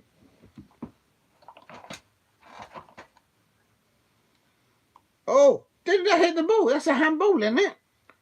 I've seen more basketball skills. And there's this Wolves on the attack on the right-hand side, crossing the ball to the back post. And oh, he nearly got into it. Oh, Cunha nearly got the second goal for Wolves. Wolves should be 4-0 up. Wolves fans in the chat, if there's anybody out there from a Wolves fan, what is going on? You should be at least 3 or 4-0 up. Oh my days. Cunha there, not good enough, not good enough. And I have to say, real talk, how is Wolves still only 1-0? Aston Villa a bit better for the quadruple substitution. Ollie Watkins has gone off. I think because of that half-time substitution with a groin injury. He was holding that earlier on in the match. And Please keep hitting the likes and subscribe at Diego C. Palace if you're new. I'm on 67 minutes now, and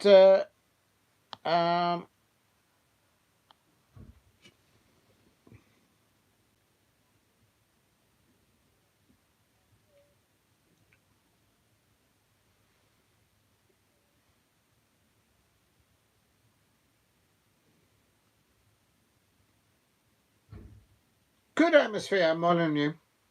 And there's Matheus Cunha on the left-hand side, in the corner, walking into the penalty area. He's lost the ball. He's been cooked. That's very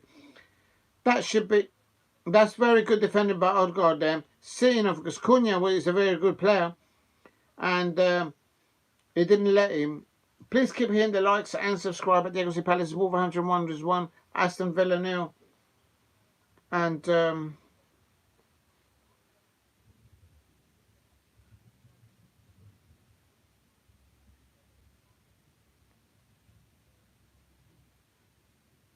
that's offside. The Aston Villa player is offside there. The substitute's offside there. Please keep hitting the likes. I'm not sure who's more likely to score at the moment. There's a Wolves player down injured. On counter play, I think Wolves are more likely to score, but they just keep clapping their lines in the last third. But on build-up play, following those 4 substitutions by Unai Emery, Aston Villa, for me, are more likely to score their equaliser. If Aston Villa score an equaliser between now and the end of the match, which they've got 70, 80, 20 minutes left, they'll go on and win. I guarantee you. If Aston Villa get a goal back in the last 10 minutes, in the last 20 minutes now, they'll go on and win it. But if Wolves get a second, I can only see Villa coming back and drawing it 2-2 if they have. Double substitution, the very first substitution for Wolverhampton Wanderers. 2 players coming on.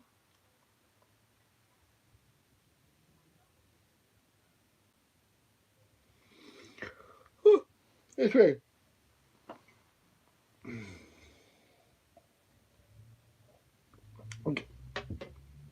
Guinness and Sarabia are going to come off for Wolverhampton Wanderers. Don't know who's coming on. Oh, what a turn there. How did he get out of that corner? What good play there. And this is Wolverhampton Wanderers. Oh, they've lost the ball. What if anything would have come off that? Good. The ball's still on the pitch. You've got 2 substitutes about waiting to come on, but they'll carry on playing because they're not allowed to kick the ball out. We're coming up to we are on 70 minutes now.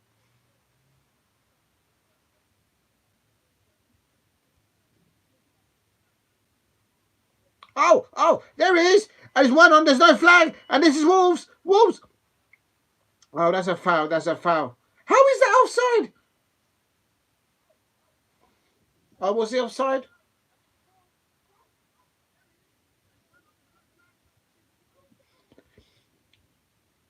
Wolverhampton Wanderers, double substitution.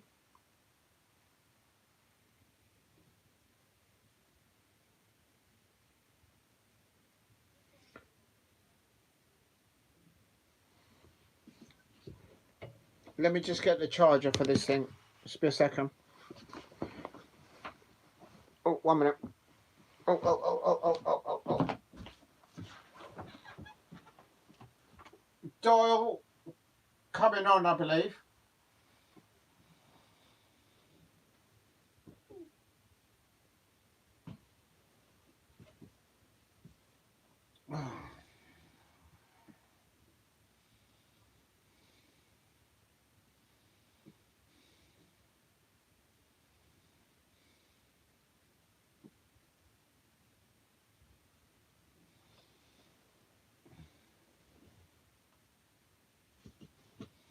Substitutes have still been substituted.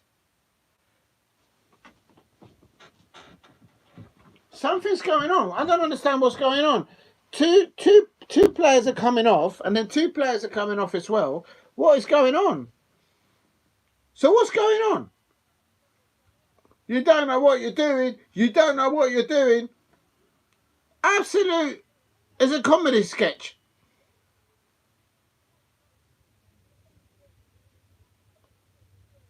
There's only 9 players out for. Wolves have only got 9 players on the pitch. It's the 4th official that's messed it up. That you don't know what you're doing. Now the referee's gone over to sort it out.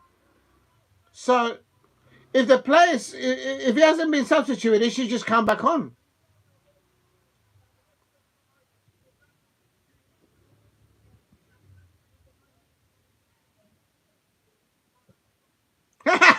The player, go on, we go. The player's just been pushed on.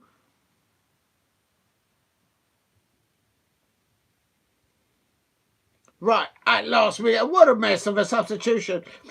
That's the 4th official. That 4th official needs to be done. Get out of my pub. Ah, he's got the numbers up. He's got the numbers showing it up. The 4th official, the 4th official has finally got the numbers up right. There you go. The 4th official has actually got the numbers up right there. Unbelievable. Absolute shambles there. Absolute shambles there. Have you ever seen anything like that? If you're new to the channel, please subscribe at JLC Palace. It is Wolverhampton Wanderers 1, Aston Villa 0. And we're on 73 minutes, coming to 74 minutes. A shambles of a double substitution, not by the Wolverhampton Wanderers bench, but by the 4th official. The 4th official, oh my days. Oh my days. Real talk. And here we go. So again, I think they're going to have probably had about 3 minutes of added time for that shambolic substitution procedure that they had there. It was like, what's going on? And how would that have settled the players? We had a double substitution by Wolverhampton Wanderers. I don't even know who came in and who came out. And strong challenge there by Wolves. It's getting a bit nipping now. Ball over the top. And Guedes was off, and Nouri was taken off, and coming on was Rodrigo Gomez and Doyle for Wolverhampton Wanderers. Over 2 minutes and 30 seconds, it took that substitution to happen. So expect, on top of everything else, another 2 minutes of added time. It's coming up to 75 minutes here. It's Cunha on the ball. Cunha on the ball for Wolverhampton Wanderers. But Rodrigo catches the ball in. And loose ball now. That's a foul on the Aston Villa play on. Says the referee. Bailey on the ball. Bailey on the ball for Aston Villa. There's no help. He needs help. He's lost the ball. He's had his pocket picked. And there it goes. Rodrigo on the ball for Wolverhampton Wanderers. Little back heel. And he's Wolves. Here's Wolves. Here's Wolves. He's going into the Aston Villa goal. And he's lost the ball. Shoot. Bellegarde. And that's a foul there. And Aston Villa player might get booked there. Bellegarde there. And they're going over to him and says, just lay down and waste some time. Lovely little back heel there by Bellegarde, the French international, the goal scorer for Wolverhampton Wanderers. He wins the ball and then he gets fouled. He actually ran into the Aston Villa player. The Aston Villa player was just standing there minding his own business. And is that really a foul for Wolves? When it was the Wolves player that ran into the Aston Villa player. He won the ball, but then he carried on running into the other player. It wasn't his fault.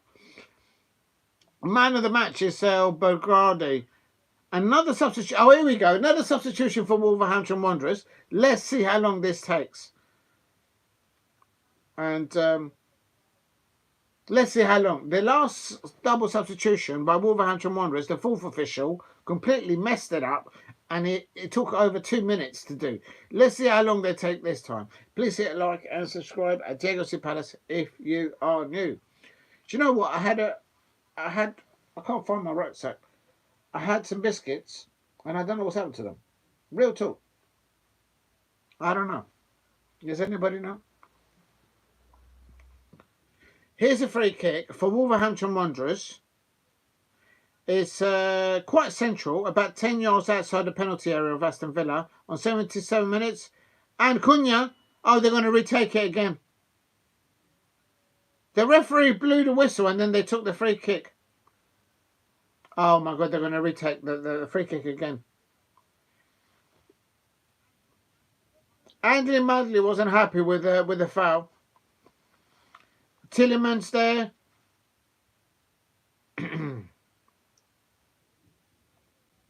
Oh, no. Now they're going to do the free kick differently now. Oh, Cunha! Oh, nearly went to the top left-hand corner. And Cunha there, nearly in the top left-hand corner. Just get it on target, lad. Get it on target. Just see the goalkeeper running to the other corner of his goal. Please give him the likes and subscribe at Diego Palace. It is Wolverhampton Wanderers 1, Aston Villa 0 on other... if I can get this to work. On other fixtures, it ended earlier on. Nottingham Forest 7, Brighton 0. Yes! Those... Yeah, you see what I mean? Crystal Palace fans are happy because Brighton lost 7-0 today. And all those Brighton fans returning home from City Ground, all up in Nottingham Forest, all the way down to where they belong in Brighton. Real talk. Crystal Palace, we're going to win tomorrow. We're going to show people how it's done. Another substitution by Wolverhampton Wanderers. It's on 78 minutes. And Pablo Sarabia, they're coming off for Wolverhampton Wanderers. And one coming on for Wolverhampton Wanderers on 78 minutes.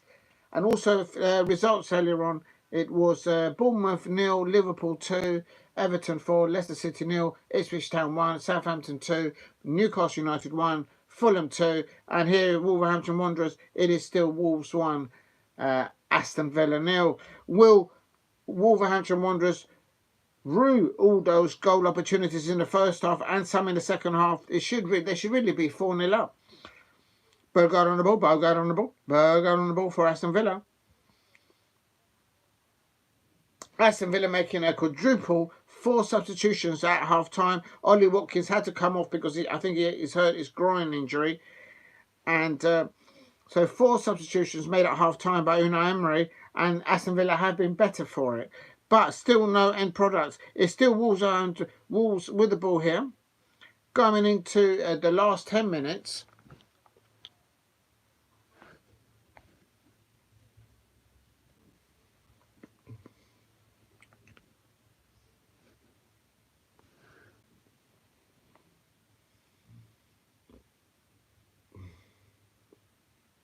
Now, going into the last 10 minutes, do you know what? It's 50-50 who's going to get the next goal. But for me, Wolverhampton Wanderers have got fresh legs on the pitch. Bogard there. Oh, he slipped over. He fell over. He fell over. Please hit like and subscribe at Diego Palace if you are new.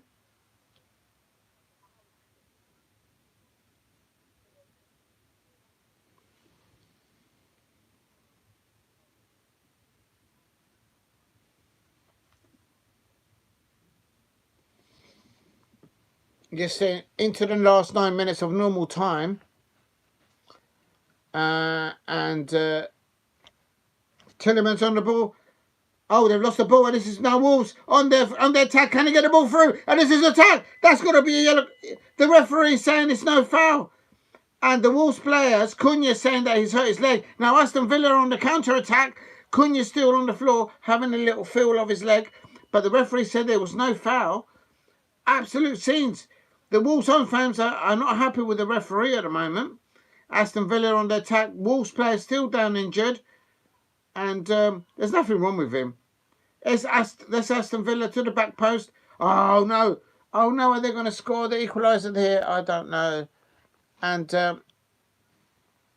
please keep hitting the likes and subscribe at Diego Palace. If you're new, please help me get to 2,000 subscribers. And if you're new, Tillemans on the ball. Tillemans on the ball. Marla on the ball. Back to Marla on the ball. Switching the ball over to the other side. Nose pushing it back. This.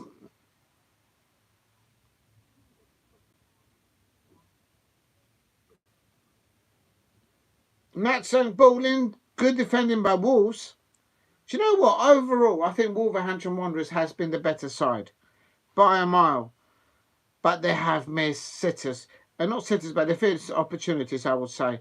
And Wolves should easily be 3-0 up, 4-0 up. And they're trying to get out of their half in the last 8 minutes. Berghuis, it looks like a player's going to be, the goal scorer might be substituted in a minute. Camera on the ball. Aston Villa have got Wolverhampton Wanderers pegged back into their own half, but not really doing anything in the last third. Madsen on the ball on the left-hand side. He can't get the ball across easily into the goalkeeper's hands. Sarr grabbing the ball there for Wolverhampton Wanderers on 82 minutes. Please hit a like and subscribe at Diego C. Palace if you are new. I am on 82, coming up to 83 minutes. A goal kick for Wolverhampton Wanderers at home at Molineux. The second half possession is 67% for Aston Villa, 33% for Wolverhampton Wanderers. It's there and thereabouts. That's what's happened following that 4 substitutions by Unai Emery at half time. Of course, he's doing well in the Champions League, finishing in the top 8. Please keep hitting the likes. If you haven't hit like, help me get to 10 likes. That will be really helpful. And that's Belgradov and Nether Jokic coming on for Unai Emery's Aston Villa. 83 minutes. They don't have the squad in depth, really, these teams to be in the Champions League and normal league, maybe.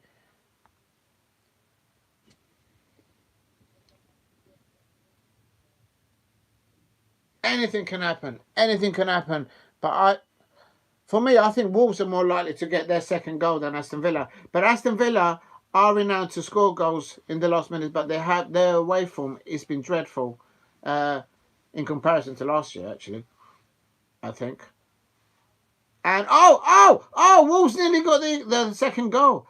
And a back pass there by Aston Villa at the back, and the Wolves player nearly getting in there on the 83, 84 minute mark. Camera on the ball.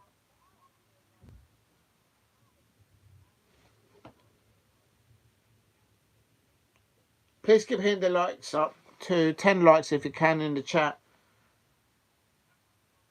And Tillemans on the ball. Oh, he's left the ball. Tillemans has lost the ball. And it's Wolves 1 against 4. And Tillemans again. Oh, that's a foul. Hold on. There's an Aston Villa player down injured.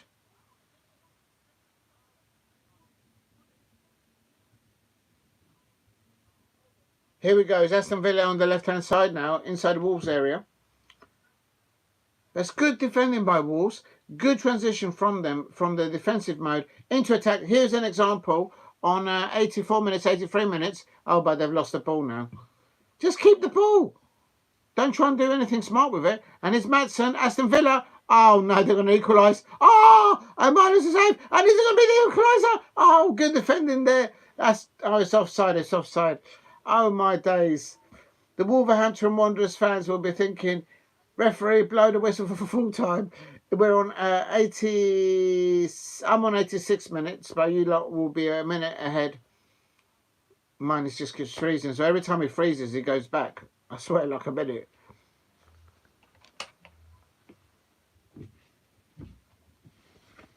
There are players down now with cramp. I think there will be at least 5 minutes of added time. At least 5. There was that madness with the substitution that took over 2 minutes to do.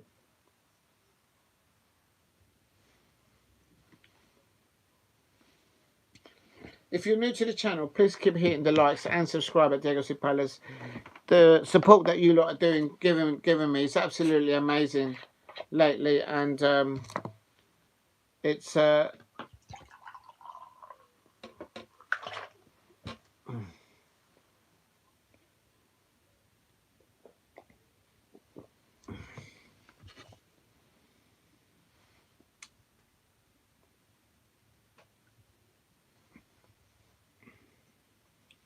there's some of the Aston Villa officials there.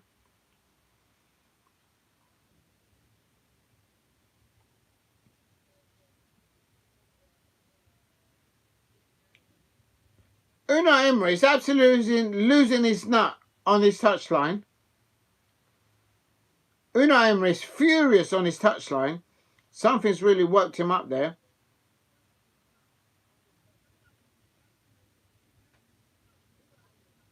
Please keep hitting the likes and subscribe at JGC Plus. We're approaching the 90-minute mark, but the substitution has taken place by Wolverhampton Wanderers. The goal scorer has come off. I think he's man of the match. Bellegarde, Monsieur Bellegarde, Monsieur Bellegarde, the goal scorer. I think he's deserved that. And Unai Emery looks absolutely indigested in his technical area, and it's still Wolves 1, Aston Villa 0, approaching the 90-minute mark. Let's see how many minutes of extra time actually goes on. Let's see if the fourth official actually is able to put how many extra minutes they're going to do of added time, because it's taken so long to put the digits in and wave it up. And the Wolverhampton Wanderers home fans, they're making a lot of noise. I told you they create an atmosphere. And it's reached 90 minutes now. 90-minute mark. Please keep hitting the likes and subscribe at Diego C. Palace. It's still Wolverhampton Wanderers 1, Aston Villa 0. Are they going to nick it in the last few minutes of added time? I'm trying to find out how much the fourth official has said.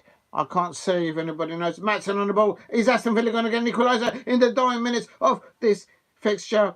Here we go. Let's have a look. I just can't see the goals in it. They've just sold John Duran. There's no goal scorer. They don't have a goal scorer. Ollie Watkins went off at half-time, holding his groin. And there's Bailey on the ball. Bailey on the ball for Aston Villa on the right-hand side. Now Bailey there. There is no attacking threat from Aston Villa at all. And it's telling. Please hit the likes and subscribe at Diego C. Palace. Does anyone know how many minutes of added time it is? So I'm trying to find out. It's like getting on my nerves because, like, I don't know, like, real talk. I missed it. I must have missed it.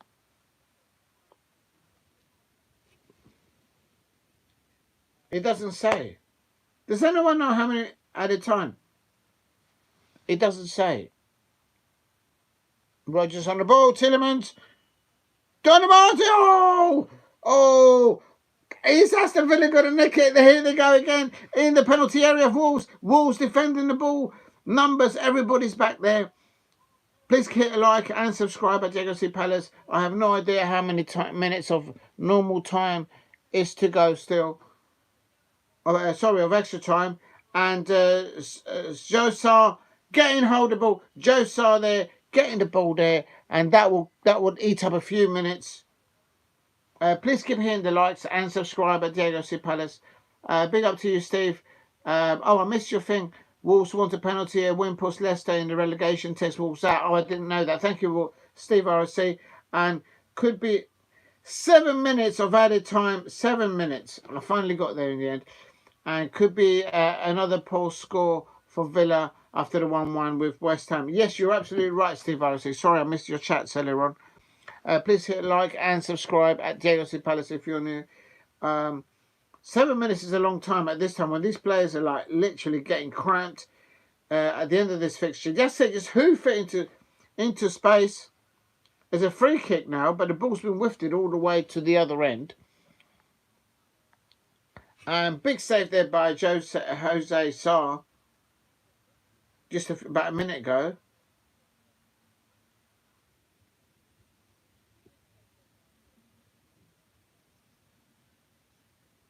I don't think that was a foul. Oh, never mind. What do I know? Wolves can't get out of their half. They can't get out of their half. Aston Villa's got them pegged back in into the last 7 minutes of added time. Well, literally now we're into the last 4 minutes now, literally. And will they hold out? Will Wolverhampton Wanderers? This is a big 3 points. They're fighting for their survival. Leicester and Ipswich Town will want Wolves to drop points, and Wolves have done. I think Wolves have deserved. I think Wolverhampton Wanderers have deserved their 3 points. Aston Villa have not been at the races with the 4 substitutions. They're playing with 2 footballs. There's literally 2 footballs on the pitch now. What's going on? Referee, somebody have a word. And now Wolves get the ball. Take the ball to the corner. Take the ball to the corner. Waste the time. Cunha on the ball. Cunha on the ball for Wolverhampton Wanderers. Just hold the ball. Just play. Just hold the ball. Let them come to you. That's it. Just hold the ball. Oh, why is he giving the ball away? What? I swear, if now Aston Villa go and get the equaliser, they had the ball. You're into injury time, just hold the ball. Get fouled, just hold it on the line. Now Aston Villa are on the attack. And Bailey, oh, ricochet there. And Aston Villa corner. That's madness. That's madness. The Wolves player had the ball with him and he just hit it forward at nobody. If you're going to hit it forward, hit it all the way down into the corner post. Waste about another minute. That's madness. 4 minutes of added time played thus far. We've got about 3 more minutes. Will they holding? Will Wolverhampton Wanderers holding? Please hit a like and subscribe at Diego C. Palace if you're new. Help me get to 2,000 subscribers. Here comes a corner for Aston Villa on the 93 minutes. You guys might be a little bit ahead. Wall goes in and the ball gets defended away. And Tillemans hits it into row Z. Unbelievable, said. Oh, that's a chance. He has got the technique. Tillemans is a good player. He has got the technique, but there's players are out there with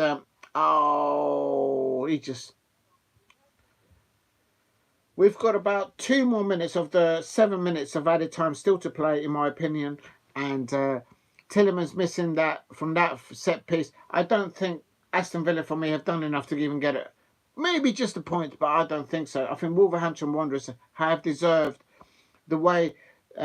Literally, Wolverhampton Wanderers should be at least 4-0 up. Not because of excellent opportunities, but they've had more opportunities on the Aston Villa goal. And as it stands, you're right, Steve, RFC there. Wolverhampton Wanderers are now 17th there. And they've leapfrogged Leicester City, who lost today. Big 3 points for Southampton. They got 3 points. Please help me get to 10 likes in the chat if you are new. Wolverhampton Wanderers 1, Aston Villa 0, and there's a player down injured for Aston Villa.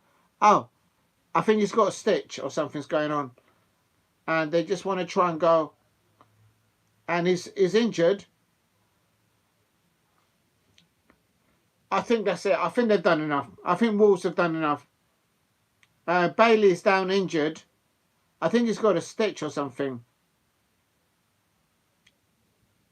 I swear, I don't think Aston Villa has scored in the last minute of added time against my Palace. I felt that. And there's Wolves. Oh, just take it to the corner. Take it to the corner, lad. McDoherty on the ball. Just take it to the corner. Don't lose it. Oh, what an idiot. I swear, if Wolverhampton Wanderers now lose the 3 points because the player, just take it to the corner.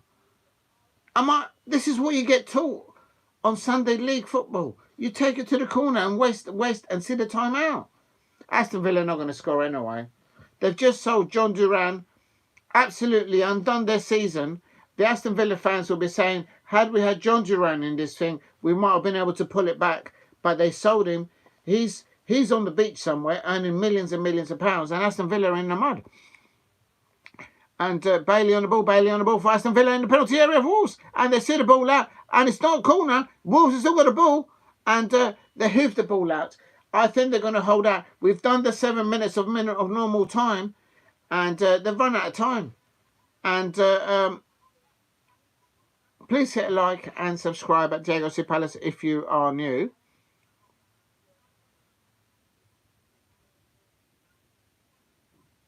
Oh, Wolves has just nicked the ball off the Aston Villa player. He's down injured. He's not injured. Wolves, just take it to the corner. Take it to the corner. Hold the ball. Hold the ball. Oh, he's off shot. Oh, he's got it. He's got the second goal for Wolves. I told you, Wolves fans, you will score the second goal. Wolverhampton Wanderers deserve this win, I have to say. This goal difference is better for them. They've got 3 points. The Wolverhampton Wanderers players deserve this victory over Aston Villa in the first half. It should really be 5-0 to Wolverhampton Wanderers. And there you go. I told you that Wolverhampton Wanderers were more likely to score. They were more likely to score the next goal. And the Daniel Cunha has just scored a goal. And that's why Cunha is on the wavelength of Manchester United fans and Arsenal fans. But you know how they are in the transfer window. the Arsenal fans and the Manchester United fans, they're all bottle jobs, a lot of them. Real talk. Look into my eye. Real talk. It is Wolverhampton Wanderers too. The Wolverhampton Wanderers fans are going absolutely mental at Molineux. What a well taken there by Cunha there. He takes the ball, one touch, two touch. He pets it back, goes round. He does a little overstep. Boom. And that is what I'm telling you. I told you Wolverhampton Wanderers will be more likely to score the second goal, and that's exactly what has happened. It looks like it's going to end. We're into 9 minutes of added time. Cunha is will he end up at Manchester United? Will he end up at Arsenal? Who knows? Who knows? With that goal, he's put himself on the shop window. And Matheus Cunha there, Brazilian, mucho obrigado. He has just scored the winning goal for Wolverhampton Wanderers. Aston Villa fans in the mud. And I'll tell you something, real talk, the Chelsea fans, the Bournemouth fans, the Manchester City fans will be happy about this, because Aston Villa has dropped points. They're in the race for the top 4 position, and that is full time. And I have to say, as a neutral, I say Wolverhampton Wanderers deserve that 2-0 win over Aston Villa. I think it's a game too far for the squad in depth. Aston Villa's just sold John Duran out to Saudi League. They didn't have a strike at half-time. The quadrupled substitution by Unai Emery at half-time did make an impact in the second half for Aston Villa, but they didn't have a John Duran. They sold the Colombian. They've got £70 million or £50 notes in bags at Villa Park, but today they lost 3 points. They weren't at the races in the first half. Please help me get to 2,000 subscribers out there. Please help me get to 10 likes if you haven't scored. Wolverhampton Wanderers deserve that win. Overall, in my opinion, in the first half, it should have ended 3 or 4. That overall in the I'll come to you in a minute, Steve. Overall, in the first half, Wolverhampton Wanderers in the first half, they should have been 3-0 up at least. And but they kept on going. They didn't make any substitutions during the first half. At half-time, Unai Emery made 4 substitutions. Ollie Watkins came off at the end of the first half. He was holding the inside of his leg. He looks like he might have a groin injury. Real talk. And big up to everyone in the chat. And my score predictions in the mud. I said 2-0 to me. Big up to you. Steve RC says they have an artificial fit. Who has an artificial? Oh, Kilmarnock versus Dundee. Oh, Kilmarnock have won. They won. And Paul Brady said 2-0. And yes, Paul Brady did call it 2-0. What was my prediction? My prediction was Wolves 1. Aston Villa 2. I got this one wrong. I got it totally wrong. And big up everyone in the chat. Big up to Shay Arsenal. Shay Arsenal says, my score prediction is in the mud. I said 2-0 Villa.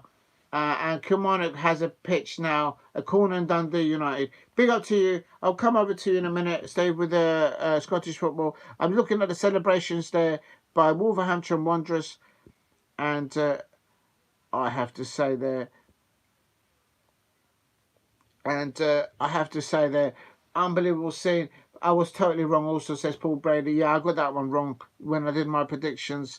Let me have a look at the table now. Wolves in the goal difference, because the goal difference is very important when you're in the bottom 3. Please hit a like and subscribe at Diego C. Palace. Help me get to 10 likes today. If you can, drop a like. Let me tell you something. Not only a convincing victory for Wolverhampton Wanderers fans and their players today, shows them. We both got the game X. It's like the X Factor. But I tell you something. I tell you where I got celebrations today. It ended earlier on today. It's party time for Crystal Palace fans tonight, because it finished Nottingham Forest 7, Brighton losing 7-0. It's party time. It's party times.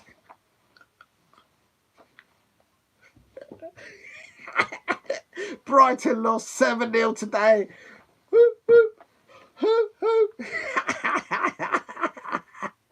I just switched this off. I don't know how to do it. I tell you, it was absolute sings. I'll tell you something. I'll tell you something. Get out of the way. Get out of the way, Bubbles. Oh, you can actually touch them. You can actually touch them. You can actually get them out of the way. This AI stuff is not working. There you are. You can actually hit them out of the way. There you go. Get them out of the way. Get out of the way. I can't see. Oh, I don't know. Party time. Because Brighton lost. Brighton lost. Brighton lost for 7-0. They got spanked once. They got spanked another time. They got back another time. They got spanked another time. I'll tell you something. I'll tell you something. All right, let's stop that. Let's get back to normal.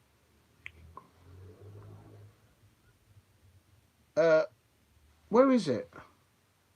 I can't get rid of it. A big up to Steve RSC. He goes, yeah. Big up to Shay Arsenal and Steve RSC and Paul Brand in the chat. Absolute C's. Please keep hitting the likes and subscribe at Diego C. Panels. I'm going to take that off. Right, what's the other match now, Steve? I'll pay attention to you now. Right, let's have a look. Let's have a look. So, to find out the other matches, let me just get that. And then I'll try and get the live feed for that. I just have to log back in because I've just got myself logged out. Let's have a look. What else is going on right now? What is the time? It's 7:30. I can't stay too much long. Well, not too much late tonight because I've got to do something. Oh, shit. Please keep hitting the likes and subscribe at Diego C. Palace if you are new. I'm just trying to see which other matches we can tune into. Oh, no. Please don't scare me. Oh, that's somebody.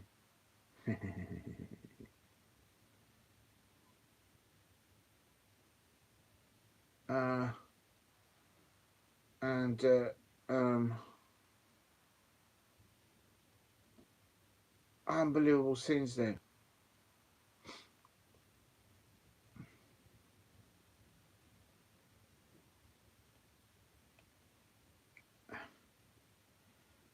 Okay, let's get that out of the way.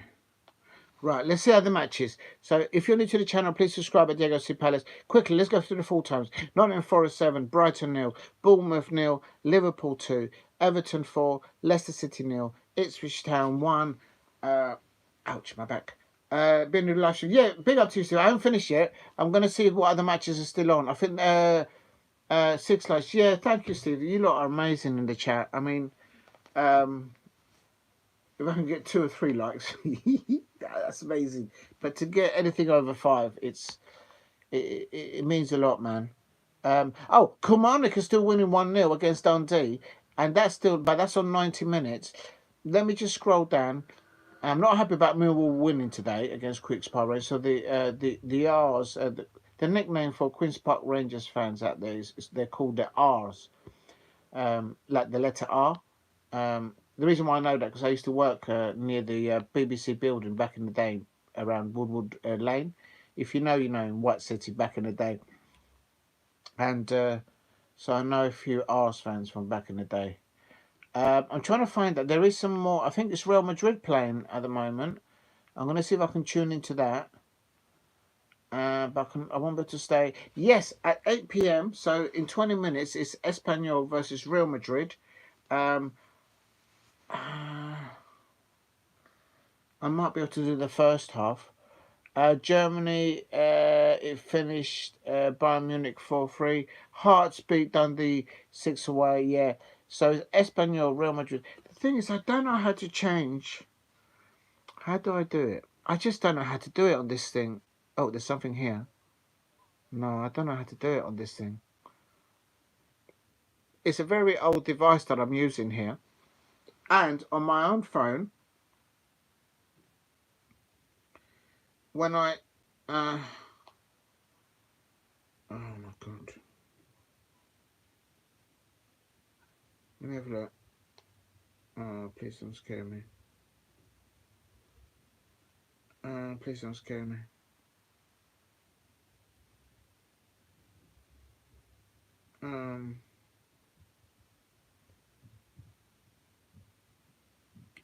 What's that? Paul Brady, I look forward to hearing you. What? And Alice Banter tomorrow. Give me a break from him. All right, okay. Um, please hit like and subscribe at Diego C. Palace if you're new. What I'm trying to do is find out um, what is going to happen. It's I don't know. I'm going to go into studio on the YouTube.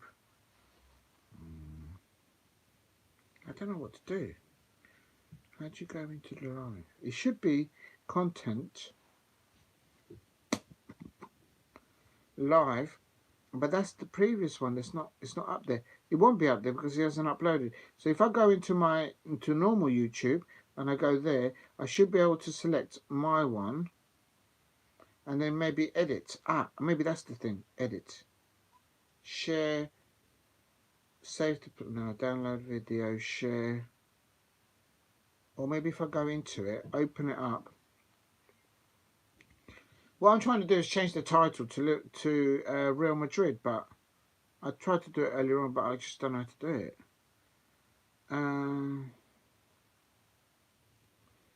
Video.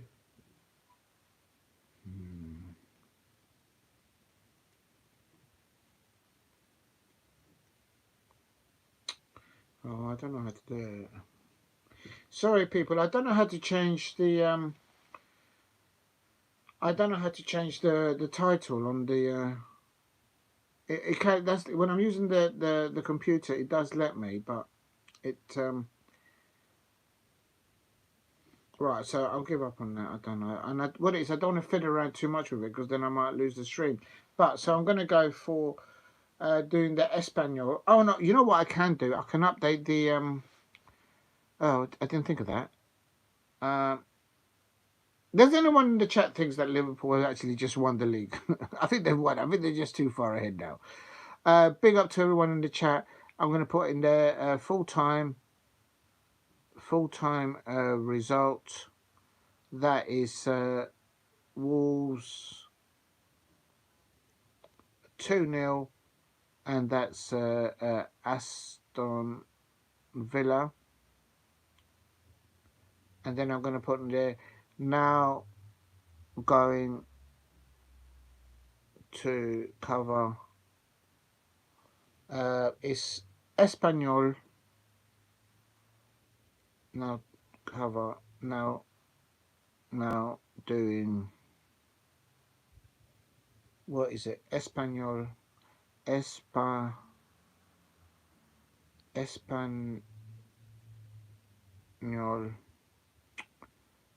Oh, how'd you spell it?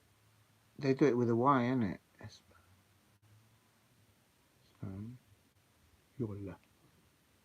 Espanyol. I should know because I can speak Spanish. I should be able to spell it. Versus La Real Madrid. Real Madrid. It's an 8 p.m. kickoff.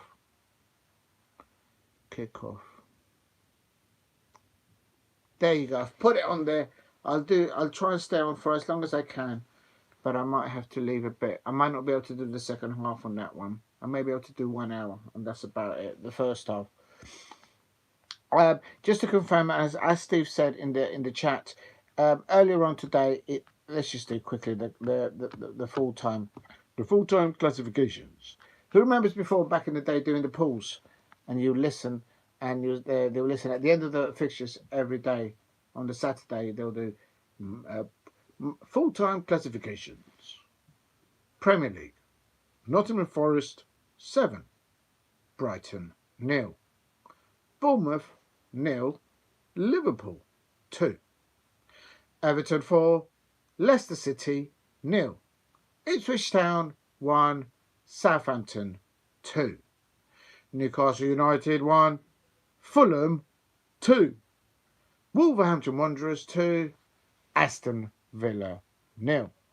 Scottish Premiership: Dundee 0, Hearts 6, Hibernian 2, or Hibs, Aberdeen 0, St Mirren 0, St Johnstone 1, Kilmarnock 1, Dundee United nil. In the Championship, Oxford United 1, Bristol City 1. Plymouth Argyle 2, West Bromwich Albion 1. Watford 0, Norwich City 1. Derby County 0, Sheffield United 1. Hull City 1, Stoke City 2. Leeds United 7, Cardiff 0. Millwall 2, Queen's Park Rangers 1. Plymouth Argyle 0, Burnley 0.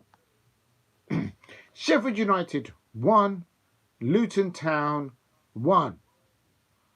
Swansea City 0, Coventry City 2. Shall I do the League One? I'm not going to do League One. I'll be here all day.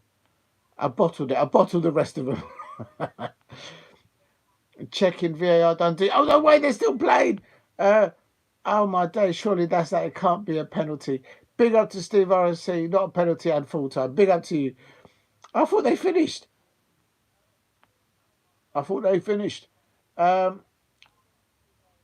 Right, let me just have a look because the lineup should be out. No, actually, before I do the lineups, please keep hitting the likes. If you're new to the channel, please help me get to 10 likes tonight. And if you can, please subscribe at Diego C. Palace if you are new. Just under full-time classifications there for the Premier League and the Scottish Premiership. And now I'm going to try and do the in 15 minutes it starts the, oh my god, it's been a long day. It starts the Real Madrid are playing away at I just written it down, against, it's Espanyol contra la Real Madrid. So what I'll do is I'll try and do a little bit of English and Spanish there. And what I'm going to try and do is update everyone on what are the consequences of today's fixtures. So in the Premier League, as you know what's happened, I've done the results. In the table is monumental at the moment because Wolverhampton Wanderers fans and their players are out of the bottom three on 19 points. They've reduced their goal difference down to minus 18. So every little minus thing there helps. Leicester City are in 18th, Ipswich in 19th, and a massive win for Southampton. The reason why I say that is because Southampton's next fixtures is, okay, they've got Burnley in the FA Cup, but after that, they're at home at St Mary's, Southampton home ground, against Bournemouth. Now, I fancy Bournemouth to win that. But you never know. You never know. If they can get a point there or if they can get a win, a surprise win against Bournemouth, their next match is against Brighton. And so there's a chance for Southampton to get 4 points, if you like, in the next two fixtures. And if that happens, that could push them up. If they get 4 points, they will be on 13 points. It gets them closer and closer to battle out of the bottom three.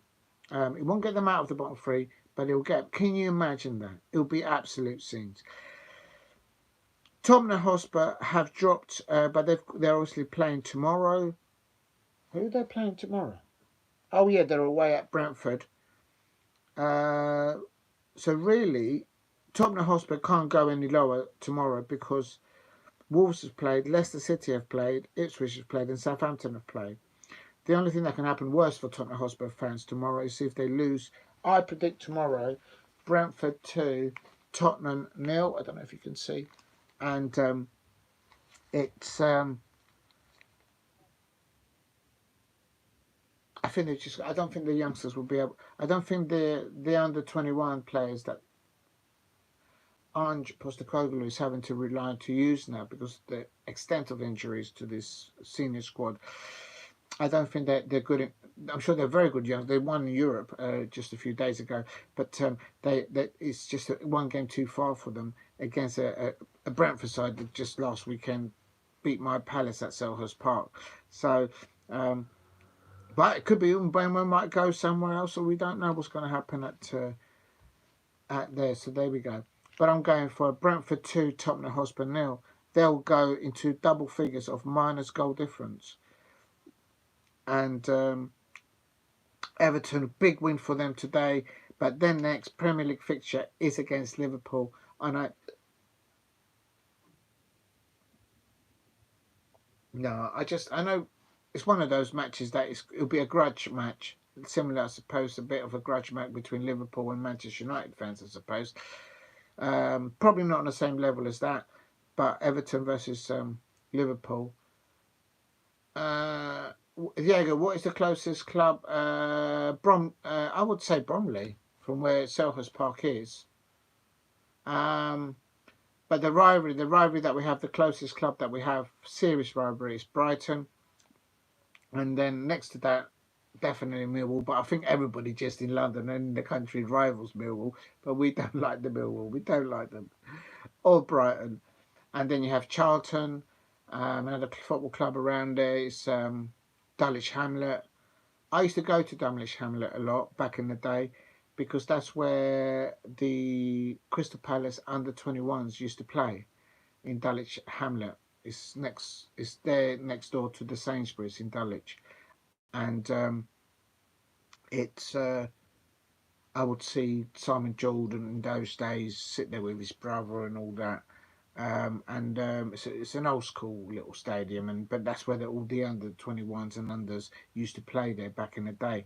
And I always used to play a game there. Whenever I went into there, I always used to sign in as a scout. Anyway, it's just back in the day. It was fun, but yeah, so it's one of those. So that's another stadium that you get in there around in South London. But it'll be the other one is where the Pigeons are at the Valley. That's obviously Charlton. And if you go back even further, near the Valley would have been the original, the home of Arsenal, the Woolwich Arsenal, because that's where Arsenal used to be. That's why Tottenham Hotspur fans always say to Arsenal fans, "You're squatting in North London, piss off back to get out of my pub, get out of my area, get back to South London," because Arsenal, from their day one, were a South London football club at the Woolwich Arsenal. That's all now flats, posh flash, and whatnot down there now. Please hit like and subscribe at Diego C. Palace. So that's that. So that's how it affects it. At the top of the table, Liverpool go 256 points. Of course, Nottingham Forest today, they up on 47 points, the same amount of points as Arsenal. But of course, Arsenal playing City tomorrow at the Etihad. Tomorrow, I've got Arsenal 1, Manchester City 3. And for me, Manchester United 0, Crystal Palace, my Crystal Palace to win 2-0. That's that for me. That's my prediction for that fixture there.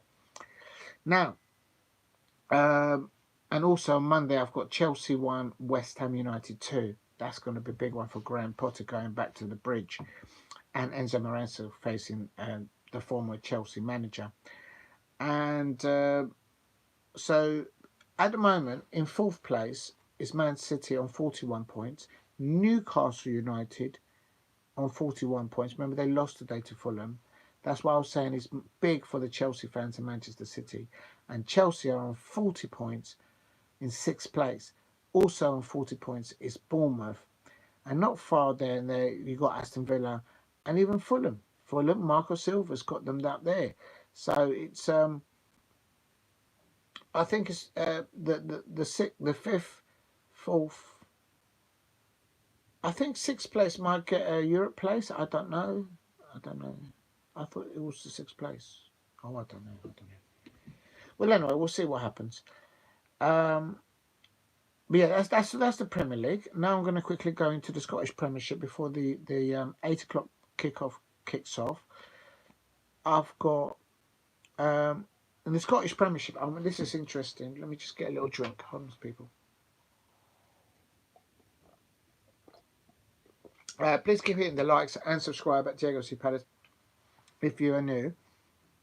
And Scottish Premiership is Dundee 0, Hearts 6, Hibs 2, Aberdeen nil. They started the Scottish Premiership really well at the beginning. They were second at one point. And then St Mirren nil, St Johnstone, they're top bottom of the Scottish Premiership, won. Kilmarnock won, Dundee nil, and there was some drama at the end. Steve RSC says in the chat, big up to you. Please keep hitting the likes if you can in the chat. I'm going to go into it now, Steve RSC, or anybody out there, because I'm always intrigued with Scottish football. And the table is as thus. Aberdeen have dropped into fourth place. Down on 35 points. Hibs have gone all the way up into fifth. Oh, well done to them. Well done. They didn't start the season too well, but they've climbed into fifth place and get another one. They go into fourth. I think they will finish above Aberdeen. The way Aberdeen are dropping like a stone, real talk. The surprise for me and it's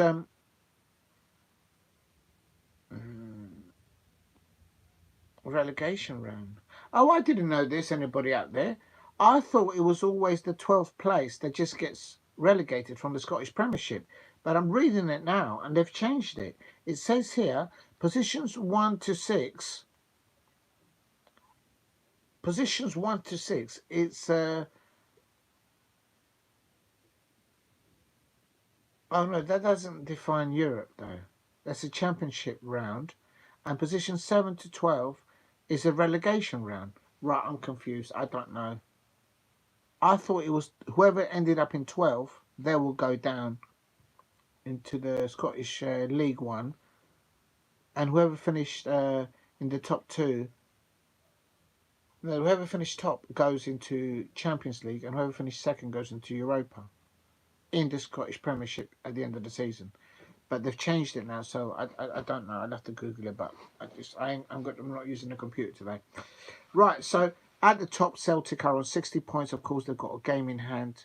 Actually, 2 games in hand. So actually, they've only played 23. Rangers are with 50 points with 24 played. Dundee United, 37 points, having played 25. Aberdeen dropping like a stone in fourth. Hibs are up to fifth. But St Johnstone, who were really out of it, they've climbed. It's back-to-back wins for them, I'm pretty sure. St Johnstone, and who's their manager? Who's St Johnstone's manager? Let me just have a look, people. I'm intrigued because I think they've done really well to go away today at St Mirren's and get. It's someone called Simo Valakari. Does that name ring a bell? Simo Valakari. No, it doesn't. Well, anyway, they're at. Well, no, actually, sorry, that's not wrong. That's not right to say. St Johnstone are not out of the bottom. I'm confused now because I thought it was the bottom side that get relegated, but what do I know? As of today, St Johnstone are on 21 points, having played 25. Ross County and Dundee above them. They have got a game in hand, but they're only on 26-27, so they're closing the gap. Well done to St Johnstone and well done to Hibs for climbing into the top 5. Very well done there indeed. Right, scores and fixtures. Let me just go into there. Cunha there celebrating his goal. Repeat there. Marco Lee says Bayern Munich won today 4-3, I think it was in the end.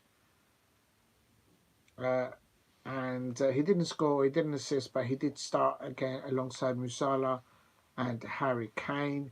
So he's getting to start every match now for Vincent Kompany's Bayern Munich. So well done, Michael Lise there. Keep going. And in Serie A, Bologna nil, Como nil. And if you didn't know, that's where Cesc Fabregas, the ex-Arsenal captain and midfielder, was there yeah, I think he was their captain at one time. If I'm wrong, if you're Chelsea, an Arsenal fan, I suppose correct. Yeah, I think he was a captain at Arsenal at one time. Or was it Patrick Vieira? Oh, I don't know. But anyway, it's 0-0, Bologna nil, Como nil, and the one I'm going to do next, I'll find it. Oh, PSG won 5-2 away at Brest. And I think PSG might get Brest in the Champions League in the next round. I could be wrong, or maybe they've already done that. I said that they'll be PSG will probably beat Brest, and they'll probably favour them rather than Monaco in the Champions League. But Monaco won today 4-2 against Auxerre, and there is a 8 p.m. 5 minutes kickoff at Lille versus Saint Etienne, and where's where I lost the Real Madrid match.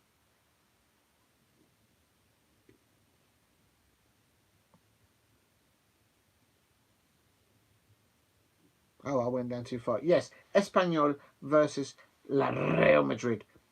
Let me see if I can get the lineup, if they've done it. Yes, they have. It's good. So I'm going to put it in the chat. I know how to do that. I do know how to do some things. What it is, I don't know how to change the description, so I'm kind of losing people watching it, but I don't know how to do it on this device that I'm using tonight. So what I'm going to do is I'm going to put in the, if I can open this up. I'm going to put it in there. If you haven't hit a like, please help me get to 10 likes. And so now doing Espanyol versus Real Madrid. And, oh, it's kicked off now. Oh, I better hurry up. Oh.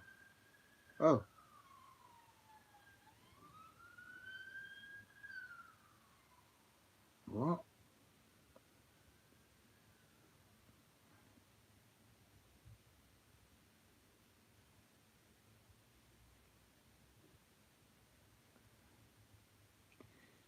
Oh, I don't know what happened there. My phone just did something funny. I don't know what happened there.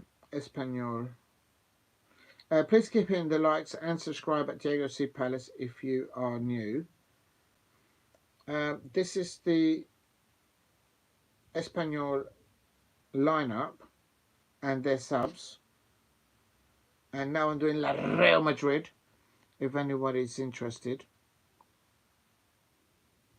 And their substitutes.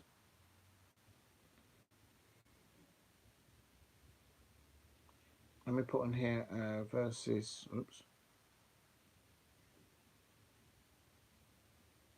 versus, this is the only way I can think to do it, people. I guess in the future I might have a different technology or whatever you.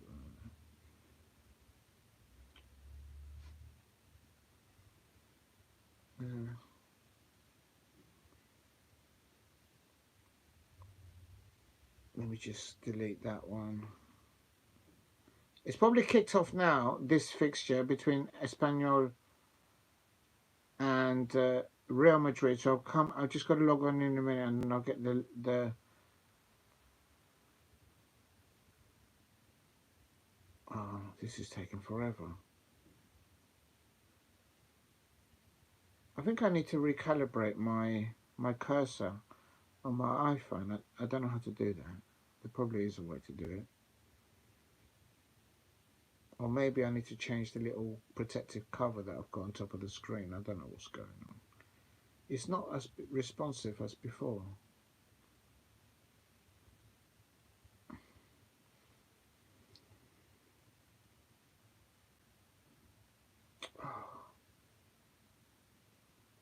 Oh, what you doing, man? It's like he's got his own mind. Vincent Jr. and then that's Mbappe. There, okay. There you go. There's the two lineups if anyone's interested in the chat. That's also the subs for La Real Madrid. And let's get this going here. Let me tune in. Oh, I wanted to go to the toilet, but never mind. I guess I think I'll only be able to do the first half because I've got to do something later on tonight. Well, it is already tonight, but I'm gonna have to go in a minute. Yeah, I can squeeze in the first half, I think. I can't find Real Madrid now.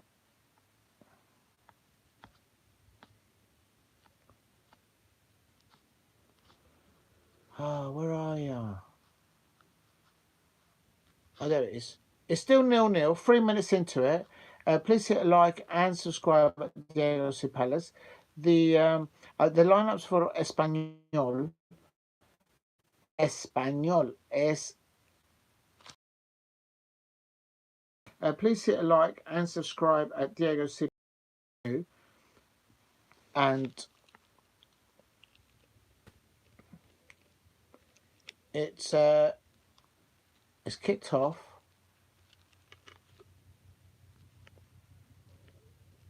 Of course, you all know the manager for Real Madrid is Carlo Ancelotti. But I didn't know this. The manager for Espanyol, so I'm going to put it in here. Manager for Espanyol.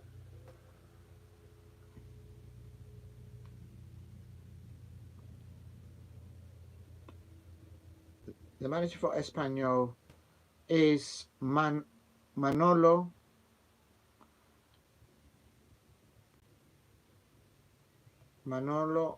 What a strange first name. Manolo. Gonzalez isn't. I've heard Gonzalez as well. He might be Mexican. Or maybe not. Maybe it's gone.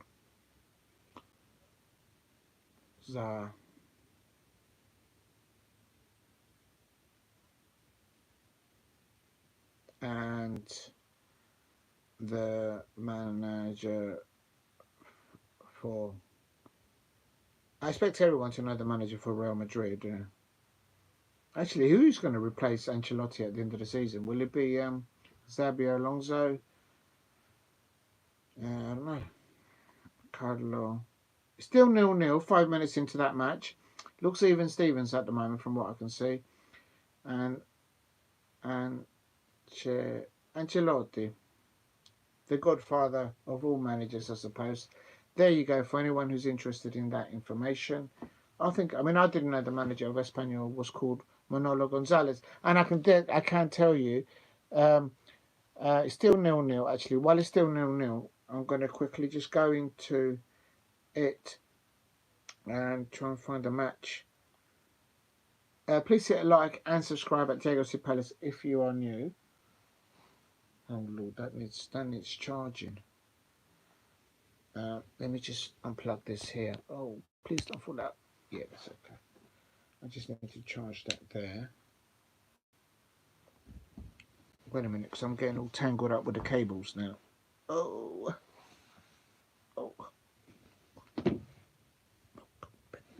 Right, there you go. I'm going to try and find La Real Madrid. Real Madrid. And log on. Espanyol versus la Real Madrid. Vamos a ver qué están diciendo. Y aquí están jugando los jugadores. Why can't I hear anything? Cuardo. Looking at the lineups for la Real Madrid. The lineup for Espanyol es García, El Halili, Kumbala, Cabrera, Romero, 4 atrás en la defensa. En el centro está Lozano y González. Y al frente tenemos Carreras, Kral, Puado y Fernández. Those are the lineup. And I'll do it in English. The goalkeeper for Espanyol is Garcia. They're playing 4 at the back of Al-Hidli, Kumbala, Cabrera, Romero.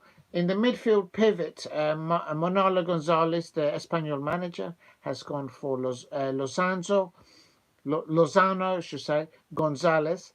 And the wingers is Puado and Carreras, with Kral just sitting behind Fernandez, playing in the number 9 position for Espanyol. For Carlo Ancelotti's Real Madrid, he's gone, of course, with Courtois in goal, with a 4 at the back, Vasquez, Tchouaméni, Rudiger and Garcia.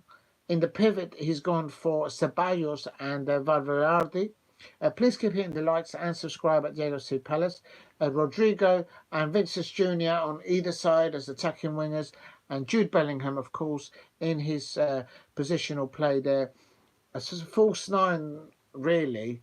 behind Mbappe, I find. Or sometimes he plays a 10. And Vasquez there for... please hit a like and subscribe at Diego C. Palace. This is Espanyol versus la Real Madrid. Estamos at 6 minutes. And Real Madrid... Espanyol are playing in blue. Oh, actually in blue with lines going down their shirt. And La Real Madrid are playing in orange, in their away colours of orange. It's like when the Netherlands, the Netherlands play for their national team in that type of orange. That's La Real Madrid in orange, and their goalkeepers in yellow. Chofra on the ball, crossing the ball into the penalty area. And Calder nearly reached Calder, but this is now Real Madrid. Remember the last fixture in Real Madrid, Mbappe scored his very first hat-trick ever for Real Madrid, and I did a watch-along for that. And, oh, that's a foul there on the Real Madrid player, surely.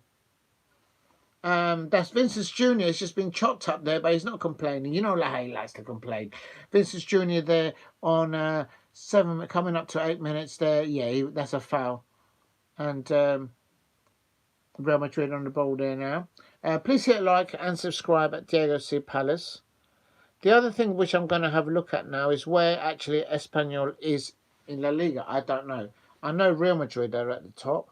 Real Madrid are on 50 points as we stand, having played 22. They're playing the 22 games right now. And let's see where Espanyol is. Oh my God, Espanyol are in the bottom 3. They drew the last game and they won the previous one to that. So they can get wins. The goals in them, obviously, if they've won. Rodrigo in the ball in the penalty area, puts it in, dinks it over to the left-hand side, and Garcia gets the cross in to no avail for Real Madrid for a Espanyol goal kick. Si tú eres nuevo, por favor, suscríbete a Diego C. Palace. Estoy haciendo mirando el partido y hablando del partido de entre Espanyol y la Real Madrid. Al momento estamos a 0-0. Si tú eres nuevo, por favor, suscríbete a Diego C. Palace y dale un gusto al canal si puedes hacerlo, si lo están mirando vivo o más tarde. It's what I just said there in Spanish is that if you're new to the channel, please hit a like and subscribe at Diego C. Palace. And if you're watching on playback or you're watching live, if you can drop a like as well. It's Espanyol 0, and let's have a look. Espanyol are in the bottom 3, so if they were to get a win, I don't think they'll win. What did Steve RSC go for? You've gone for a Real Madrid win, but there's no prediction there. Diego, what's the closest club to Crystal Palace? I would have thought, yeah, well, I've done that.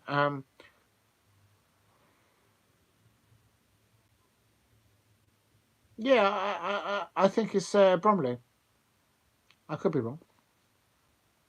But the rivalry for that we got is Brighton, down the A24.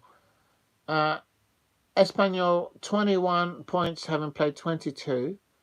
If they were to get a point, they'll get out of the bottom 3. And please hit a like and subscribe at Diego C. Palace if you are new.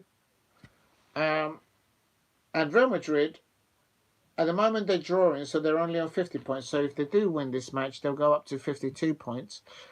That will be 4 points above Atletico Madrid, with Barcelona still to play tomorrow. Please hit a like and subscribe at Diego C. Palace. This is Espanyol versus La Real Madrid. Remember that in the previous fixture, Real Madrid, Mbappe scored a hat-trick, the very first hat-trick that he scored for Real Madrid, so making a record break there. And here is, I think it's coming up. Let's see if I've missed anyone. If I've missed anyone in the chat, no, I haven't. In the chat, I've put the lineups for both teams, and also I've put the managers. Oh, and is that a penalty? Is that a penalty for Real Madrid? Jude Bellingham is holding his right leg there, and I think he'd be all right.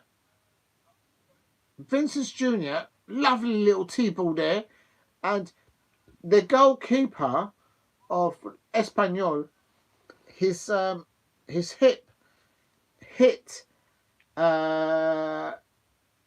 Jude Bellingham's right leg. So, but he's up and running now. There you can see. I like Carlo Ancelotti. He's got all these bubble gums or sweets that he likes eating. I suppose that's good if he's a smoker there. But the godfather of all, El Don Ancelotti, and it's a good 11 minutes. First good 10 minutes solid performance by Espanyol, considering they're in the bottom three at the moment as we speak. And watch this match. Espanyol, they're in the bottom three. They're third from bottom. And for the first 10 minutes, 11, 12 minutes here, I find that Espanyol have fared very well. But it's the interchange, the quick passing, the one-touch punches that Real Madrid can do. They are so well drilled in the transition from a slow build-up play and bam, into the attack at pace. And this is a Real Madrid side without the Real Madrid, without Luka Modric and other amazing players that they've got in the squad in depth. And this is Espanyol crossing the ball into the across the Real Madrid penalty area, and that's a foul. That wasn't a foul, surely. I think this referee might be a Real Madrid fan. Why is the referee doing the two fingers? He's like going like that. But no, he's just telling them. Well, it's in Spain. If you do the two fingers like that, it doesn't feel. It's not rude. It's just saying two. And Vinicius Junior is hobbling away. And it's all kicking off now. Oh, they're asking for the doctor to come on.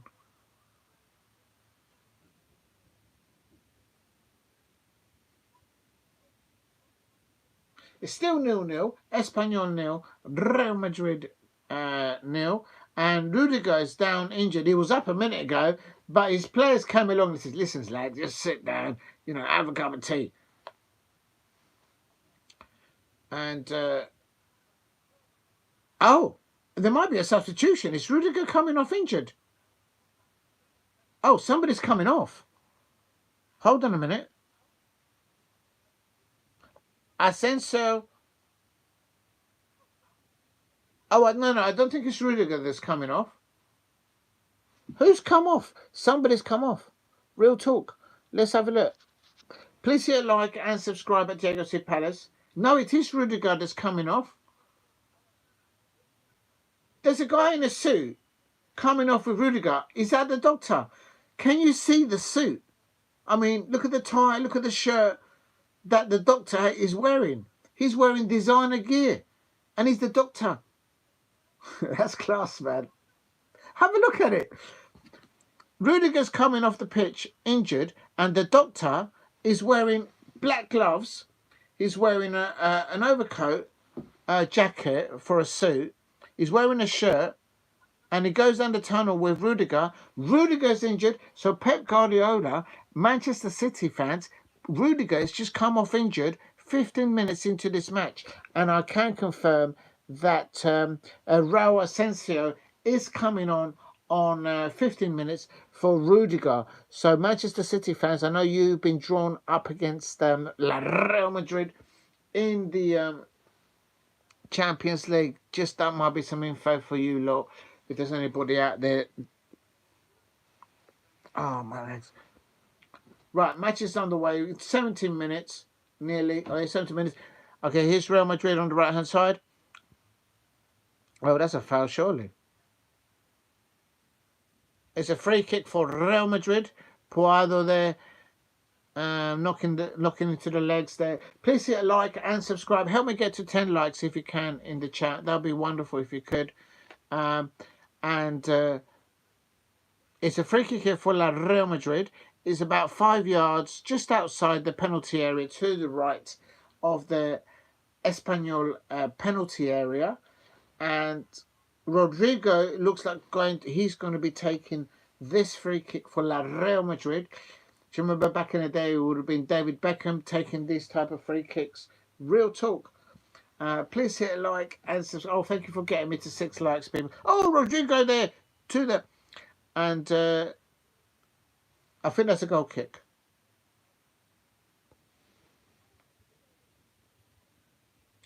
Well, the reason I'm doing this, I thought there'll be loads of goals because I know Real Madrid are top of the league. I didn't know where Espanyol was. I didn't realise that Espanyol were in the bottom 3.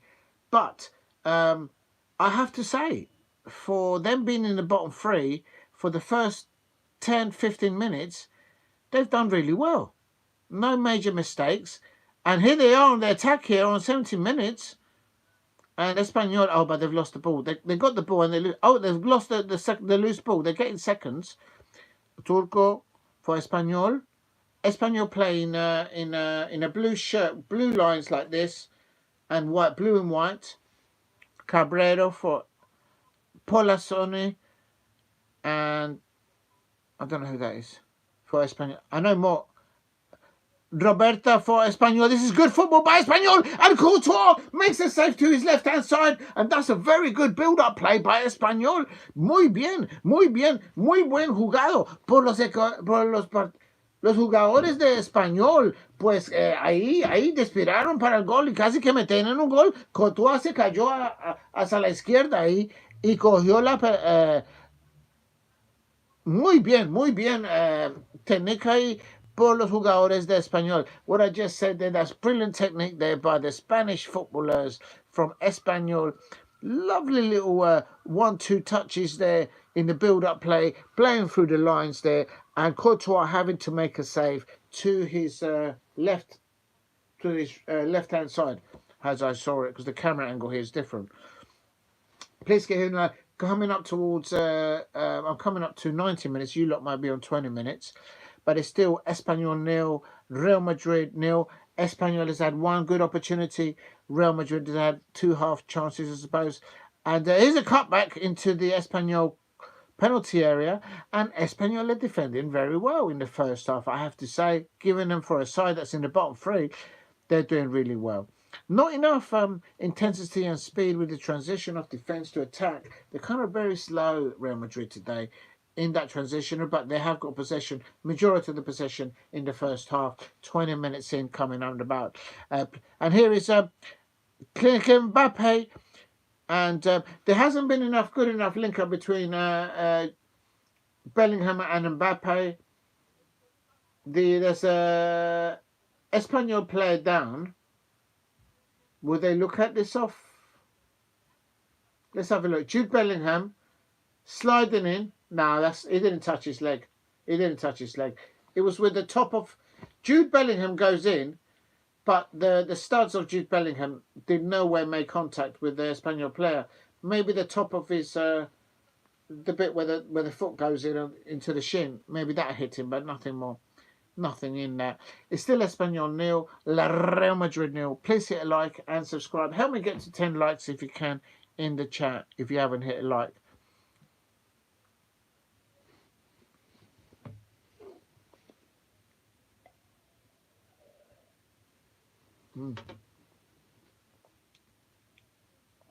I don't even know how long I've been doing a watch along. La Real Madrid están jugando aquí contra Espanyol afuera de donde ellos juegan. Están aquí la Real Rodríguez con la pelota aquí, con el balón, y aquí va Rodrigo. Oh, he's missed past that. And Espanyol getting seconds here. Now they're trying to do a small breakaway, but Valverde wins the ball off the Espanyol player. And this is Vinicius Jr. in the penalty area. He's cutting in. He's got it in. Vinicius Jr. Vinicius Jr.'s just showed the world what he can do. Oh, no, it's not a goal. Is there a foul? No, I'm sorry. Vinicius Jr. scored. I'm sorry. That's not a foul. No way. No way. I didn't see a foul in that build-up play. Vinicius Jr.'s going, por favor, ¿qué pasó here? Heads, shoulders, knees and toes, This is what these... Big up to STE. No, I don't know what's happened to this Espanyol player there. And I'll tell you something. I'm in good mood here, STE, because it's Let me just show you STE in the chat. Hold on a minute, because I don't want to drop my phone. And actually, you know what? I can unplug it. I'm sure this is fully charged now. I think that's a goal there. And bigger, who's that coming into the chat? Heads, knees, and shoulders. Yeah, I can do something for you. It's there. I'm going to put bubbles there for STE there. Head, shoulders, knees and toes. Toes, head, shoulders, knees and toes. And I nearly missed the goal. Espanyol, STE. I nearly missed the goal for Espanyol against Real Madrid. Espanyol are third in the bottom of La Liga, and Real Madrid are at the top. They're doing well. They're doing well, Espanyol. Heads, shoulders, knees and toes. Knees and toes. How'd you do this? Big up to people in the chat. People must be tuning in and thinking, can you imagine Spanish fans watching this live watch along? They must be thinking, what's this head, shoulders, knees and toes? Heads, nose, shoulders, knees and toes. You forgot the nose. And Alex SR saying, this ref. Por favor. I think that Vinicius Jr. goal should have stood, but what do I know? What do I know? I just got, there you go, Alex SR got whooped. Don't drop that controller. Apparently they're very expensive. I don't know. Big up to ST in the chat. Please help me get to 10 likes in the chat. And at the moment it's La Real Madrid. It says Espanyol. It's Espanyol.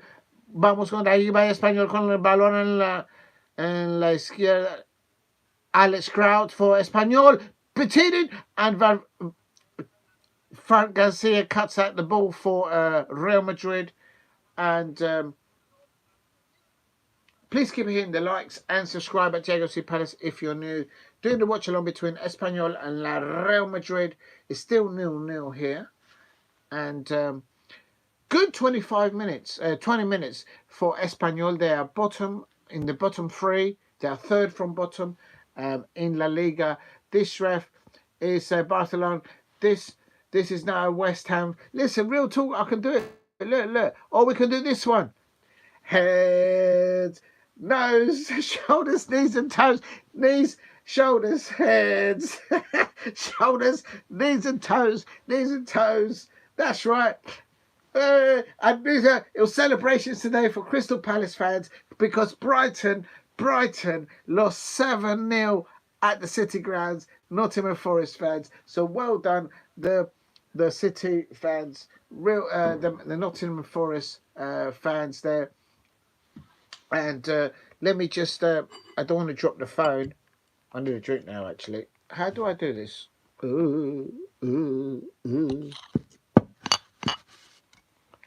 I don't want to, I've got the screens here. And that's what it is. It's party time. Party time. Party time. Party time. Brighton fans in the mud. In the mud. In the mud. That's right. I said it. I started to I finish like they're doing in question time. And literally those West Ham, those are West Ham. Those, you got me mixed up now. STE. Those Brighton fans are in the mud because Crystal Palace fans are happy because, let me just pour my little, oh, not too much, just a one, people. I have to celebrate because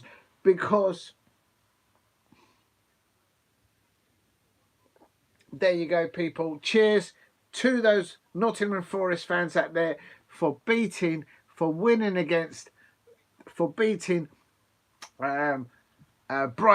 7-0 today. Big up to them. Right, let me get rid of the bubbles and go back to normal. Big up to, there's loads of chats going on here. ST says head, shoulders, knees and toes. Knees and toes. If you know, you know. I can imagine Spanish fans tuning into this says, what's he going on? Head, shoulders, knees and toes. If you didn't do that as a kid at school, the standards are dropping now. The standards are dropping there. Everyone was made to do that back in the day. And then Alex says, I said this ref, and Alex says, I just got my backside kicked off in FIFA. Don't drop your controller, and he's doing that. Bro, he literally touched the ball first. This ref is Barca fan. Could be. Well, yeah, maybe. I don't think so because he disallowed that goal. I think that Vinicius Junior was a good goal. ST said this channel is a West Ham fan channel because of the bubbles. What is he doing? I think this manager's LeBron James. Yeah, some double dribbles there. Mbappe there getting fouled there. La Liga, and it's every game. And then Vinicius Junior gets his shirt support, no foul. I think that is a foul. Alice, I think that is a foul. And the player hoots. Finally, he gave it. Please keep hitting the likes and subscribe at Diego C. Palace. Help me get to 10 likes. It's still 0-0, coming up to 27 minutes, coming up to 28 minutes. And this is a free kick for Real Madrid. Why has my other tablet? Real Madrid free kick here now. Let's see what they can do. Rodrigo hits the free kick and Bellingham on the ball. Vinicius Junior. Bellingham on the ball. Chalmani into the penalty area. And Carabero for Espanyol now breaking out on the left-hand side. And now this is a breakaway play by Espanyol. And the ball has just gone out of play. Oh, that's a shame. Alex SR7 says he was in La Liga. Big up to you. Stay safe. It's still 28 minutes into it. I'm on 28 minutes. It's Espanyol 0, La Real Madrid 0. Si tú eres nuevo, por favor, dale un gusto al canal. Y si puedes, suscribe at Diego C. Palace. If you're new at the channel, please give it a like and subscribe at Diego C. Palace. Este partido es entre Espanyol contra la Real Madrid. Estamos a 0-0 en 29 minutos al momento. La Real Madrid están jugando bien, pero no al nivel donde ellos están jugando. Pero aquí viene Espanyol. That's Asensio. What a great defender there, Asensio. Asensio's come on to replace Rudiger. Rudiger came off injured on 15 minutes. So Manchester City fans out there, I know you've got Real Madrid in the Champions League next. Do you know what I mean? Keep an eye on that. See what's happening there. Thank you, Alex SR. I'm practicing. I'm learning it. Because I think in the future what I might do is I might just do a watch-along only in Spanish and then put the title in Spanish to see what kind of traction they might have. I don't know. But I do know Barcelona and Real Madrid and Atletico Madrid are popular. I don't know. Oh, wait a minute. What's happened to Penny for the Guy? It's still there. Still there. You can't see it because I'm sitting in front of it. Still 0-0 here. 29 minutes in it. Espanyol 0, Real Madrid 0. Please keep hitting the likes and subscribe. What happened in the Vinny goal, Alex SR, is that Vinicius Junior didn't do anything wrong, but before he received the ball, there was another player going into the penalty area, and he was being held literally like this by the opposition player. So there was clearly a foul. Lucas Vázquez! Oh, Cabrera blocked the shot, and so Real Madrid nearly get an opportunity there on 30 minutes. So there was a clear foul in the build-up to Vinicius Junior's goal. But Vinicius Junior didn't do anything wrong. You can't grab a player with your arm around their neck in the penalty area in Spanish football because you'll be giving away a free kick. And Vinicius Junior there doing this. That's a penalty! Isn't that a penalty? Is that a penalty? You see, while Mbappe was running, the Espanyol players held him first. So then there could have been a penalty. Yeah. Maybe you're right. Maybe the referee is Barcelona. Oh my goodness, he says. No, you got to say por favor. Referee, por favor. Goodness gracious. Oh my God. It's 32 minutes. And here is Espanyol on the break here. It's 4 against 4 now. Espanyol now on the right-hand side. Please keep hitting. P-O-R. Por favor. Per is Italian. In Italian, it's per favor. And ST says, me gustan las... No! Las tongas.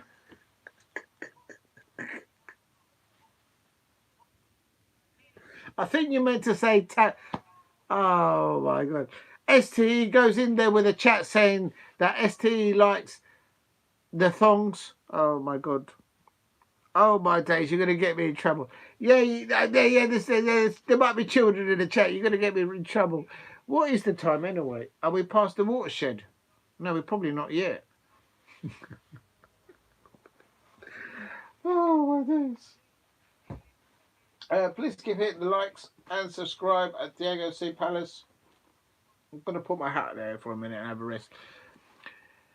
And Alex SR there is joking at ST. ST going to get me in trouble. No, he's not going to get me in trouble.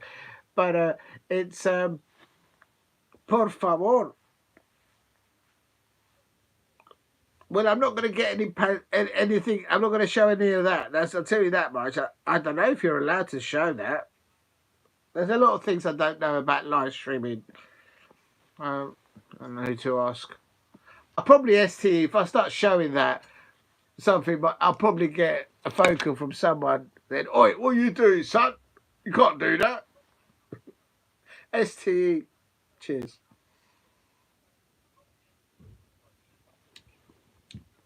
Oh dear. Pantyhose. Oh my days. Espanyol 0, Real Madrid 0 on 33 minutes. Given that Espanyol are sitting third of the bottom of La Liga at the moment. I used to live stream games. I got banned because... Oh, right. Someone used to scream. Wait, what? I'm not saying anything, ST. I didn't say anything. I was confused why I got banned. If you got banned for doing something, Alex SR, it's because you've done something incorrectly. And there is... I don't know how to play those games, so I don't know how to do those things. And there is Rodrigo on the ball. And Real Madrid here on coming up to 35. And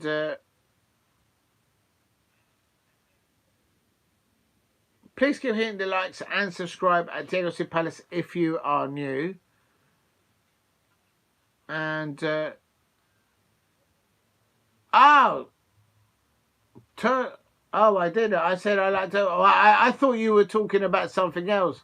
Well, I thought I did. He said, "ST, what you like? Unbelievable, unbelievable."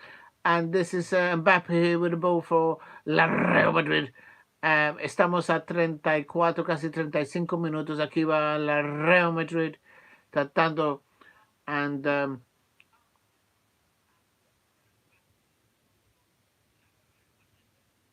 it's 34 minutes, coming up to 35 minutes. Well, you lot might be on 36, 37 minutes. I'm a little bit behind. By the time I logged in, I'm probably a little bit behind. I don't know what the time is. Does anyone know what the time is? Oh, no, my thing's just locked up. Oh, well, we can find out here. Oh, it doesn't matter. Anyway, oh, yes, I have been. Nearly dropped the phone. Don't drop the phone. Should be 3 p.m. for you. Yes, it is. Oh, I can see. I've just got to rotate the phone around. I didn't know. I should know that. Oh, my days. It's been a long stream. It's been a long stream. Please hit a like and subscribe at Diego C. Palace. It is still Espanyol 0, Real Madrid 0. For the first 10-15 minutes, Espanyol are very good for their money. Given that they're third at the bottom of La Liga. Real Madrid, of course, are at the top of the La Liga. They've had 2 good chances. Vinicius Jr. has scored, but it was deemed that somebody else, not him, somebody else made a foul in the build-up to that goal from Real Madrid, so it was not allowed.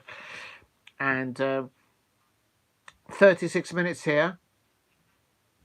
Wrongly ruled off, says Alex SR.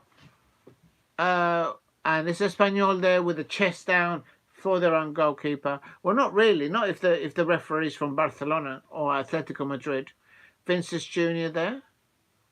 Let's have a look if this is a penalty.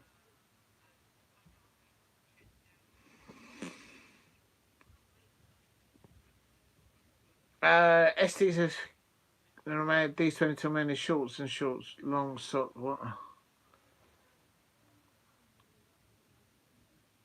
I didn't understand that, ST. Get your head out of the gutter. These 22 men in shorts and shorts, long socks are getting. I don't understand that. What? Why have they got long? What in shorts? They're not in shorts. The referees and the players these days, they play on very long shorts. Back in the 70s and the 80s, the materials were different and the kits were smaller. But I think I know what you're trying to get at, and it is what it is. But here we go. It's Courtois catching the ball there. Courtois got the ball for La Real Madrid. It's still Espanyol 0, Real Madrid 0.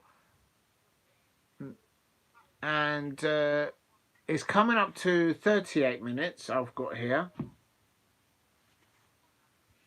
Why is this? I need to refresh that. It's not working. Oh,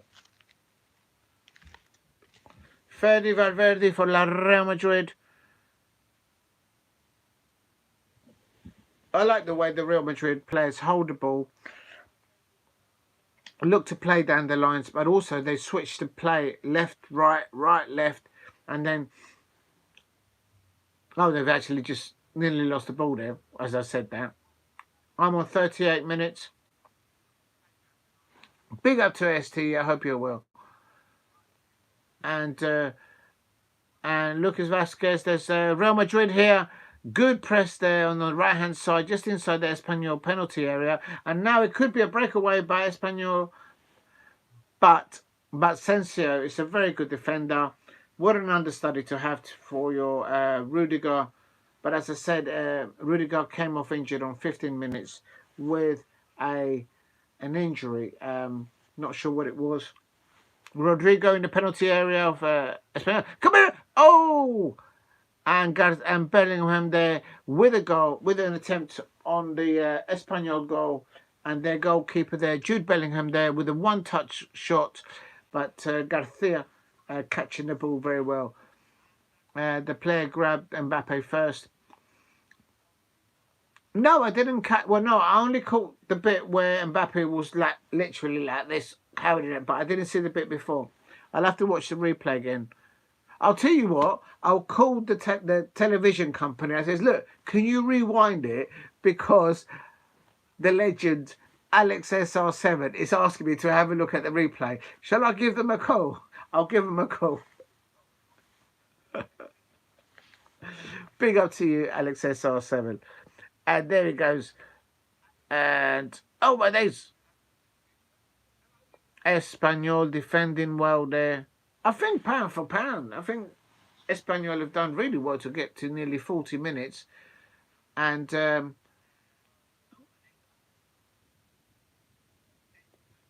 Vinicius Junior wants a foul there. He's saying that he got in my way. Well, he doesn't have to get out of your way, mate.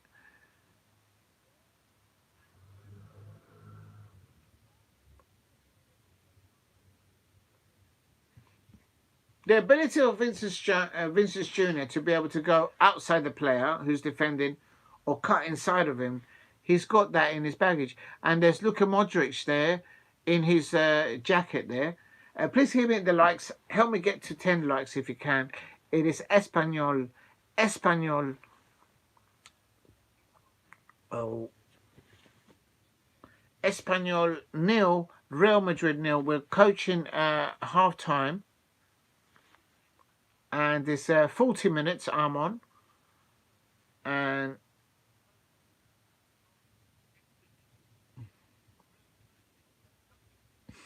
in the last third, Real Madrid have not been as clinical as they can. They're not producing those killer passes. And they've done it a few times. They have scored, but it was ruled there was a foul inside the Espanyol penalty area, so it was ruled out the Vinicius Junior goal. But Vinicius Junior didn't do anything wrong. I think it was Bellingham that was deemed to have fouled one of the centre halves of Espanyol. Please keep hitting the likes. Help me get to 10 likes. Si tú eres nuevo, por favor, dale un gusto y suscribe a Diego Cipales si tú eres nuevo. And Valverde, Rinses, Stanley Ceballos, has he lost it? Yeah, he's still got it. Oh, he's lost the ball. Espanyol getting the ball back.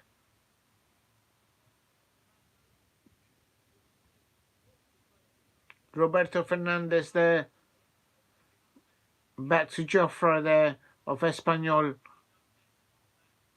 Yeah, they do that, Alex SR. Bellingham, oh.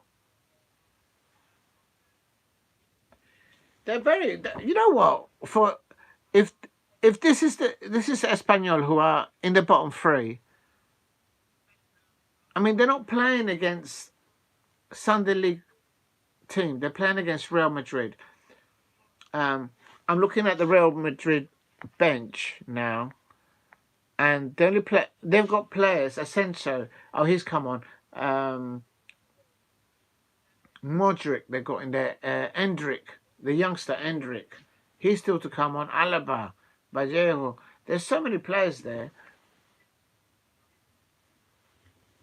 Please keep hitting the likes and subscribe at Diego Cipales. And this is, Mbappe getting the ball. And this is Frank Garcia on the left-hand side. He whips the ball in. It hits the Espanyol player for a Real Madrid corner on 43 minutes. Please keep hitting the likes and subscribe at Diego Cipales if you are new.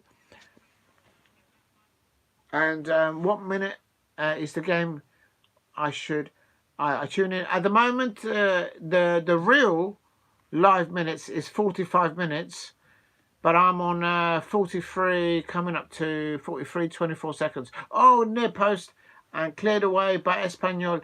Very good defending by Real Madrid. Vinicius Junior ball. We're playing into 1 minute of extra time. I don't know what is the extra time. And the ball goes into the penalty area, but nothing there. Oh, that's a foul, isn't it? Yeah, it's a foul. Okay, now this could be dangerous because Real Madrid have got the quality on the pitch to score from this positioning. It's about 5 yards outside the Espanyol penalty area. It's a bit to the right, but it's still in the central side of their things. They've got the qualities. Let's see who's standing over the ball for Real Madrid. Let's see. Watch this. Valverde will score a banger from here. There's some players there. I'll tell you, they got some kids. Back in the day, it would have been David Beckham. And before David Beckham, it would have been Diego Cipales taking this free kick. Real talk. I may have one flat foot and the other one may not be. But I used to do some good free kicks. Real talk. Maybe not to the levels of David Beckham. Real talk. Here we go. Is it going to be... who took it? Who's taking it? I can't see who's taking the free kick. Camera's too far away. Oh, is that... Rodrigo takes it, and it's a corner for Real Madrid. The youngster Rodrigo, bro, I think it's Beckham. No, what are you talking about? I said before Beckham. No, Alex SR7, don't get any thoughts. What are you talking about? Back in the day, I was Gareth Southgate for Crystal Palace. There you go. Who needs David Beckham? We got Gareth Southgate at Crystal Palace. Real talk. David Beckham, do me a favour. Come on. Please give hitting the likes and subscribe at Diego Cipales. Here's Mbappe there. Hold on. Alan Smith, back in the day. Not the Arsenal defender. There was another Alan Smith we had at the time. And Peter Taylor.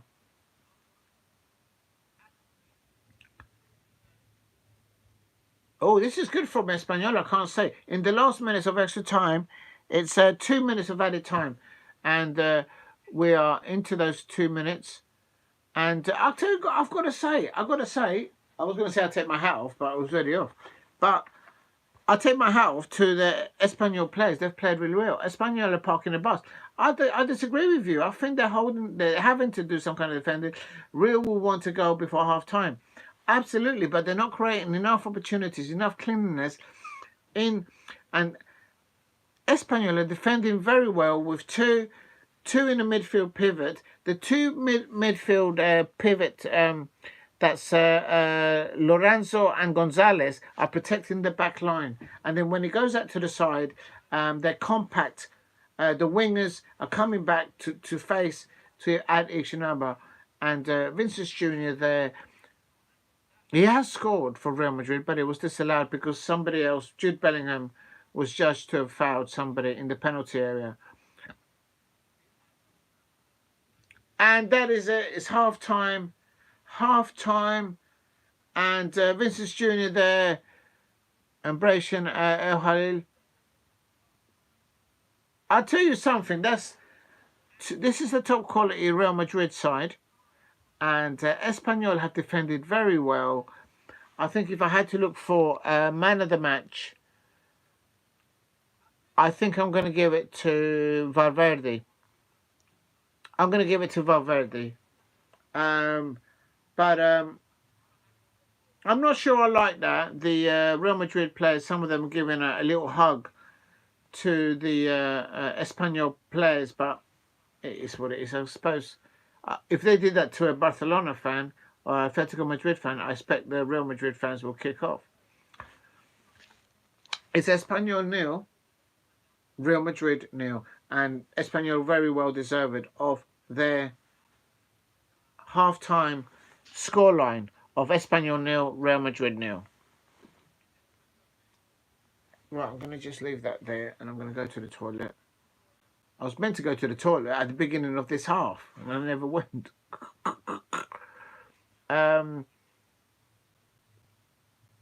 Right, let me just write in the... Oh, no, I don't want to touch the phone, but it is half-time now, and this Real Madrid... No, I've got to do it, because otherwise...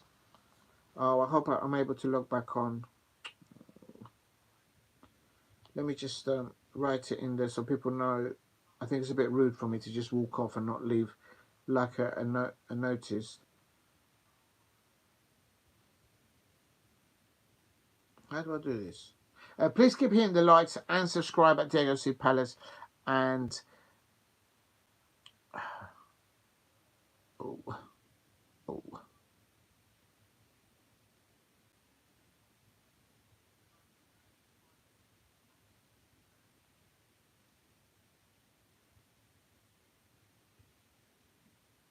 What?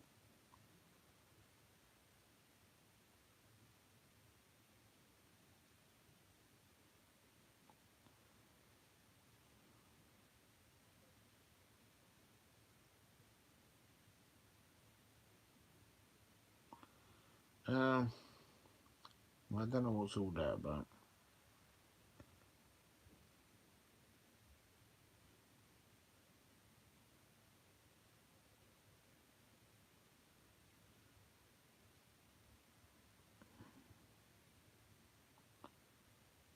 Right, let me just go in there.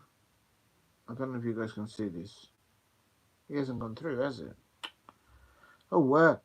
Right, half-time, it's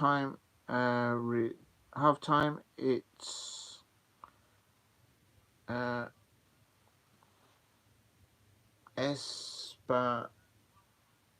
this what's going on? Espanyol 0, Real Madrid.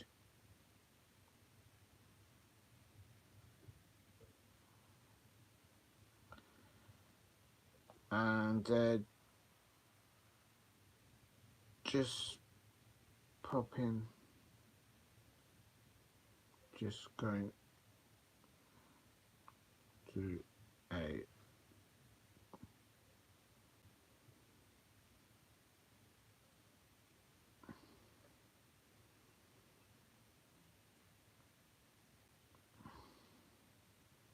back in a moment. I'm also going to go and find my. I've got these biscuits somewhere. I don't know where they are. I'll go and try and find those. Back in a moment. For the second, I was thinking there was going to be for the second half. I was thinking that there will be.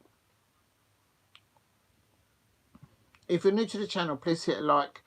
Help me get to 10 likes if you could. That'd be wonderful. And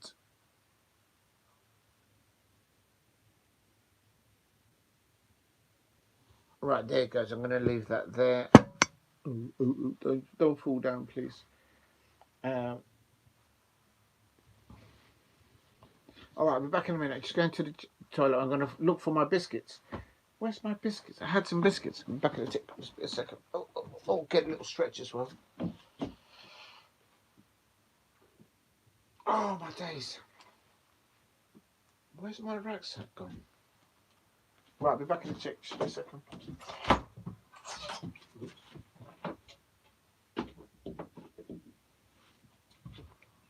Oh.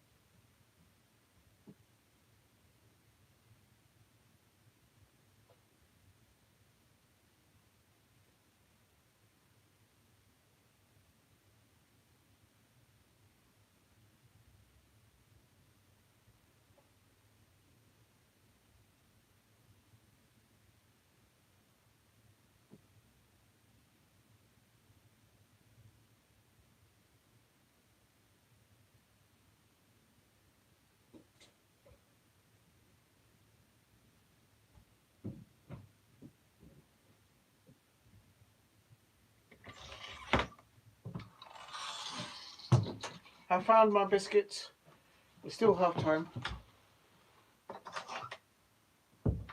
Oh. Oh my God.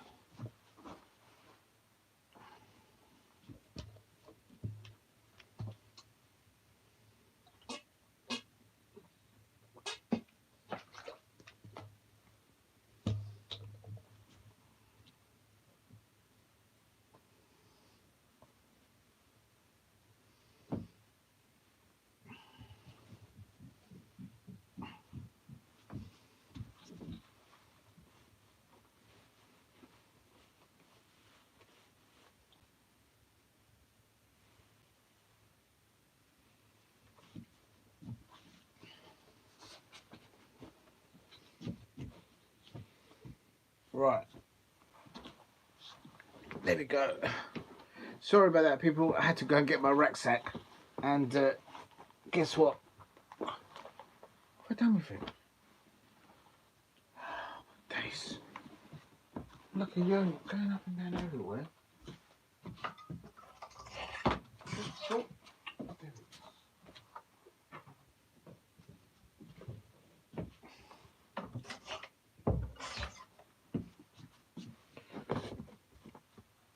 Here we go. Here we go. Still half time. I think Espanyol have done really well for a team that's struggling to get out of the bottom three. And now I've lost the biscuits again.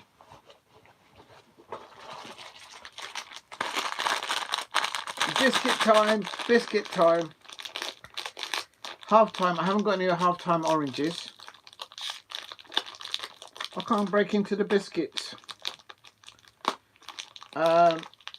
Vincent Jr. did score in the first half, but it was disallowed.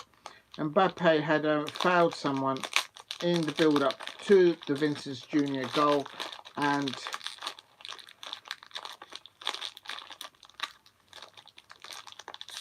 I can't break into the biscuits.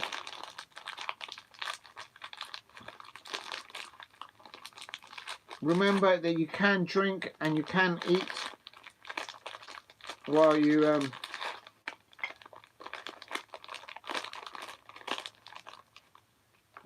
oh, excuse me. Oh no!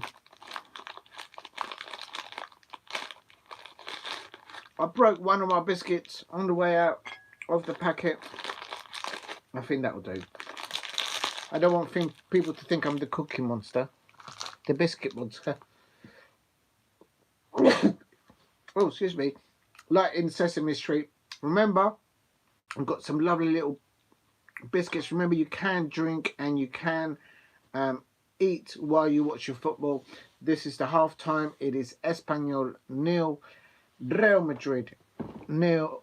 And for those of you in the Spanish seats, estos estamos a mitad del partido. Es Espanyol 0, la Real Madrid 0. Muy buen partido, aunque solo está 0-0, pero el equipo de Espanyol está jugando muy bien, parando en realidad en la defensa de ellos la oportunidad para la Real Madrid para meter goles. Sí metieron un gol la Real Madrid con Vincent Jr., pero Mbappe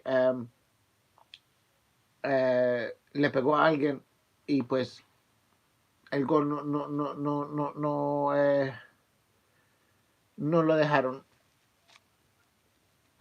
Ahí lo está mostrando otra vez. Si no, todavía es Espanyol 0, Real Madrid 0. So what I just said there, good first half, although it's still 0-0 at half-time. Espanyol have shown themselves good resolve there. And it was actually quite interesting today because at half-time when the players were going off the pitch, the Real Madrid players were acknowledging the Espanyol players like a well done by keeping them to 0-0. I think the game is crying for a lack of Luka Modric there. But I think the player of the match for me in the first half, Valverde for Real Madrid. Great offensive play and also creative play that he does in that pivot there. He's basically a very good number 8. Ceballos has also been good there. And here we go. It's about to be kick-off, maybe, I don't know. Not enough link-up play between Valverde, Bellingham, up to Mbappe, in my opinion. But a very good first half indeed. Although it's still 0-0.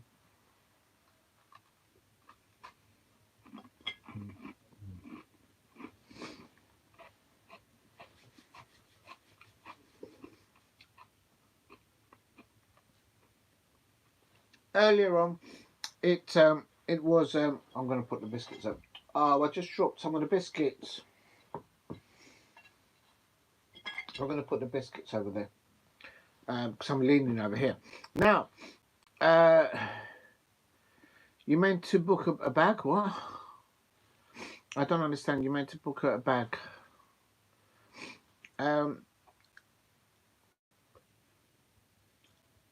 I don't understand that. But big up to UST. The players are coming out for the second half. There's Courtois there talking to. It looks a good stadium there for Espanyol. I can't deny. The Real Madrid players are waiting in the tunnel.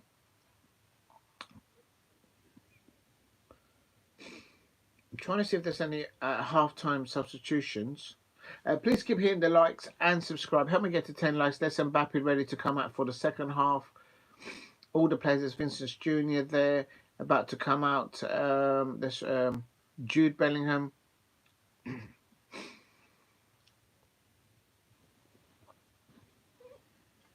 I wonder if Xabi Alonso is going to land at Real Madrid next season. I think a lot has to be done. We'll see where they get in the Champions League. I mean, they've got Manchester City up next. For Manchester City fans out there, what was his name? Rudiger came off injured in 15 minutes. It looks like, I'm not sure what kind of injury he had. I missed what the injury was.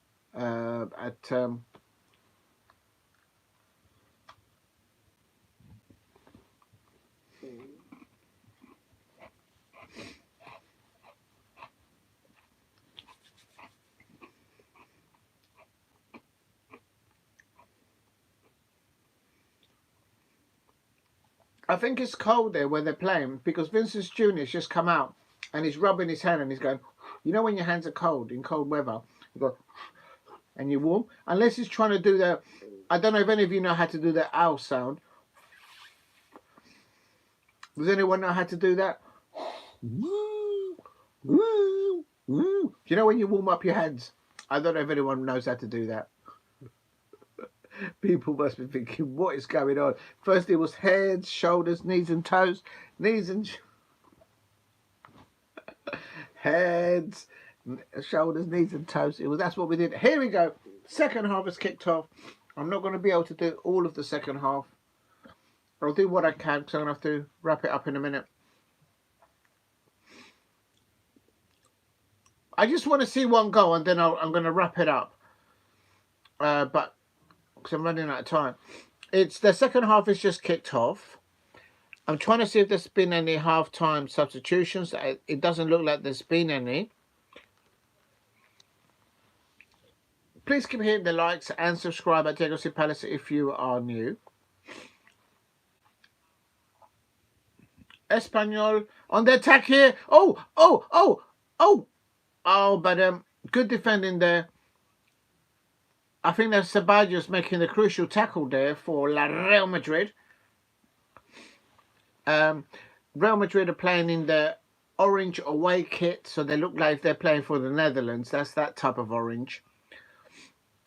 And Espanyol are in the traditional blue back on the shirt, and in the front of their shirt is long blue lines and white lines down the front. Similar to this shirt, but a bit more bolder. That's the kit. But the colour for Espanyol is the blue. It's a similar blue that Chelsea has. A bit like a different shade of blue though. I think it's a different shade of blue.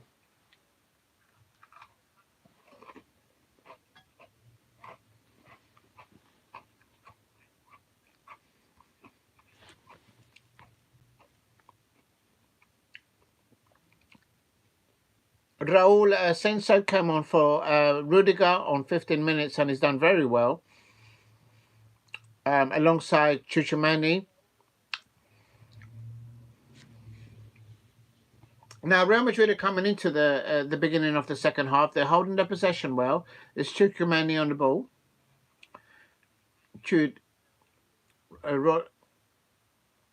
Rodrigo. What secondary school did you attend? I'm fine with you asking the questions, but because this is an open format, I don't like to say because it's not advisable to say things like that on YouTube. It's just for safety because then people can figure out what area and where you live. So I'm not going to say that because it's for safety. You just don't do that on YouTube. I didn't know that myself. I learned that from other content creators. You don't say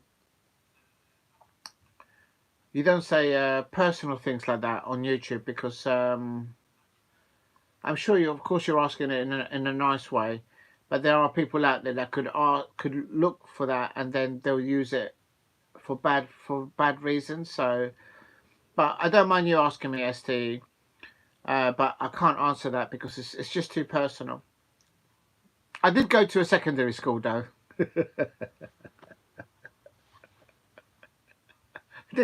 I learned how to cross the ball. As Lucas Fabres, but big up to you, ST. Ceballos there. I think that's the advantage that I've kind of got by looking at other content creators. You learn not to make accidentally mistakes when you go on live. So, touch wood, I don't make too many mistakes.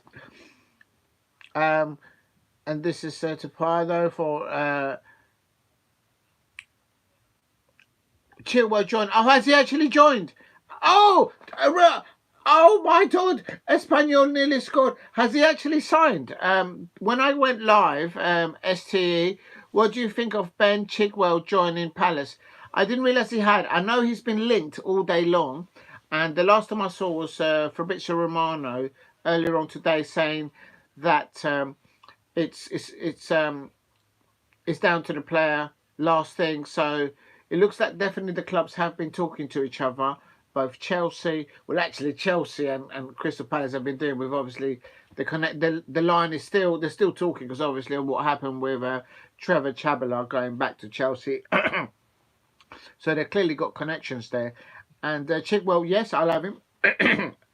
I can't look it up on my phone because that's where I'm watching the match. So if it has happened, if it is a here we go from Fabrizio Romano, then thanks for that, STE. But yes, I'm happy that he's there. We've got Chadid Riyad has gone injured. We've got other players. Checky the Corey's gone injured. We've got the good thing is we've got Franca back available tomorrow and Adam Walton. Of course, they play in different positions to the players that got injured. Bellingham! Oh! Bellingham nearly scored for Real Madrid. And the follow-up is also missed. And how is it not Real Madrid one? The Vinicius there. And it's just like they're flicking a switch. Real Madrid to attack. And John Garcia's then goal there. And Mbappe nearly getting a goal there for La Real Madrid. It's still 0-0. Espanyol 0. La Real Madrid. Can somebody please score? Because I've got to go in the next 10 minutes. I'm going to be late. Espanyol, please help me get to 10 likes if you can in the chat. Espanyol 0, Real Madrid 0, and here's on 51 minutes, and here is good defending by Espanyol. Very well organised. The two, the number 8, oh, wait a minute. This is Real Madrid on the left-hand side. The referee's getting in the way.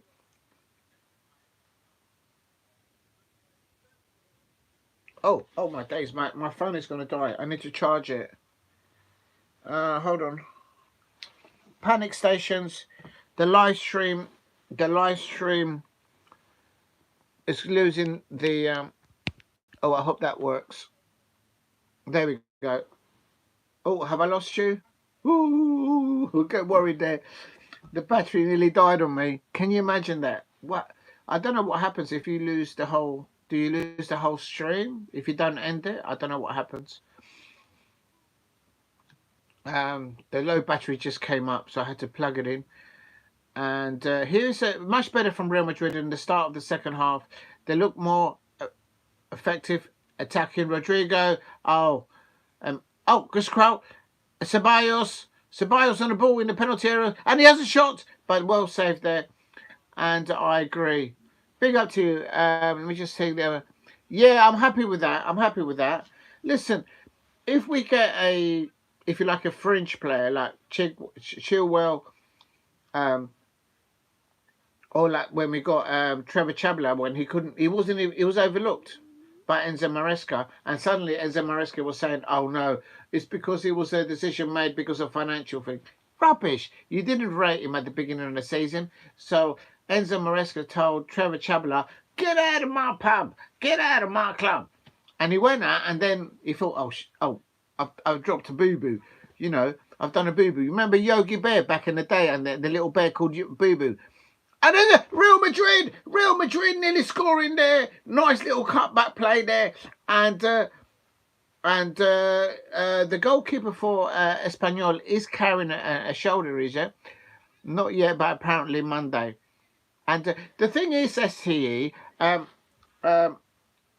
there is three things that's going to happen with Chelsea. There's nothing happening at the moment. They're looking at an injury to the goalkeeper. But on Monday, it is Chelsea versus West Ham United. I can see him going, makes sense. Yes, I agree. But on Monday evening, when you lot are playing, he's not getting any minutes. He'll get time for us. Any French player or any player on the bench for Chelsea would probably, with that experience. Yeah, okay, so the goalkeeper for Espanyol is getting treatment now. But what I can say for Monday night, why is this saying 10%? Oh, right, I'm starting to panic now because this is now saying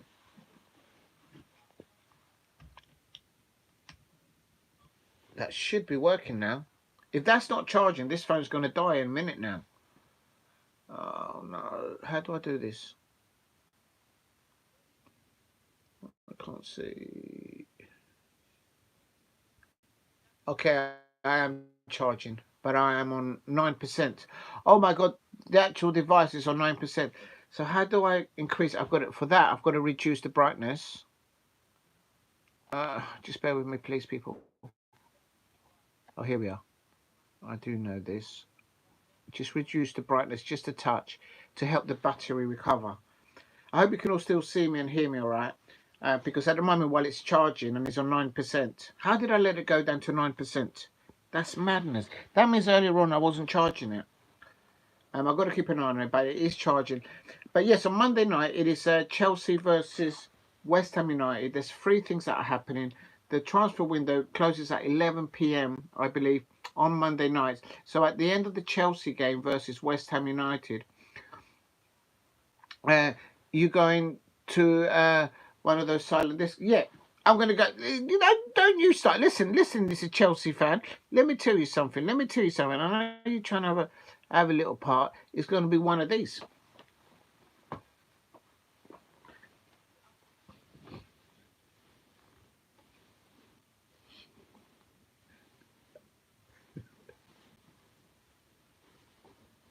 It's going to be one of those, followed by one of these.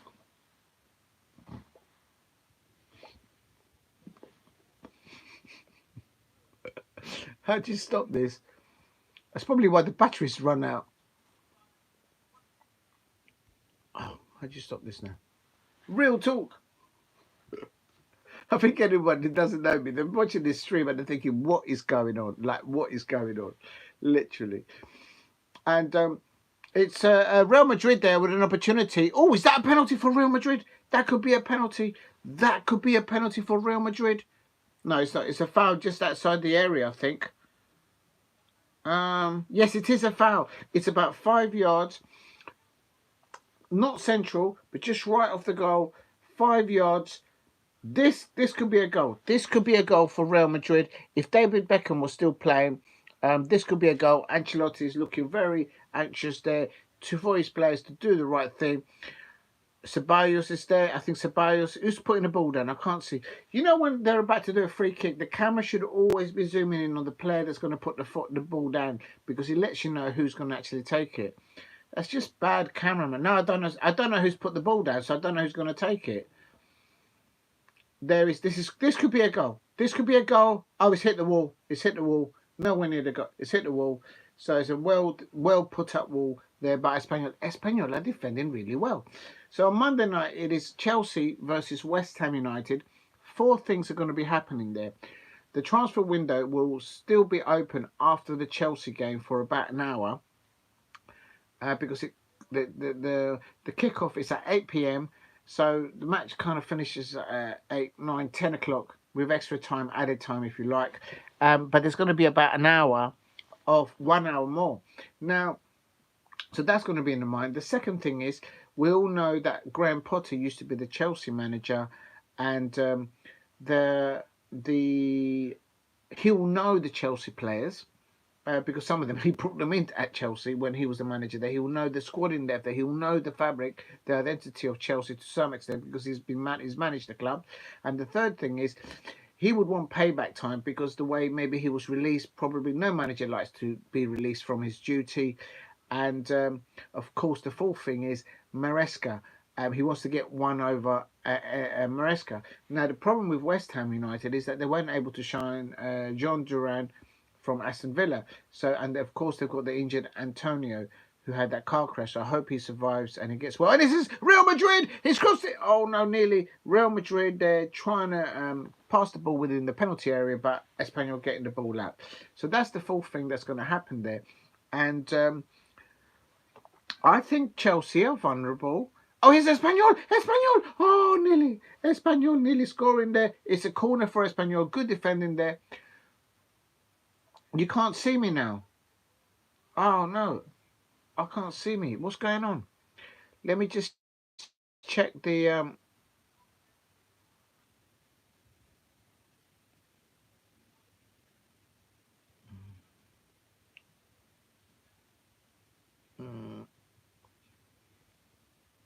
Okay, I hope you can see me now.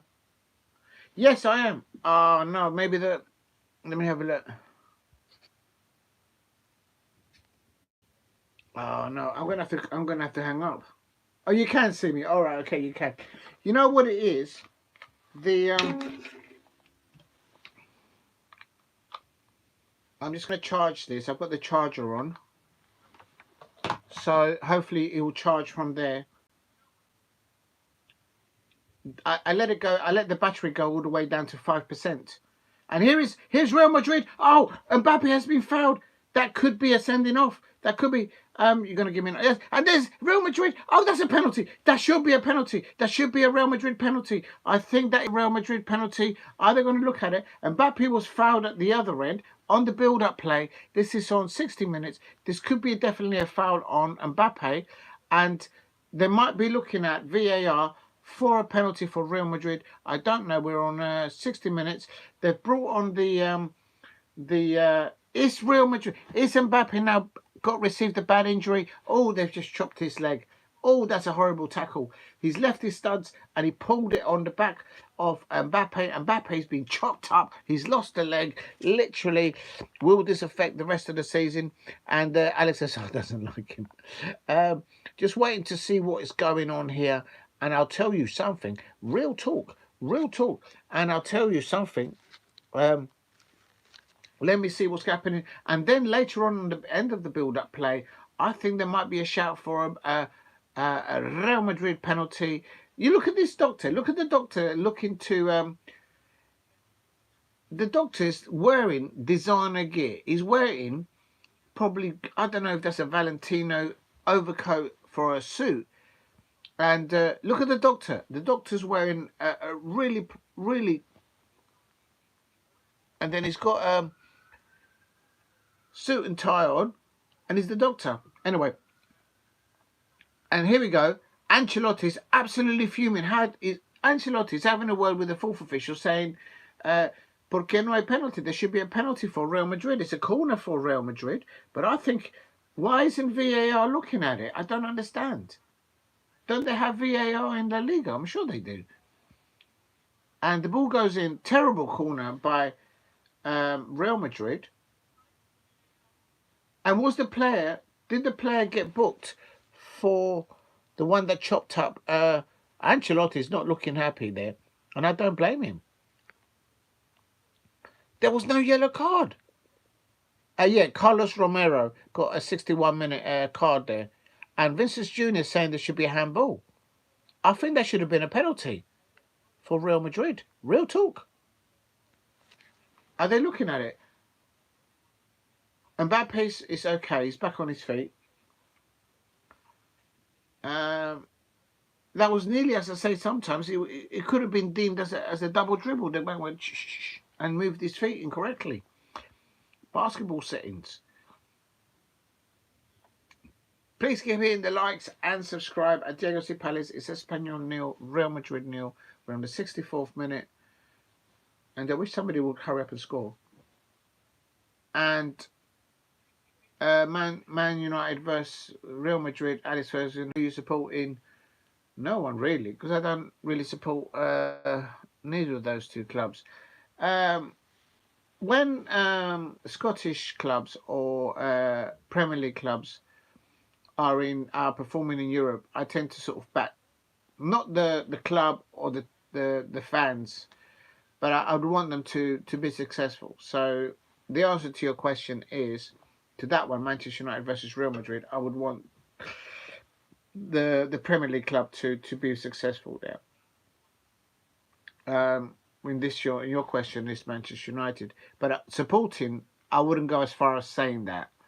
The only club that I can support is Crystal Palace. I would say backing on the night in the sense for them to do well. But believe me, I've got wounds open for what Manchester United fans and their players have done to me over the years, decades. Real talk. That's why it was lovely to go to Old Trafford last season and get 3 points there. That's a foul by the Espanyol players, surely. Do you watch all their games? What games? What club are you talking about? Real Madrid.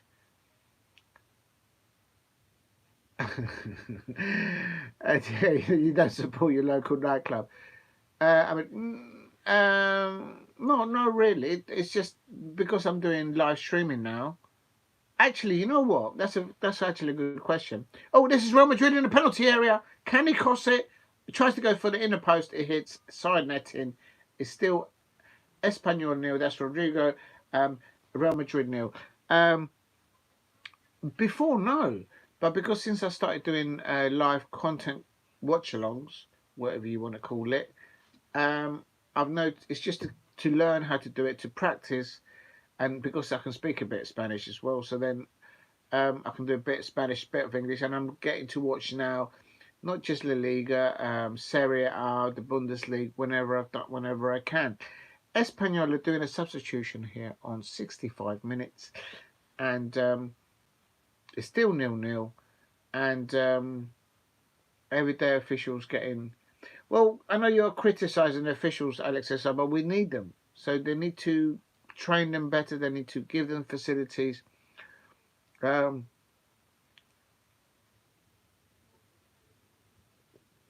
You're looking in the. You're looking in the mirror. You know. I don't know. Big up to ST. You lot in the chat. You're absolutely losing it tonight.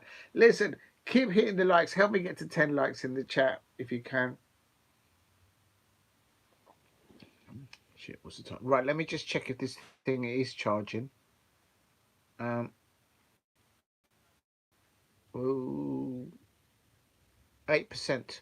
My phone is literally about to die. But it is charging. Alex SR7 and STE there. ST says, I went for 1-1 Real Madrid. Still possible. Listen, this match needs a goal. But if Real Madrid score it, I think they'll win. Espanyol, for all their effort, if they can get away with a 0-0, they'll probably take that. But usually what happens is, what I don't understand is why hasn't Ancelotti brought on the likes of Luka Modric? Having said that, let me just check it because he's just brought him on and I haven't missed it. Yeah, he's got options on the bench. The only thing I can think of is Real Madrid must have a fixture. They can't be playing today and playing on Monday, so maybe they've got a fixture midweek. I don't know how you would find that out. Atletico will be playing for Real to drop points. Yes, I agree with that, Steve. What's the other comment you went for? So I didn't read it out. So I went. Steve RFC says I went 1-1 Real Madrid. Still possible. They can't win every game. I'm sure of the year before they drop points away. Yeah, that's very true. My phone is locked up now. What's going on? Let me just check this. Please keep hitting the likes and subscribe at Diego C Palace if you are new. And oh, the question was for Alex. Sorry, ST. And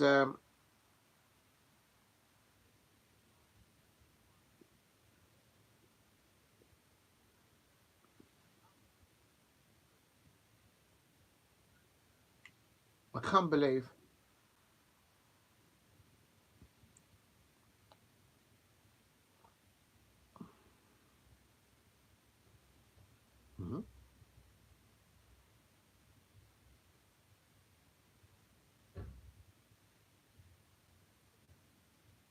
How's it doing that? Oh, I want to know how they did that.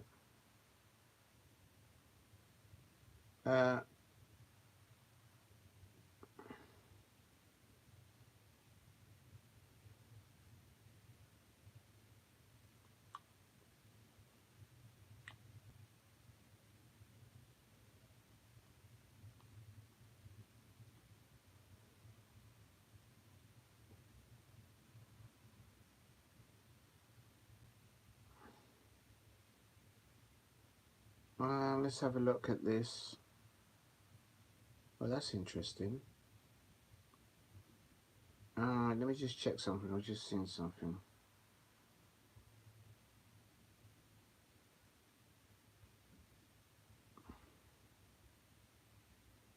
I wonder if it is who I think it is. All right, never mind. I'll leave that alone. I'm not going to get involved.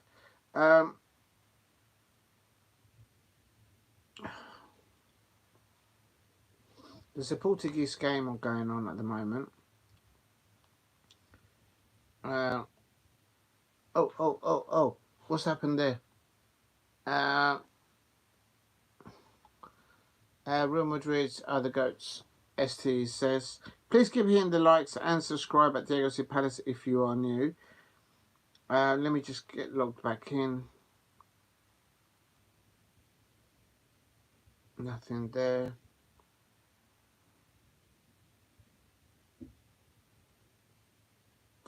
Can't do this. I'm missing the match. It's logged me out. It's still 0-0 on 73 minutes. Just having to log back in. Real Madrid. Okay, please work. Please work. Let's have a look. Okay, here we go. Still 0-0. Big up to ST. Hold on. Oh, that's a chance for Real Madrid there on 71 minutes. And my days.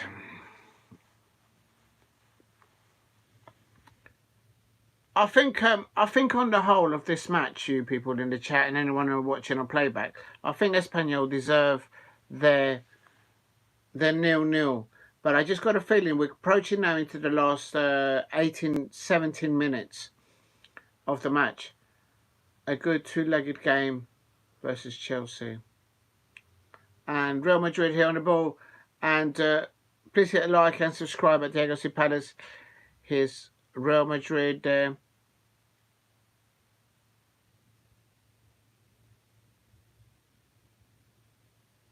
Yeah, I agree there, Alex SR7. That, I think now I've seen the replay that could have been a penalty. Well, I don't know. Vinicius on the ball. Oh, just wide of the right-hand side post. I think Espanyol are well deserved of a point after this, but Real Madrid are always dangerous. And Real Madrid have scored, but then the goal wasn't disallowed. Roberto is coming off for Espanyol. Roberto is coming off for Espanyol. The home crowd are clapping there. And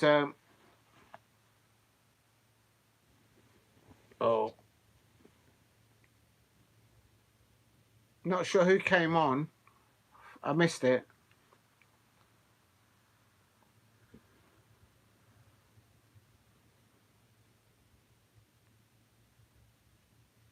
I can't believe it's 0-0. I thought there was going to be loads of Real Madrid goals.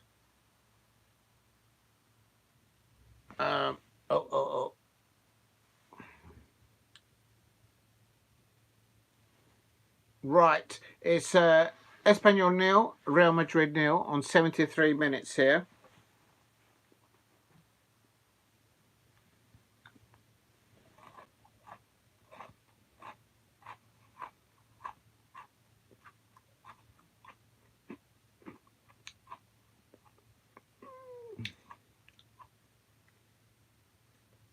If you're new to the channel, please subscribe at Diego C. Palace. I've not been able to change the description to Espanyol versus Real Madrid because the device I'm using he's going to go down the best I've watched in all these years. Big up to ST in the chat and Alex SR7. And here's Real Madrid into the penalty area. They can't play the ball through into, and Bellingham, that Espanyol are limiting Real Madrid to shoot from outside the penalty area towards the Espanyol goal, and they'll defend that. They'll save that all day long. And Espanyol need to keep focus, organised like they've been doing it for the 75 minutes that we're into now. We're 76 minutes, and they're well deserved of a point. They might, from a set piece, they might even nick a win. But at the moment, it's still 0-0. I thought that Real Madrid was going to score loads of goals today. I didn't know where Espanyol were in La Liga, but on this performance, they'll easily survive. And there's Espanyol. Oh, he's lost the ball. No, why did you pass it out wide? And it's penalty area, and Courtois comes in there. Jose Mourinho tactics. Please keep hitting the likes and subscribe at Diego C. Palace if you are new. Oh.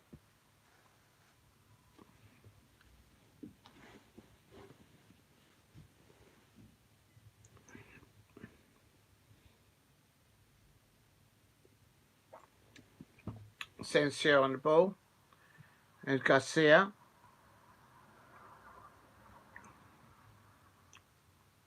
Oh, Rodrigo! Oh, how did Rodrigo not score there? What a great save there by Garcia, who's actually got a shoulder injury for Espanyol. And Rodrigo coming very close on 75 minutes. Lovely link-up play there from the wide. He came in from the right-hand side, cut in there, and he tried to poke it into the... Let me hear. I think it came off the post. No, he did gather it, but the ball just landed in... No, yes, I tell a lie. Rodrigo actually beat the keeper. He came off the post, and then the ball landed in the keeper just underneath him. So that's why he was able to gather it. Espanyol surviving there. A good save there by Garcia, the Espanyol goalkeeper. But I have to say, he's actually carrying a shoulder injury. So he's done really well to get down there and save the ball. Real Madrid now pushing levels up. I got a feeling that Real Madrid are going to score in the last 10 minutes. They're just upping levels slowly and steadily, and it's whether Espanyol will make a mistake. They've defended really well against the top side in Spain at the moment, in Real Madrid. And I don't understand why Ancelotti hasn't brought on Luka Modric. And, oh my God, Mbappe nearly there, and Garcia saves it. Let me see it. Mbappe there, nearly scored. Oh, what a save. Diving. Full save by Garcia to the left. Both hands hit the ball at full stretch. Superman save there by Garcia in the Espanyol goal. Here's Rodrigo taking the corner here. The levels have been tipped up, and another save there by the goalkeeper of Espanyol there. Tuchumani there, an attempt there. He's racing back because now Espanyol are on the break. And it's, they've lost the ball. Keep the ball. Please keep hitting the likes and subscribe at Diego C. Palace. Help me get to 10 likes in the chat if you could. And this is Bellingham, Rodrigo, and Kylian Mbappe. He's lost the ball. He couldn't get it past Polo. And this is Espanyol hoofing the ball out. We're coming to the last 10 minutes of this fixture. Is Espanyol. And this is, nearly. The players will always find ways to win. Yeah, I think you're right. I think they will find a way, Steve. That's why I'm thinking the last 10 minutes, Real Madrid will score. It'd be interesting to see. I thought there was going to be loads of goals in this fixture because the last match, Real Madrid, Mbappe scored a hat-trick, his first hat-trick for Real Madrid. Luka Modric is coming on. Hello. What did I just say in the last few minutes ago? I don't understand why Ancelotti hasn't put Luka Modric on. I mean, of course, I don't know more than Carlo Ancelotti, but please keep hitting the likes and subscribe at Diego C. Palace. And a corner there comes in for Tchouameni there. It's another corner for La Real Madrid. Oh, so it's not a corner. Look at the heat map. I don't know how to do that because I'm not using a computer today. Come to think about it. Let's have a look. Oh yeah, no, that's not a corner. That came off the Real Madrid player. Please keep hitting the likes and subscribe at Diego C. Palace's substitution. Luka Modric, Ceballos coming off, and Luka Modric coming on. And watch it. Watch this player, this genius of a player, in Luka Modric's coming on. Diego, you look. I don't know how to do the heat map. I can't. I haven't got a computer today. I'm doing it on the phone. And please hit a like. Hold on a minute. Hold on a minute. Let me just have a look. We're on 10%. Literally, as soon as this thing stops, as soon as this match finishes, I have to stop because I have to go, and also the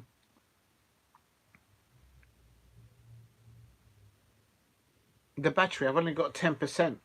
Please help me get to 10 likes in the chat, and also, oh, that's a push. That's a stupid foul.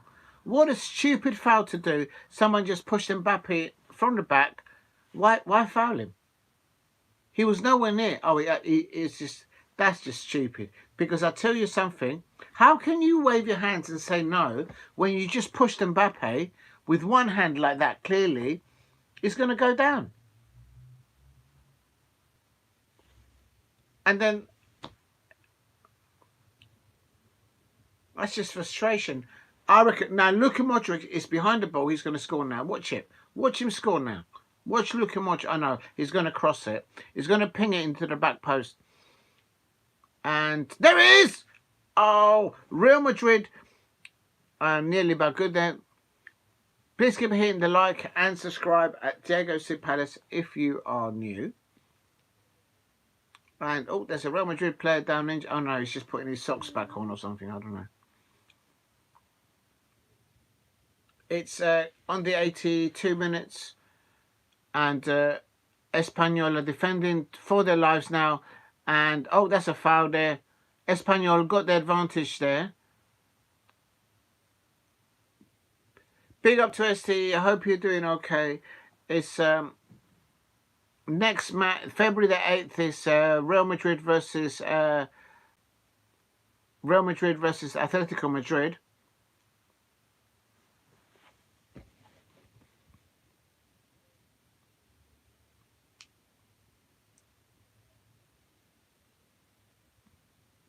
If you're new, please subscribe at Diego C. Palace. Trying to get to 2,000 subscribers. So if you're there, please subscribe at Diego C. Palace.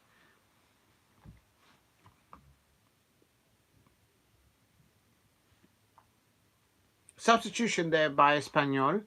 Puado off and Carrello coming on for Espanyol on 82, 83 minutes. We've got about 5 minutes of normal time now. I think Espanyol are deserve of the punt. I don't know what Steve. If Madrid don't win this, it's a 2 points drop. Yeah, they're still top, but Atletico Madrid and Barcelona will be saying Espanyol, vamos, vamos, that kind of thing. Real talk. I think it's. If I can't understand why Espanyol are bottom in the bottom three. Because this is against a very good Real Madrid side. And Shots on target has been 5 for Real Madrid and 1 for Espanyol. Bellingham on the ball. Bellingham on the ball. Oh, he's fouled. That's a foul on Bellingham. 5 minutes of normal time to be played to make up to the 90. And the only... Right, here we go. No, I don't think they've been parking the bus. I disagree, actually. They've just been defending a 4, 2 in the midfield pivot, and they've been working their socks off. I would say parking the bus is when you have more than 4 people. And this is a good header there. Oh. And Luka Modric loses out there, and it's a counter. It's 2 against 2. Espanyol, are they going to win it in the last 5 minutes? And there's a ball out there to... And here we go into the penalty area. Oh, there's the goal. And they've done it. They've done it. Espanyol has scored. Espanyol. Ay, Dios mío. Espanyol metieron un gol. Espanyol 1. Real Madrid. Real Madrid. The Liverpool fans will be celebrating that Real Madrid have lost. And I'll tell you what a breakaway play there by Espanyol. Espanyol has just shown... They were in the bottom three of La Liga, and Espanyol in the last 5 minutes of normal time, they've just scored against Real Madrid. Barcelona fans, Atletico Madrid fans, even Liverpool fans will be celebrating. It's a celebration by Liverpool fans and Barcelona fans and Atletico Madrid fans, because Real Madrid have just oh, I can't get this. Real Madrid, Espanyol could hang on and not get my predictions. Yeah. I tell you something. What a goal. What a goal. 1 goal there. I think it was worth waiting for that. Carlos Romero there. Courtois is a very good goalkeeper. What a break. They will be saying at the end of the season in La Liga, do you remember Espanyol goal by Carlos Romero on 85 minutes? Could this goal decide the La Liga? Has this just decided La Liga? What an momentous goal. Real Madrid, Steve said that they'll be dropping 2 points. At this moment, they're dropping 3 points. 1, 2, 3. Real talk. Please keep hitting the likes and subscribe at Diego C. Palace. It is Espanyol 1, Real Madrid 0. And I have to say,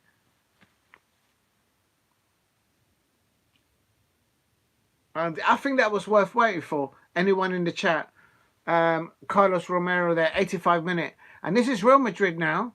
Real Madrid did score in the first half, but the goal was ruled as somebody else committed a foul. And Real Madrid now are on the quick one, trying to get a goal back. Please keep hitting the like and subscribe at Diego C. Palace. Now it's a substitution for Real Madrid. See, why is they doing the substitution now? Now they're taking a defensive player on and they're putting an attacking player. They have to. And Lucas out and Brahim coming on there for Real Madrid. And I tell you something, Barcelona fans, Atletico Madrid fans will be cheering right now. Liverpool fans they all don't like Real Madrid, and they'll all be cheering this. And Espanyol there, what a goal. I tell you, at the end of La Liga, if Real Madrid don't win La Liga, they'll be saying, remember on the 85 minute Carlos Romero's goal against Real Madrid, when it was all the offensively attacking play by Real Madrid. But Espanyol deserved at least a point. And what a way to win it if they do win it. We're approaching the 90-minute mark, but big up to everybody there. Please try not to swear too much in the chat. Look, Alex SR7. I let 1 or 2 go, but please don't swear too much in the chat, buddy. Or ma'am. But what an momentous goal. What an amazing goal there by Atletico Madrid. That's a penalty. That's a penalty. Referee. Referee, that should be a Espanyol penalty in the 19th minute. And here's Real Madrid. Are they going to get the equaliser? And they've cut it in. And this is man, oh no, they've overrun the ball, Real Madrid. They've not been at it in the last third. Build-up play, Real Madrid. And now they're fighting it on 90 minutes. How many more minutes of extra time? It is Espanyol 1, Real Madrid nil. It'll be cruel. It'll be cruel if Real Madrid now get an equaliser. They're going to get an equaliser. Oh no, here we go. The ball goes into the penalty area. And Espanyol are well deserved. They're defending really well. They've only played 4 at the back. Well, now they are playing 5 at the back, literally. So that is now parking the bus now, but only in the last minutes of extra time. We're in 1 minute of added time.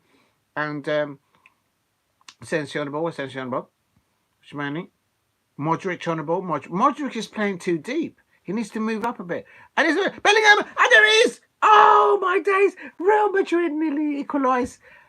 And Real Madrid player down and Alex says, wake up. And a yellow card for I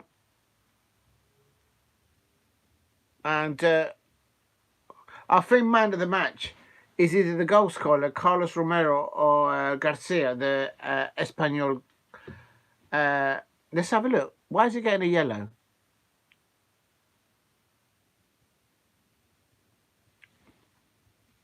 So if it's a foul, why isn't it a penalty? Is it a penalty? I think it's a penalty.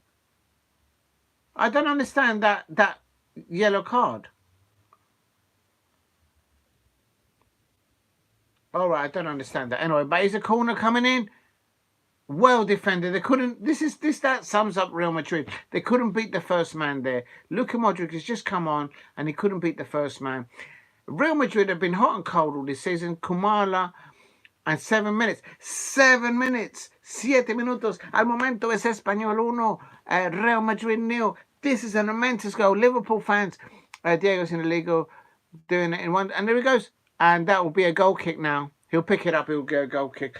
We are playing into the 2nd minute of added time. Espanyol 1. Real Madrid 0.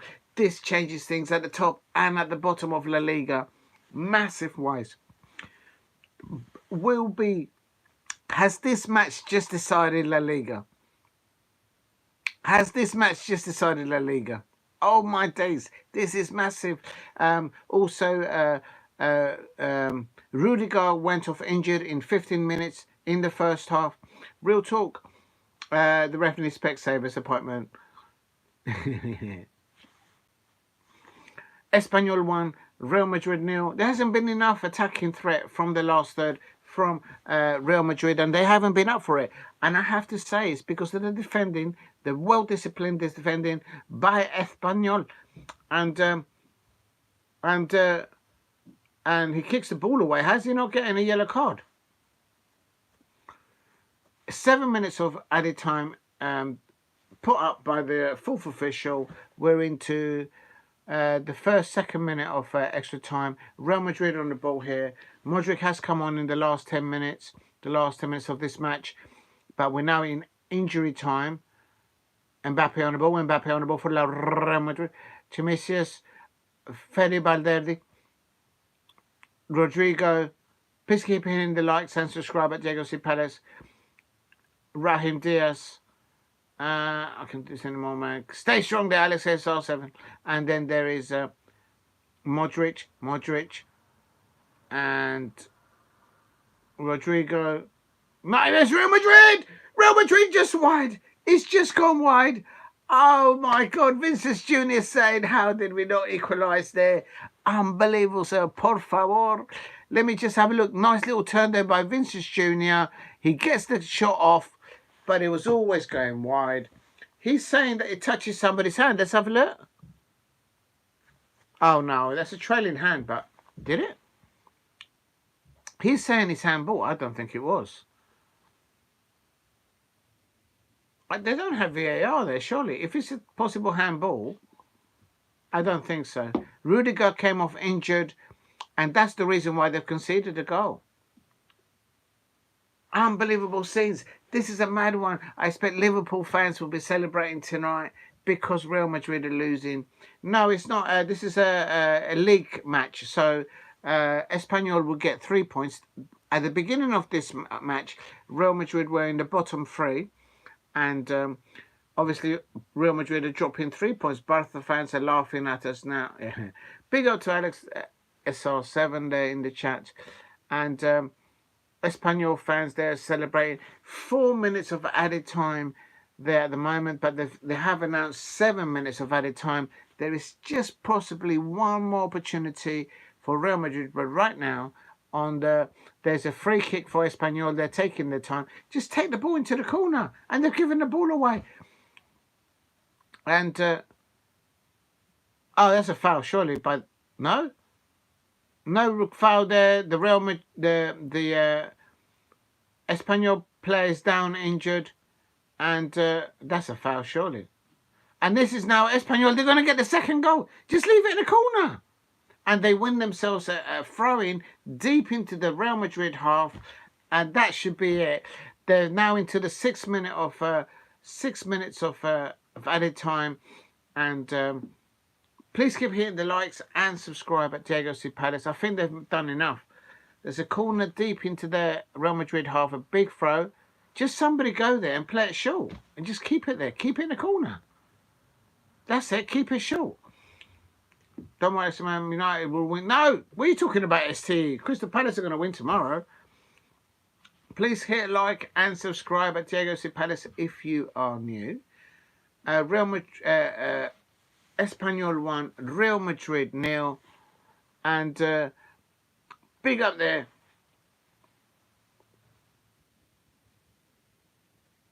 There we go. The Espanyol fans are dancing.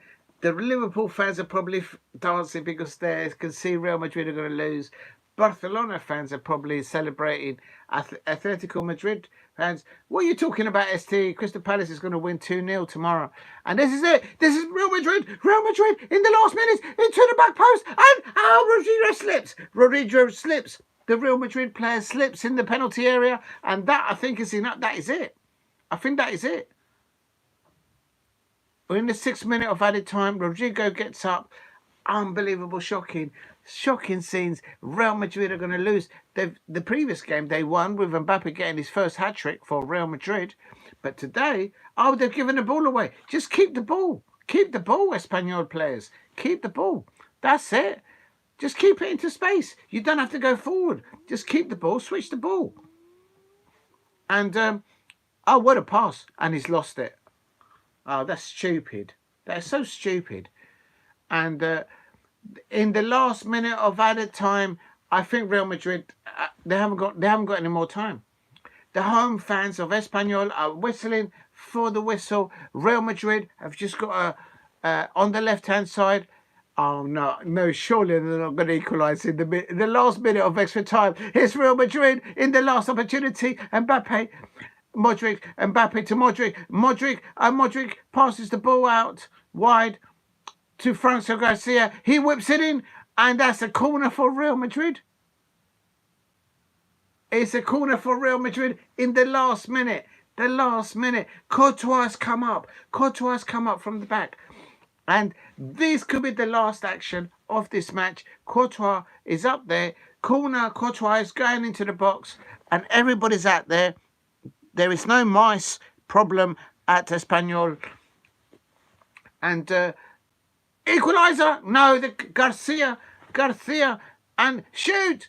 And Courtois is there. He's going back in there. Is it? It's the goal. Oh, Real Madrid. There it is. And it's gone wide. It's gone wide. It's out. It's gone out. Oh, finger to ear. Is it a penalty? Is it going to be a penalty? It's a penalty. Full time.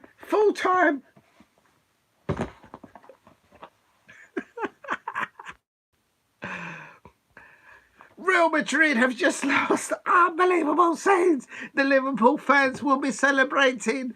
Real Madrid has lost to a side that is in the bottom 3. They have now climbed out of the bottom 3. Por favor, ¿qué pasó? Qué golazo para Carlos Romero. Pero el goalkeeper, Alex Cesar 7 is... But the Liverpool fans will be celebrating. Please keep hitting the likes up. Liverpool fans will be celebrating out there because Real Madrid have lost. Manchester City fans will be celebrating a little bit because Rudiger went off injured in the first 15 minutes. But that goal there in the second half by Carlos Romero, what a goal! At the end of the season, if Real Madrid don't win La Liga at the end of the season, people will be saying, "Where were you tonight when Real Madrid?" And Alex Cesar, please don't swear again in the thing. Please don't swear. I don't mind letting one go, but please don't swear too much, buddy. Big up to everyone in the chat. Hope I haven't missed anybody there. And right, I'm going back to big up to you. And Alex SR7 say, right, I'm going for Garnacho, and then I'll be. Hey guys, where are you? Title holders. Bit of the game. Arteta, the best player ever, but I have a great. Big up to Alex SR7 there. And he can't believe it. He's absolutely fuming. Absolutely fuming. And I'll tell you something. What an amazing 3 goals for Espanyol. The manager's actually crying there because he's just beaten Real Madrid. Has this decided La Liga? If at the end of the season, Espanyol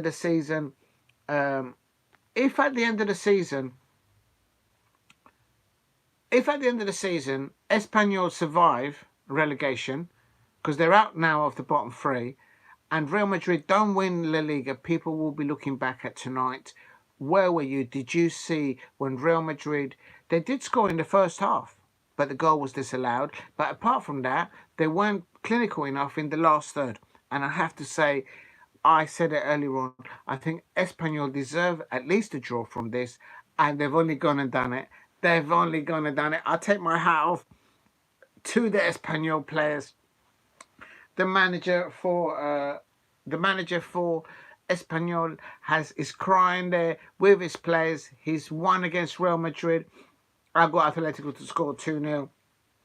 We got Rob says Alex SR penalty. Yeah, there was a dodgy. Please stop swearing, Alex SR7. Use another word. And I'll tell you something. But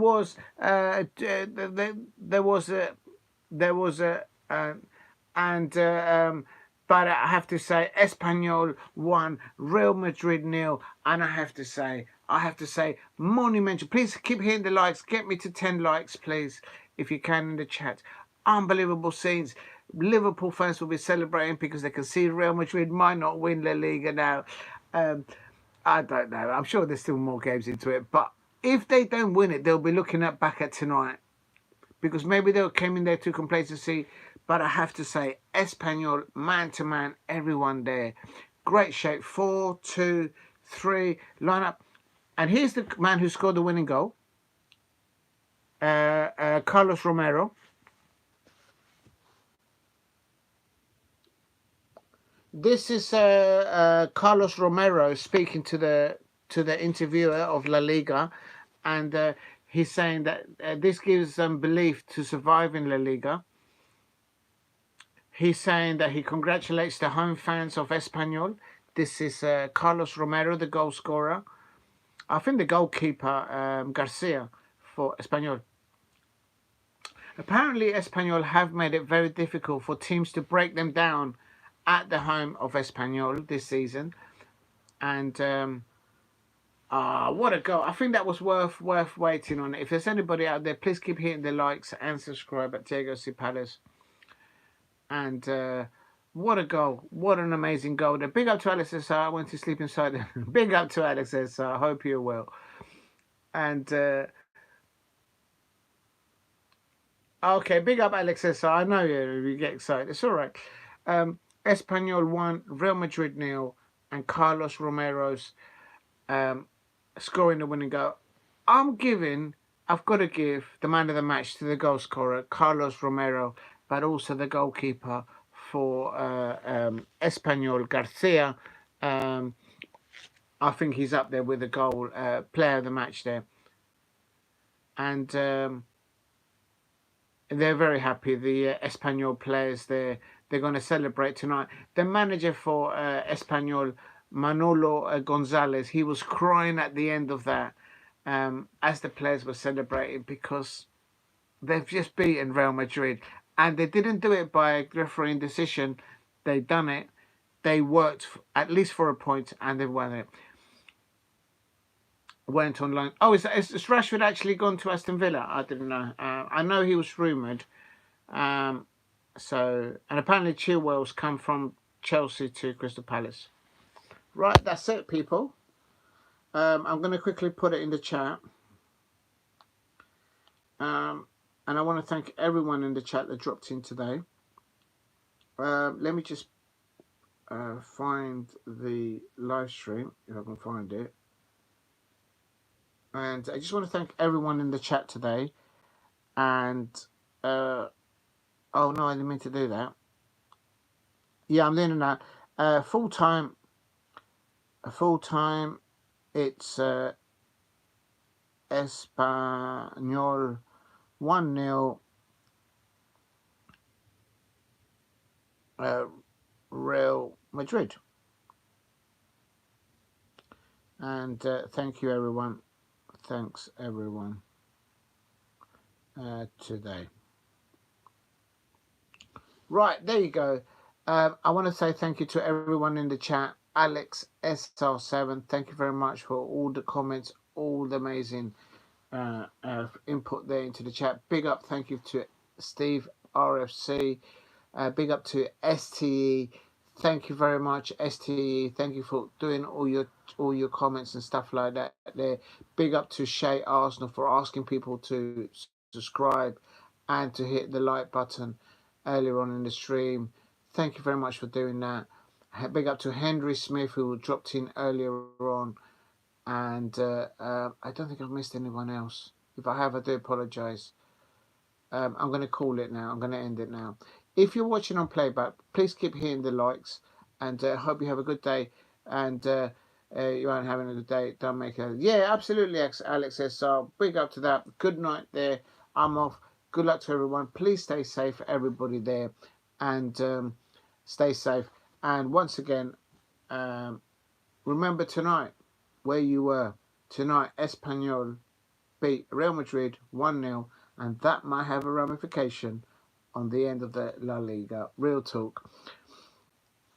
Thank you very much, everyone, for all the contribution and love today. Stay safe out there, and I'll catch you up next time. Gracias a todos. And now we're getting more people in. Unbelievable. I don't want to say goodbye now. Now I've got more people coming in and watching. Well, I'll carry on talking for a little bit. Tonight, Real Madrid ended losing at Espanyol.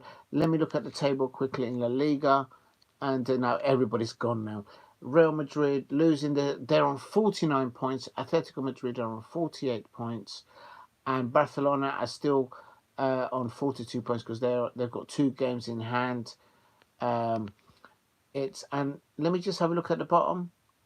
Espanyol are now out of the bottom 3. They're on 23 points. Deportivo Alves drop into 18th place, but they've got a game in hand. And Valencia down there. And there you go. Right, gracias todos. Thank you very much, everyone. Stay safe. And thank you very much. Please subscribe at Diego C. Palace. Please hit a like. And also, if you want to put some comments after the stream at the bottom, by all means do so. Thank you very much, everyone. Good night and take care.